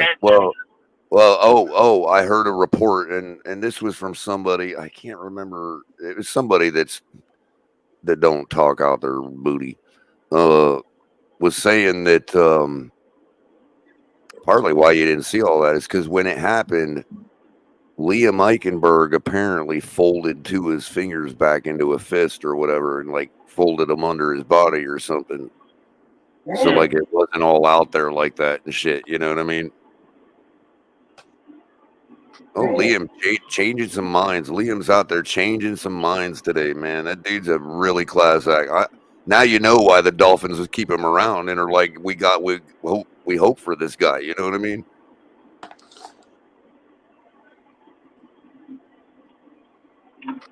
Yeah, it was a gesture of like, hey, the whole world don't need to see this. You know what I mean? Yeah, man. Hey, Culler, you know what, man? Hey, Culler, you have to excuse me a minute, man. I want to hear what this guy has to say. You gonna man. fart? He's on. No, I'm gonna check him out. Hear what he has to say, man. Who's that? And by who that is, man. That's Reason, bro. Oh, well, nothing wrong with it. And you know what's funny? One of the funniest things I heard this week, that made me laugh, was Tyreek got detained twice in 1 week. Yeah, they've been on that one. The Bills did a better job than the Miami PD. Wow. I'd say that's hey, pretty Shake, brutal. That ain't real. I mean, I'm not saying you, Shake, but I'm saying like if you think about it, that's kind of like not really something to joke about. You know what I mean? But hey, Culler, let me say, Culler, man, it was a good show, man. I'm not gonna lie. It was a good show, Culler, man. Enjoyed myself up here with you guys, man. And I know you got a very important date at 6 o'clock right here. You got a job. Is that 6 o'clock? Is that what time it is, Culler? 6? That's what they said. Somebody said in chat. All right, man. I'm gonna go over there, man. But like I Yeah, said, man, he's gonna fire you if I you don't show up on time. I don't think Peter do it color the way you said, man. I think So Pete you're admitting. can So wait. you say you don't think Yeah, he'll fire you. Wait a minute. Wait a minute. yeah, Wait a I minute. think Wait a minute. Wait one dang minute. I knew we were gonna have finally breaking news. And here it is. According to Fred, he has now confirmed that he is in fact employed by Pete's Takes as a co-host. We have found this evidence by way of him admitting that Pete would not fire him. And in order for Pete to not fire him, he would have to be employed by him. So that is an official admission by Fred himself right here live on Color Commentary, Finn's Tailgate, that he is in fact working for Pete's Takes. By the way, I want to know, is crypto under the payroll too? Well, we're trying to get crypto to slip up. If I entrap him the way I did Fred just now, we might get the evidence shake. Hey, well, you know, color. Like I said, man. Hey, man. I think Pete can't wait to go, bro. I honestly do. You think he's gonna be peeling out, bro, doing donuts on everybody? Yeah. No, I'm telling you, he's a class act. The first thing he'll say is prayers to Tua and his family. I guarantee you, that's the first thing. He'll do that, color. He'll do that, bro. He'll start with that right there, man. But then as it starts he'll to be go, like, "I told you all fucking so." Right after he says that, you know when it's going to happen, color when he hears something that he don't like, bro. When they push something up on him that he don't like. The thing of it is, Fred, is that Tua's performance was so bad last night that he really doesn't even have to get to the injury thing. He doesn't even have to quote on that, bro. Yeah, man. Yeah.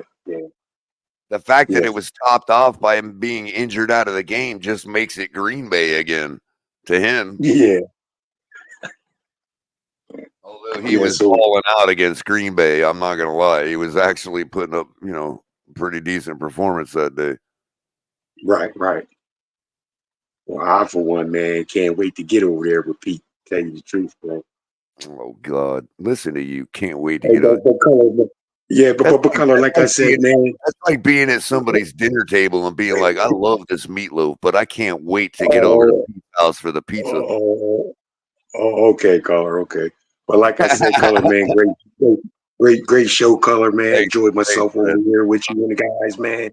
Keep up the good work, bro. And hey, man, you keep getting better, bro. You keep getting better, bro, and you'll be fine. All right, thanks, man. All right, Fred. Hater. Oh, is he gone? I'm sorry. He's gonna be like, Color, that was wrong, man. I heard you when I left the other day.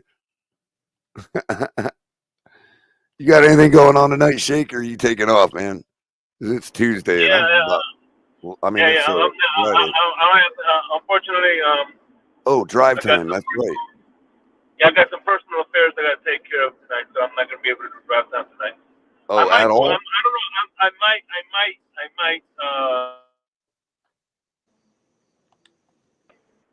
Maybe around 9 or 10. I was gonna catch you up.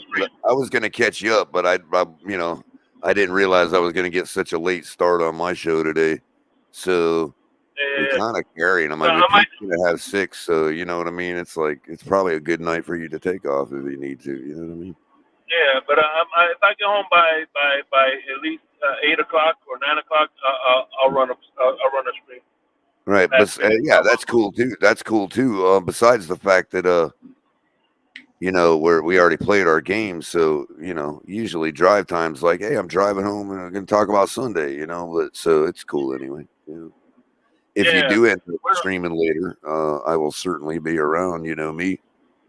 But one thing for sure, Insomnia is on like Donkey Kong at Saturday midnight after Late Night XL. Is Late Night XL going on or not really? Because he is doing a show. He's just not calling it Late Night. He's not calling it Club XL because it's not a very apropos mood You know what I mean? So, but he is doing a show, from what I understand. That's Ali, everybody we're talking about. And so what you all need to do is hit the like button, subscribe to the channel, and right after you subscribe, you hit that little bell and set it to all. Listen, the one thing I was mentioning to El Capitan last night that we're firing the Fin tailgate is firing on all cylinders. You're killing it in the morning. I'm doing my shows during the week. Ali's doing his shows.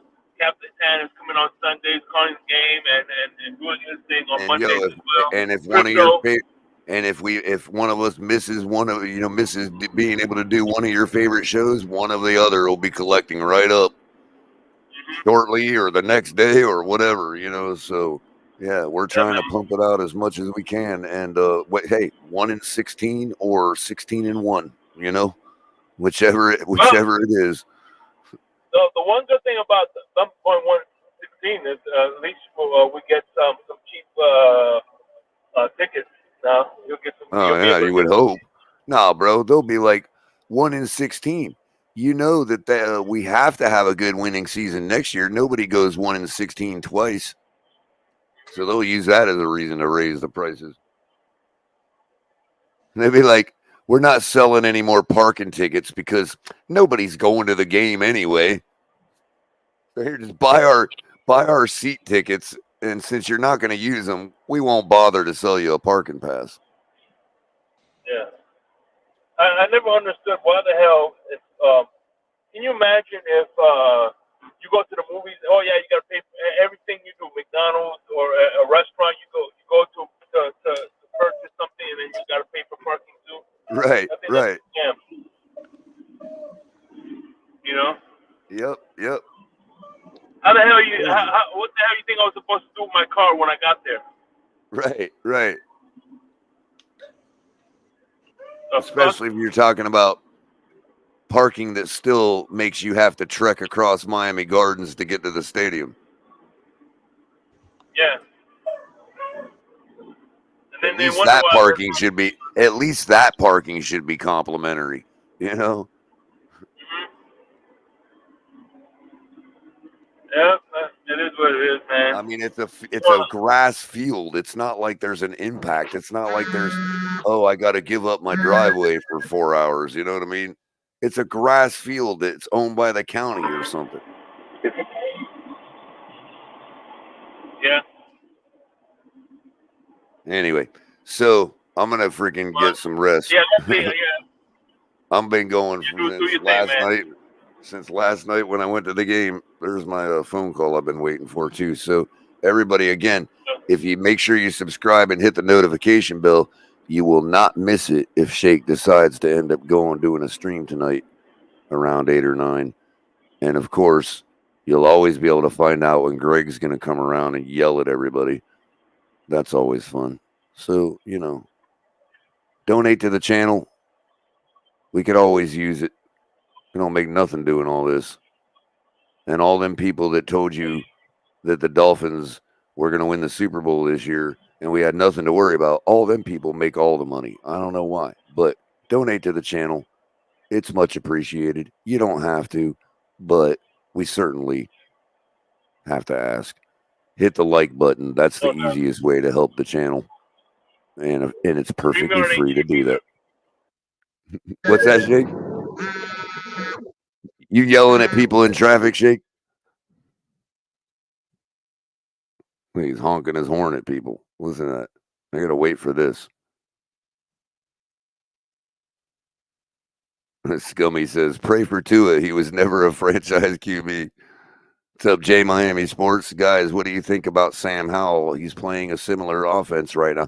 Hey, bring him on. I don't know why Seattle would give him up, though. They've got him behind, isn't that the guy behind Geno Smith? Well, look, Chef Jew coming in. Look at that. Everybody's coming in. What's up, Chef Jew? Right as I'm ending, man. Maybe I'll carry it till a little bit longer. But Shake, you got a second to just talk to the audience real quick while I take this phone call? Yeah. All right, appreciate it. Do your thing. I got a few minutes. All right, thanks. All right, no problem. Chef Jew, what's going on, man? Hope y'all doing all right. J Miami Sports, man, to chill. How y'all doing, man? Yep. Hey, listen, at the end of the day, the ambassador is here.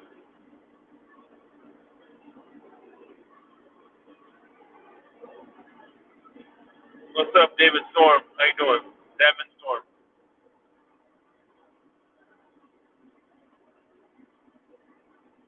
Oh, man. I tell you what, man. Yeah, I agree with you, man. Screw Buffalo.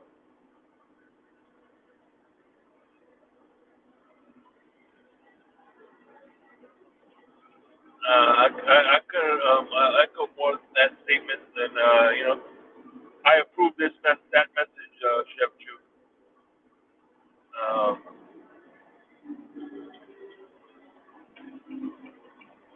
Yeah, man. Uh,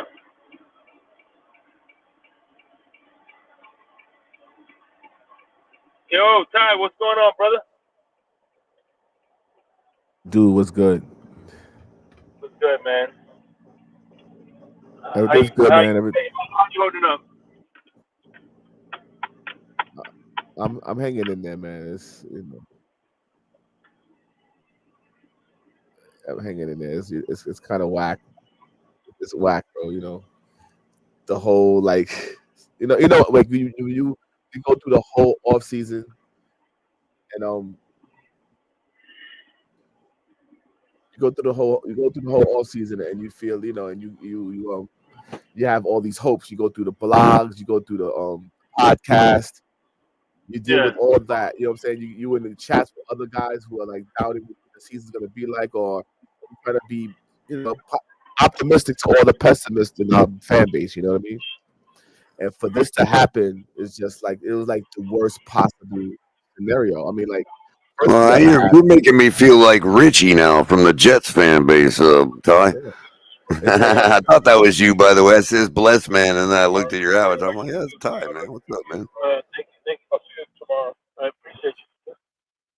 Good friend of the tailgate. Ty, bless everybody. Yeah, man. And by the way, so y'all know he's working on my new intro. Yeah. Oh, that's right. He helped you with the one you're currently using, right? Yep. Yeah, he did. Yep. The in the blender. The blender. I know. I gotta smoke shop joint. I gotta tap him if he's got any skills at ska music. You know what I mean? Ooh, like ska, root ska, not like ska punk, like root ska, like reggae ska. You know what I mean? Okay, there you talking. Like Marley style, old Marley style, like I haven't really ventured into that, but I know I love it. Something I love, But Ty, real quick, it's kind of like the feeling I had is kind of like it's like you're watching two prize fighters, right? All year for a whole year. You know what I'm saying? You get the pay-per-view, you get a spread. You know what I'm saying? You fight all your friends, and it's a one-round knockout. Yo, that's exactly what it felt like. But you're right. You're right, though. Going into next week, telling everybody how we're gonna win, I'm gonna feel a lot like Richie from the Jets fan base. At least I'm gonna know what he feels like always knowing that your season's busted in the second week. And still having to run a podcast and all that. Somebody who's a big Isaiah Harris, a big Dolphin fan. He always writes a lot of things, and something that he was really big on is us having a really competent third wide receiver. And I'm gonna be. It's gonna sound like weird, but none of this happens if we have a competent third wide receiver. Tua doesn't have to go try to make a play to spark us to bring us back from 21. If we have a competent third wide receiver, you know what I mean? Not somebody or that competent third wide receiver could have laid a block on that guy he ran into. You know what I mean? True that. Exactly that. Even if that was if that scenario would have occurred again, but I think Tua was unfortunately trying to make something happen. You know what I mean? And he couldn't. He paid for it dearly. We paid for it dearly. But that throw to Dubas, man, like that set the tone for the whole game, man. Set the tone for the whole game. It was terrible. And OBJ being hurt, Craycraft being hurt, Easy E, then he had to get like an injury settlement. Then he's back on the practice squad. Like these were all the people we were expecting to be our third wide receiver. You know what I mean? And even Washington, Malik Washington, like we're down to the practice squad people, and that really hurt us, man, because they doubled both Reek and Waddle, took them out the game, and we had nothing. We did a couple of good checkdowns to Janu and to A-Chain, but beyond that, we had nothing. Yeah. And I'm with you, Chef Jude. Don't worry, bro. It'll be you and me at the end of the season, man. Don't worry about it, bro. I ain't going nowhere. We're still going to beat the Bills the next time we see them. We're still going to sweep the Jets, and we're still going to sweep the Patriots. I don't care what y'all think about me. Call me a homer. Call me whatever you want to call me. Okay? It's going to be me and Chef Chew eating cupcakes while you all are, missing the playoffs. It's 15 games. Anything can happen, man. Anything can happen. Shake will be there, too. I'm gonna be real, man. Mike McDaniel seems off this year. And nobody am I tripping? Like he doesn't see the magic isn't there in his play calling. I'm just, Well, again, now that's risen the question again of why that is, and if it has anything to do with limitations of 1-2 Tagovailoa. You know what I mean? I wonder. You can see, I don't understand what would be basically because what the defenses are deploying against us, these are our options with Tua, as opposed to. I mean, I'm just putting out what the other thought would be. You know what I mean? Like people are really starting to ramp that up again because of it. You know what I mean? Like with our struggles last week to start the game. And then, not getting off the ground again against a good team. You know what I mean? I don't hold much water. It's still it's the Buffalo Bills. I mean, it's I don't subscribe to the good team, bad team narrative. We got to win every game we play, man. I agree with you there. That's why I just stuck to calling them the Buffalo Bills. We all know what the Buffalo Bills are considered. You know what I mean? Yeah. Whatever verbiage a person wants to use, But I don't know. It's just that's really a shame. Honestly, I don't want to give up. I honestly, I've said from the beginning that I believe that Mike McDaniel believes that he can win with Skyler. So I can't say I'm convinced. I'm just saying that I am convinced that Mike McDaniel believes in his own abilities to get it done with Skyler. So. Well, and if there is practice, now think about this though, Ty. If there is some kind of limitation that either we can't see or people don't want to realize or whatever it is, and Mike McDaniel made us the most productive offense in the league last year while getting back into the playoffs twice in a row. I mean,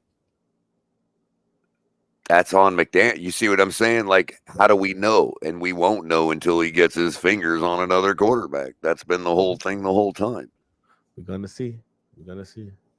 If Tua's out for an extended on the time, players. That's going to depend on the players to believe in him too. Because if the players don't show up for Skyler, it don't matter what Mike McDaniel does for him. That's fact. Same with Tua. I mean, wouldn't you say the same? But would you say the same thing about Tua? If the players all of a sudden stop showing up for Tua, wouldn't you say the same thing? Mike McDaniel can only do so much. I would say that these players need to be cut and fired. They're getting paid to go out there and play ball. You got to be professional. Well, of course we know ideally, but we also know they're human beings, and we can't force them to see things the way we do. Right. We can't force Chosen to run the right route or not slip on top of the route. And the real point is that if for whatever reason a mind virus went through the building and they all wanted to stop showing up for Tua, it'd be the same situation. There's only so much Mike McDaniel can do to make Tua look good there. You know what I mean? Mm-hmm. But they would do that if they had another choice, right? That they thought was better. Well, that's the question. That this early in the season is a big factor there. It's not as if it's just one more playoff game and we can all go home for the season. And so what if we don't make the play? If we don't go advance further, it's just Skyler. You know what I mean? But this early in the season, you would like to believe that the players still believe that they can win with anybody. You know what I mean? Or reasonably anybody. You know? Skyler is that's the guy we took before Purdy. Right. And they have to be honest with themselves. The way the team is caped up for Tua, they have to be honest with themselves that part of the reason they did that is because they themselves know that they need to help Tua. So why would you not have that feeling about any sufficient quarterback I don't see it that you've way been at all. practicing? I mean, because remember, the number one's practice with Skyler too on a daily basis, in camp and all that. Sometimes. It's not as if they don't have a certain amount of trust in Skyler. You know what I mean? But I've been, one thing I kept really close watch on was the training camp, and the team just they can't do what Tua does. Tua has skills. He has a skill, And that may be true. That may be true. Yeah. But there also may be skills that Skyler has. Yeah, but he has to run his own that offense. Tua doesn't have, that Mike McDaniel can shift over to utilizing those. Because remember what the West Coast is about. It's about excellence. It's about everybody performing to the best of. We heard Flores say this, but we also heard McDaniel say it because it's kind of cliched, but it's actually part of the West Coast philosophy of making the player the best version of themselves. And then, of course, putting the pieces together to say, well, if this person can do this and that person can do this, and they all do it the best they can possibly do, then I can formulate a strategy and a scheme and all that to utilize it. This was the Bill Belichick philosophy in New England with the Earhart-Perkins system. It's like, look, I'm going to give you a broom. You are really good at sweeping floors, let's say. So I'm going to give you this broom. I don't want you to sweep floors yet. But when I ask you to sweep floors, I need you to do this the best you've ever done it in your life. And that's how Bill Belichick would put personnel together on the field, scheme-wise and all. That's why they always would be like a Camille. This year we're running the ball. Next year we're passing. And you see what I'm saying? And guys like James White winning the Super Bowl for them. Who's James White? You know what I mean? All the great slot receivers they've had, and Tom Brady and all this other stuff. It's like, because he's like, look, you do this particular thing very well. You suck at everything else. That's why you're not going to get taken by another team. So when I want you to do this one thing and I ask you to do it, you better do it. That was the whole do your job philosophy. You know what I mean? That's really the deeper part of it. And so McDaniel, I believe he kind of thinks the same way. Like, yeah, I'm going to have to do it differently, but I can have as much success in a different way with Skyler's attributes, because that's what the West Coast is designed to do, is exemplify every player's attributes, all 22 of them or 11 of them on the offensive side of the ball. You know what I mean? For sure. It's baked in, is what I'm saying. I would like to see what he builds for Skyler. That doesn't mean that Skyler can actually operate that and all that at a high level, no matter what McDaniel schemes for him. That could be true too. He could just be garbage. You know what I mean? It is what it is. We'll find out. But up to this point, since we've drafted him, Mike McDaniel has showed more trust in him than our fan base has. Let's be honest.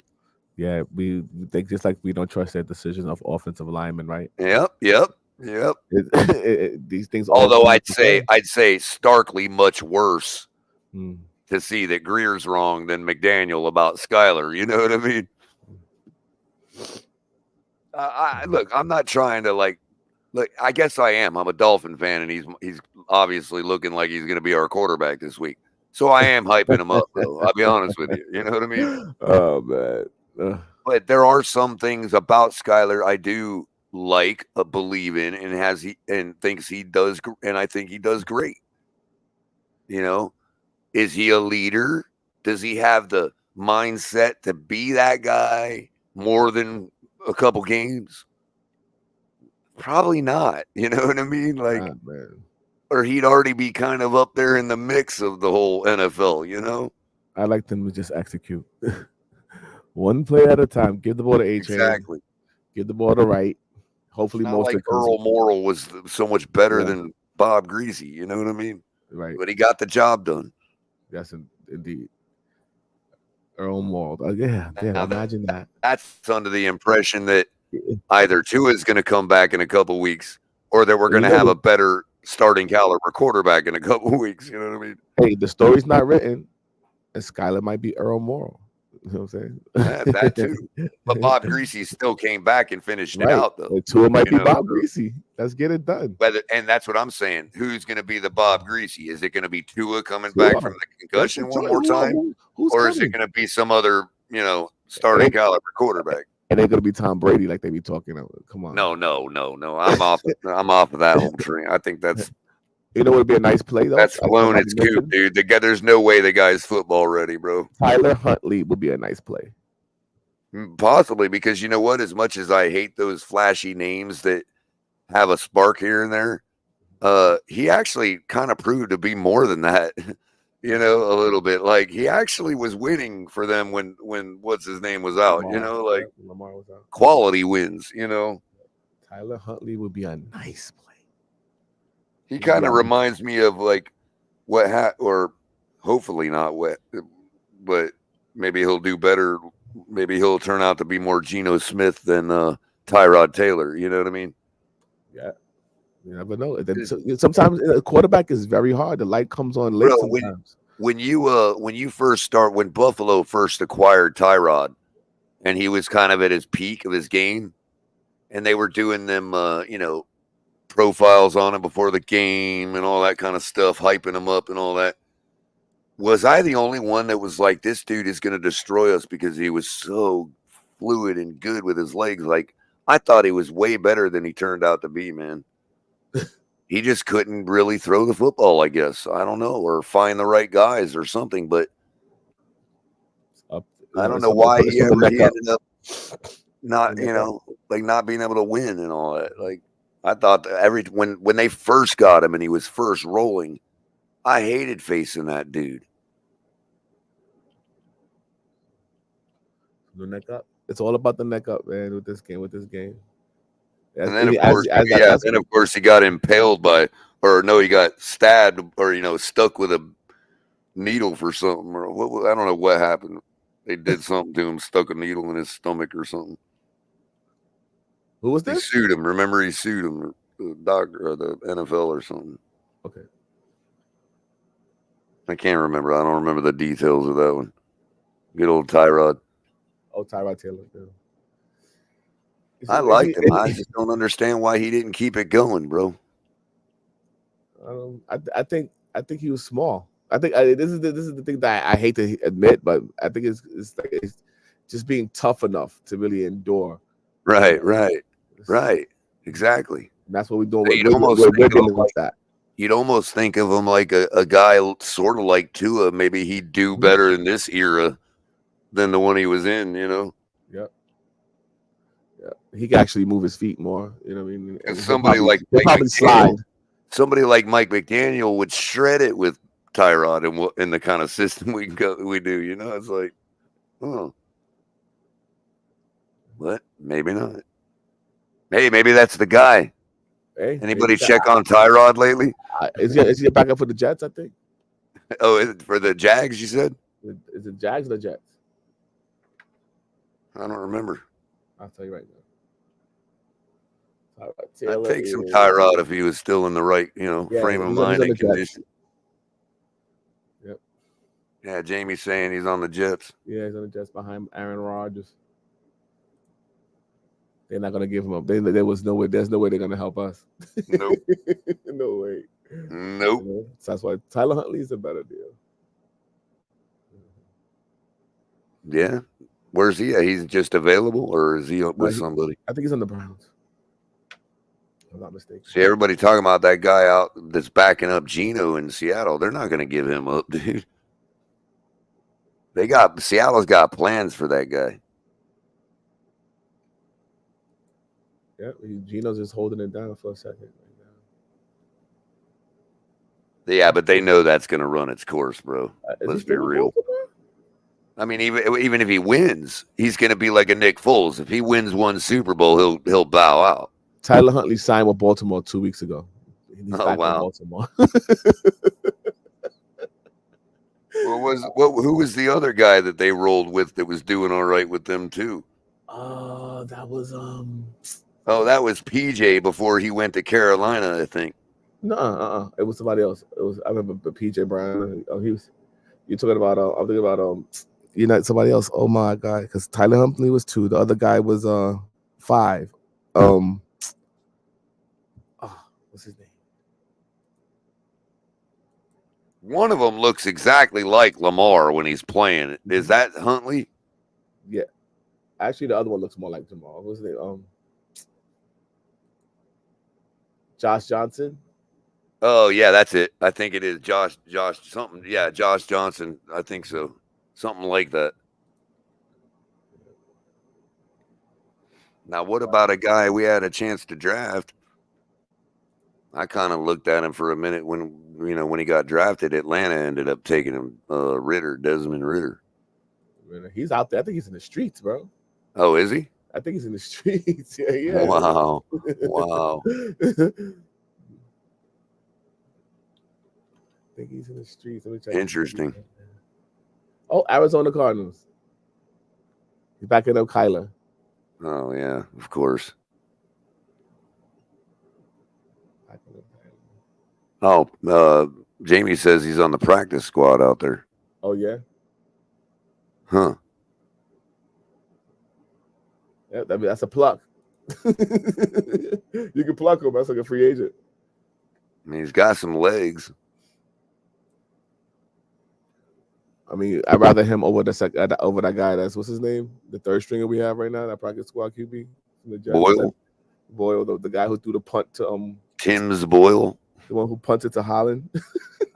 Right? How big is this Boyle? I don't know. He punted to Holland. Holland had 100-something yard return. Ah, dang, man. I got to get out of here. It's freaking, I've been on for 4.5 hours. Yeah, let's go, brother.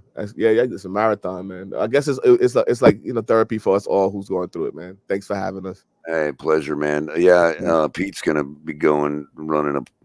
If you all want to hear what he's got to say, he's started up at 6 o'clock, from what I understand. He'll be turned up. I'm not trying to give Pete a free promo or nothing, but hey. That's gonna be pretty interesting to listen to. I'm gonna be over there, so Yeah, I'm gonna check it out. Hey, Ty, bless you. You're a blessed man. That's why you said blessed man on your thing. Makes Thank sense. You, brother. Much respect, Culler. Shake money wherever you are. Yeah, man. You got any where you want people to follow you or what? I'm gonna be here. I'm a Dolphin fan. Just you can follow my YouTube. I'm a regular dude. I have a musical past, but I've been a diehard Dolphin fan all my life, entire life, 40. Well, if you had a musical past, everybody get to his channel and help him have a musical future. That'd be awesome. That'd be life changing. Get him to start up a Fiverr account, and everybody can buy music from the guy. Yep, I'm streaming, man. Just search Ty Bless. You'll find I have a lot of music out there in the universe. Right on. Joe Rist, I see you popped in earlier, man. Joe's out on vacation in the middle of nowhere, Europe. Wow, that's trying to get himself kidnapped and taken to a hostel or something. Get a massage. Yeah. I'm like, I've been to that part of the world, dude. I'm telling you, that stuff could happen, bro. I'm just saying. Wow. I mean, I traveled like from Germany into Italy through Austria and Switzerland a couple times, and I don't remember seeing not one police officer for like days, bro. On the border, at the border, I remember it's kind of, you don't see any police officers till you get to the border check, and then you see the submachine guns and stuff. Yeah, and you're like in the mountains, and shit. It's like that shit could really be happening somewhere. You know what I mean? That movie freaked me out, man. Only because they set it up the way they did with the,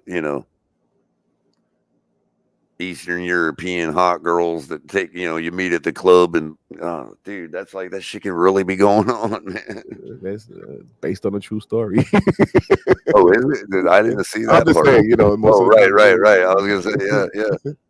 They could have put that on there, and anybody that's been to that part of Europe would have just thought, oh yeah, of course, based on a true story. I could see something like it's crazy.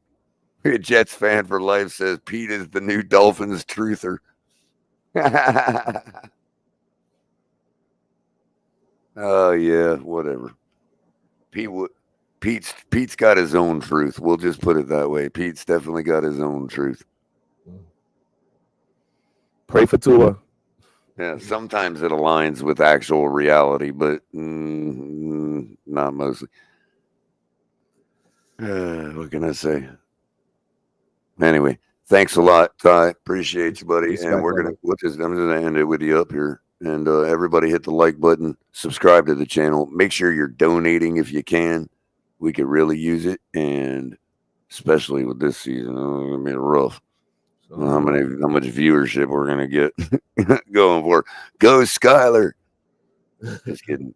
Go Fins, everybody. And look, it is what it is. Let's win. Let's try to find a way to win. Keep our heads up, and keep watching our favorite football team. Because you know what? At the end of the day, aqua and orange is still the most beautiful two colors together, color combinations in all of football.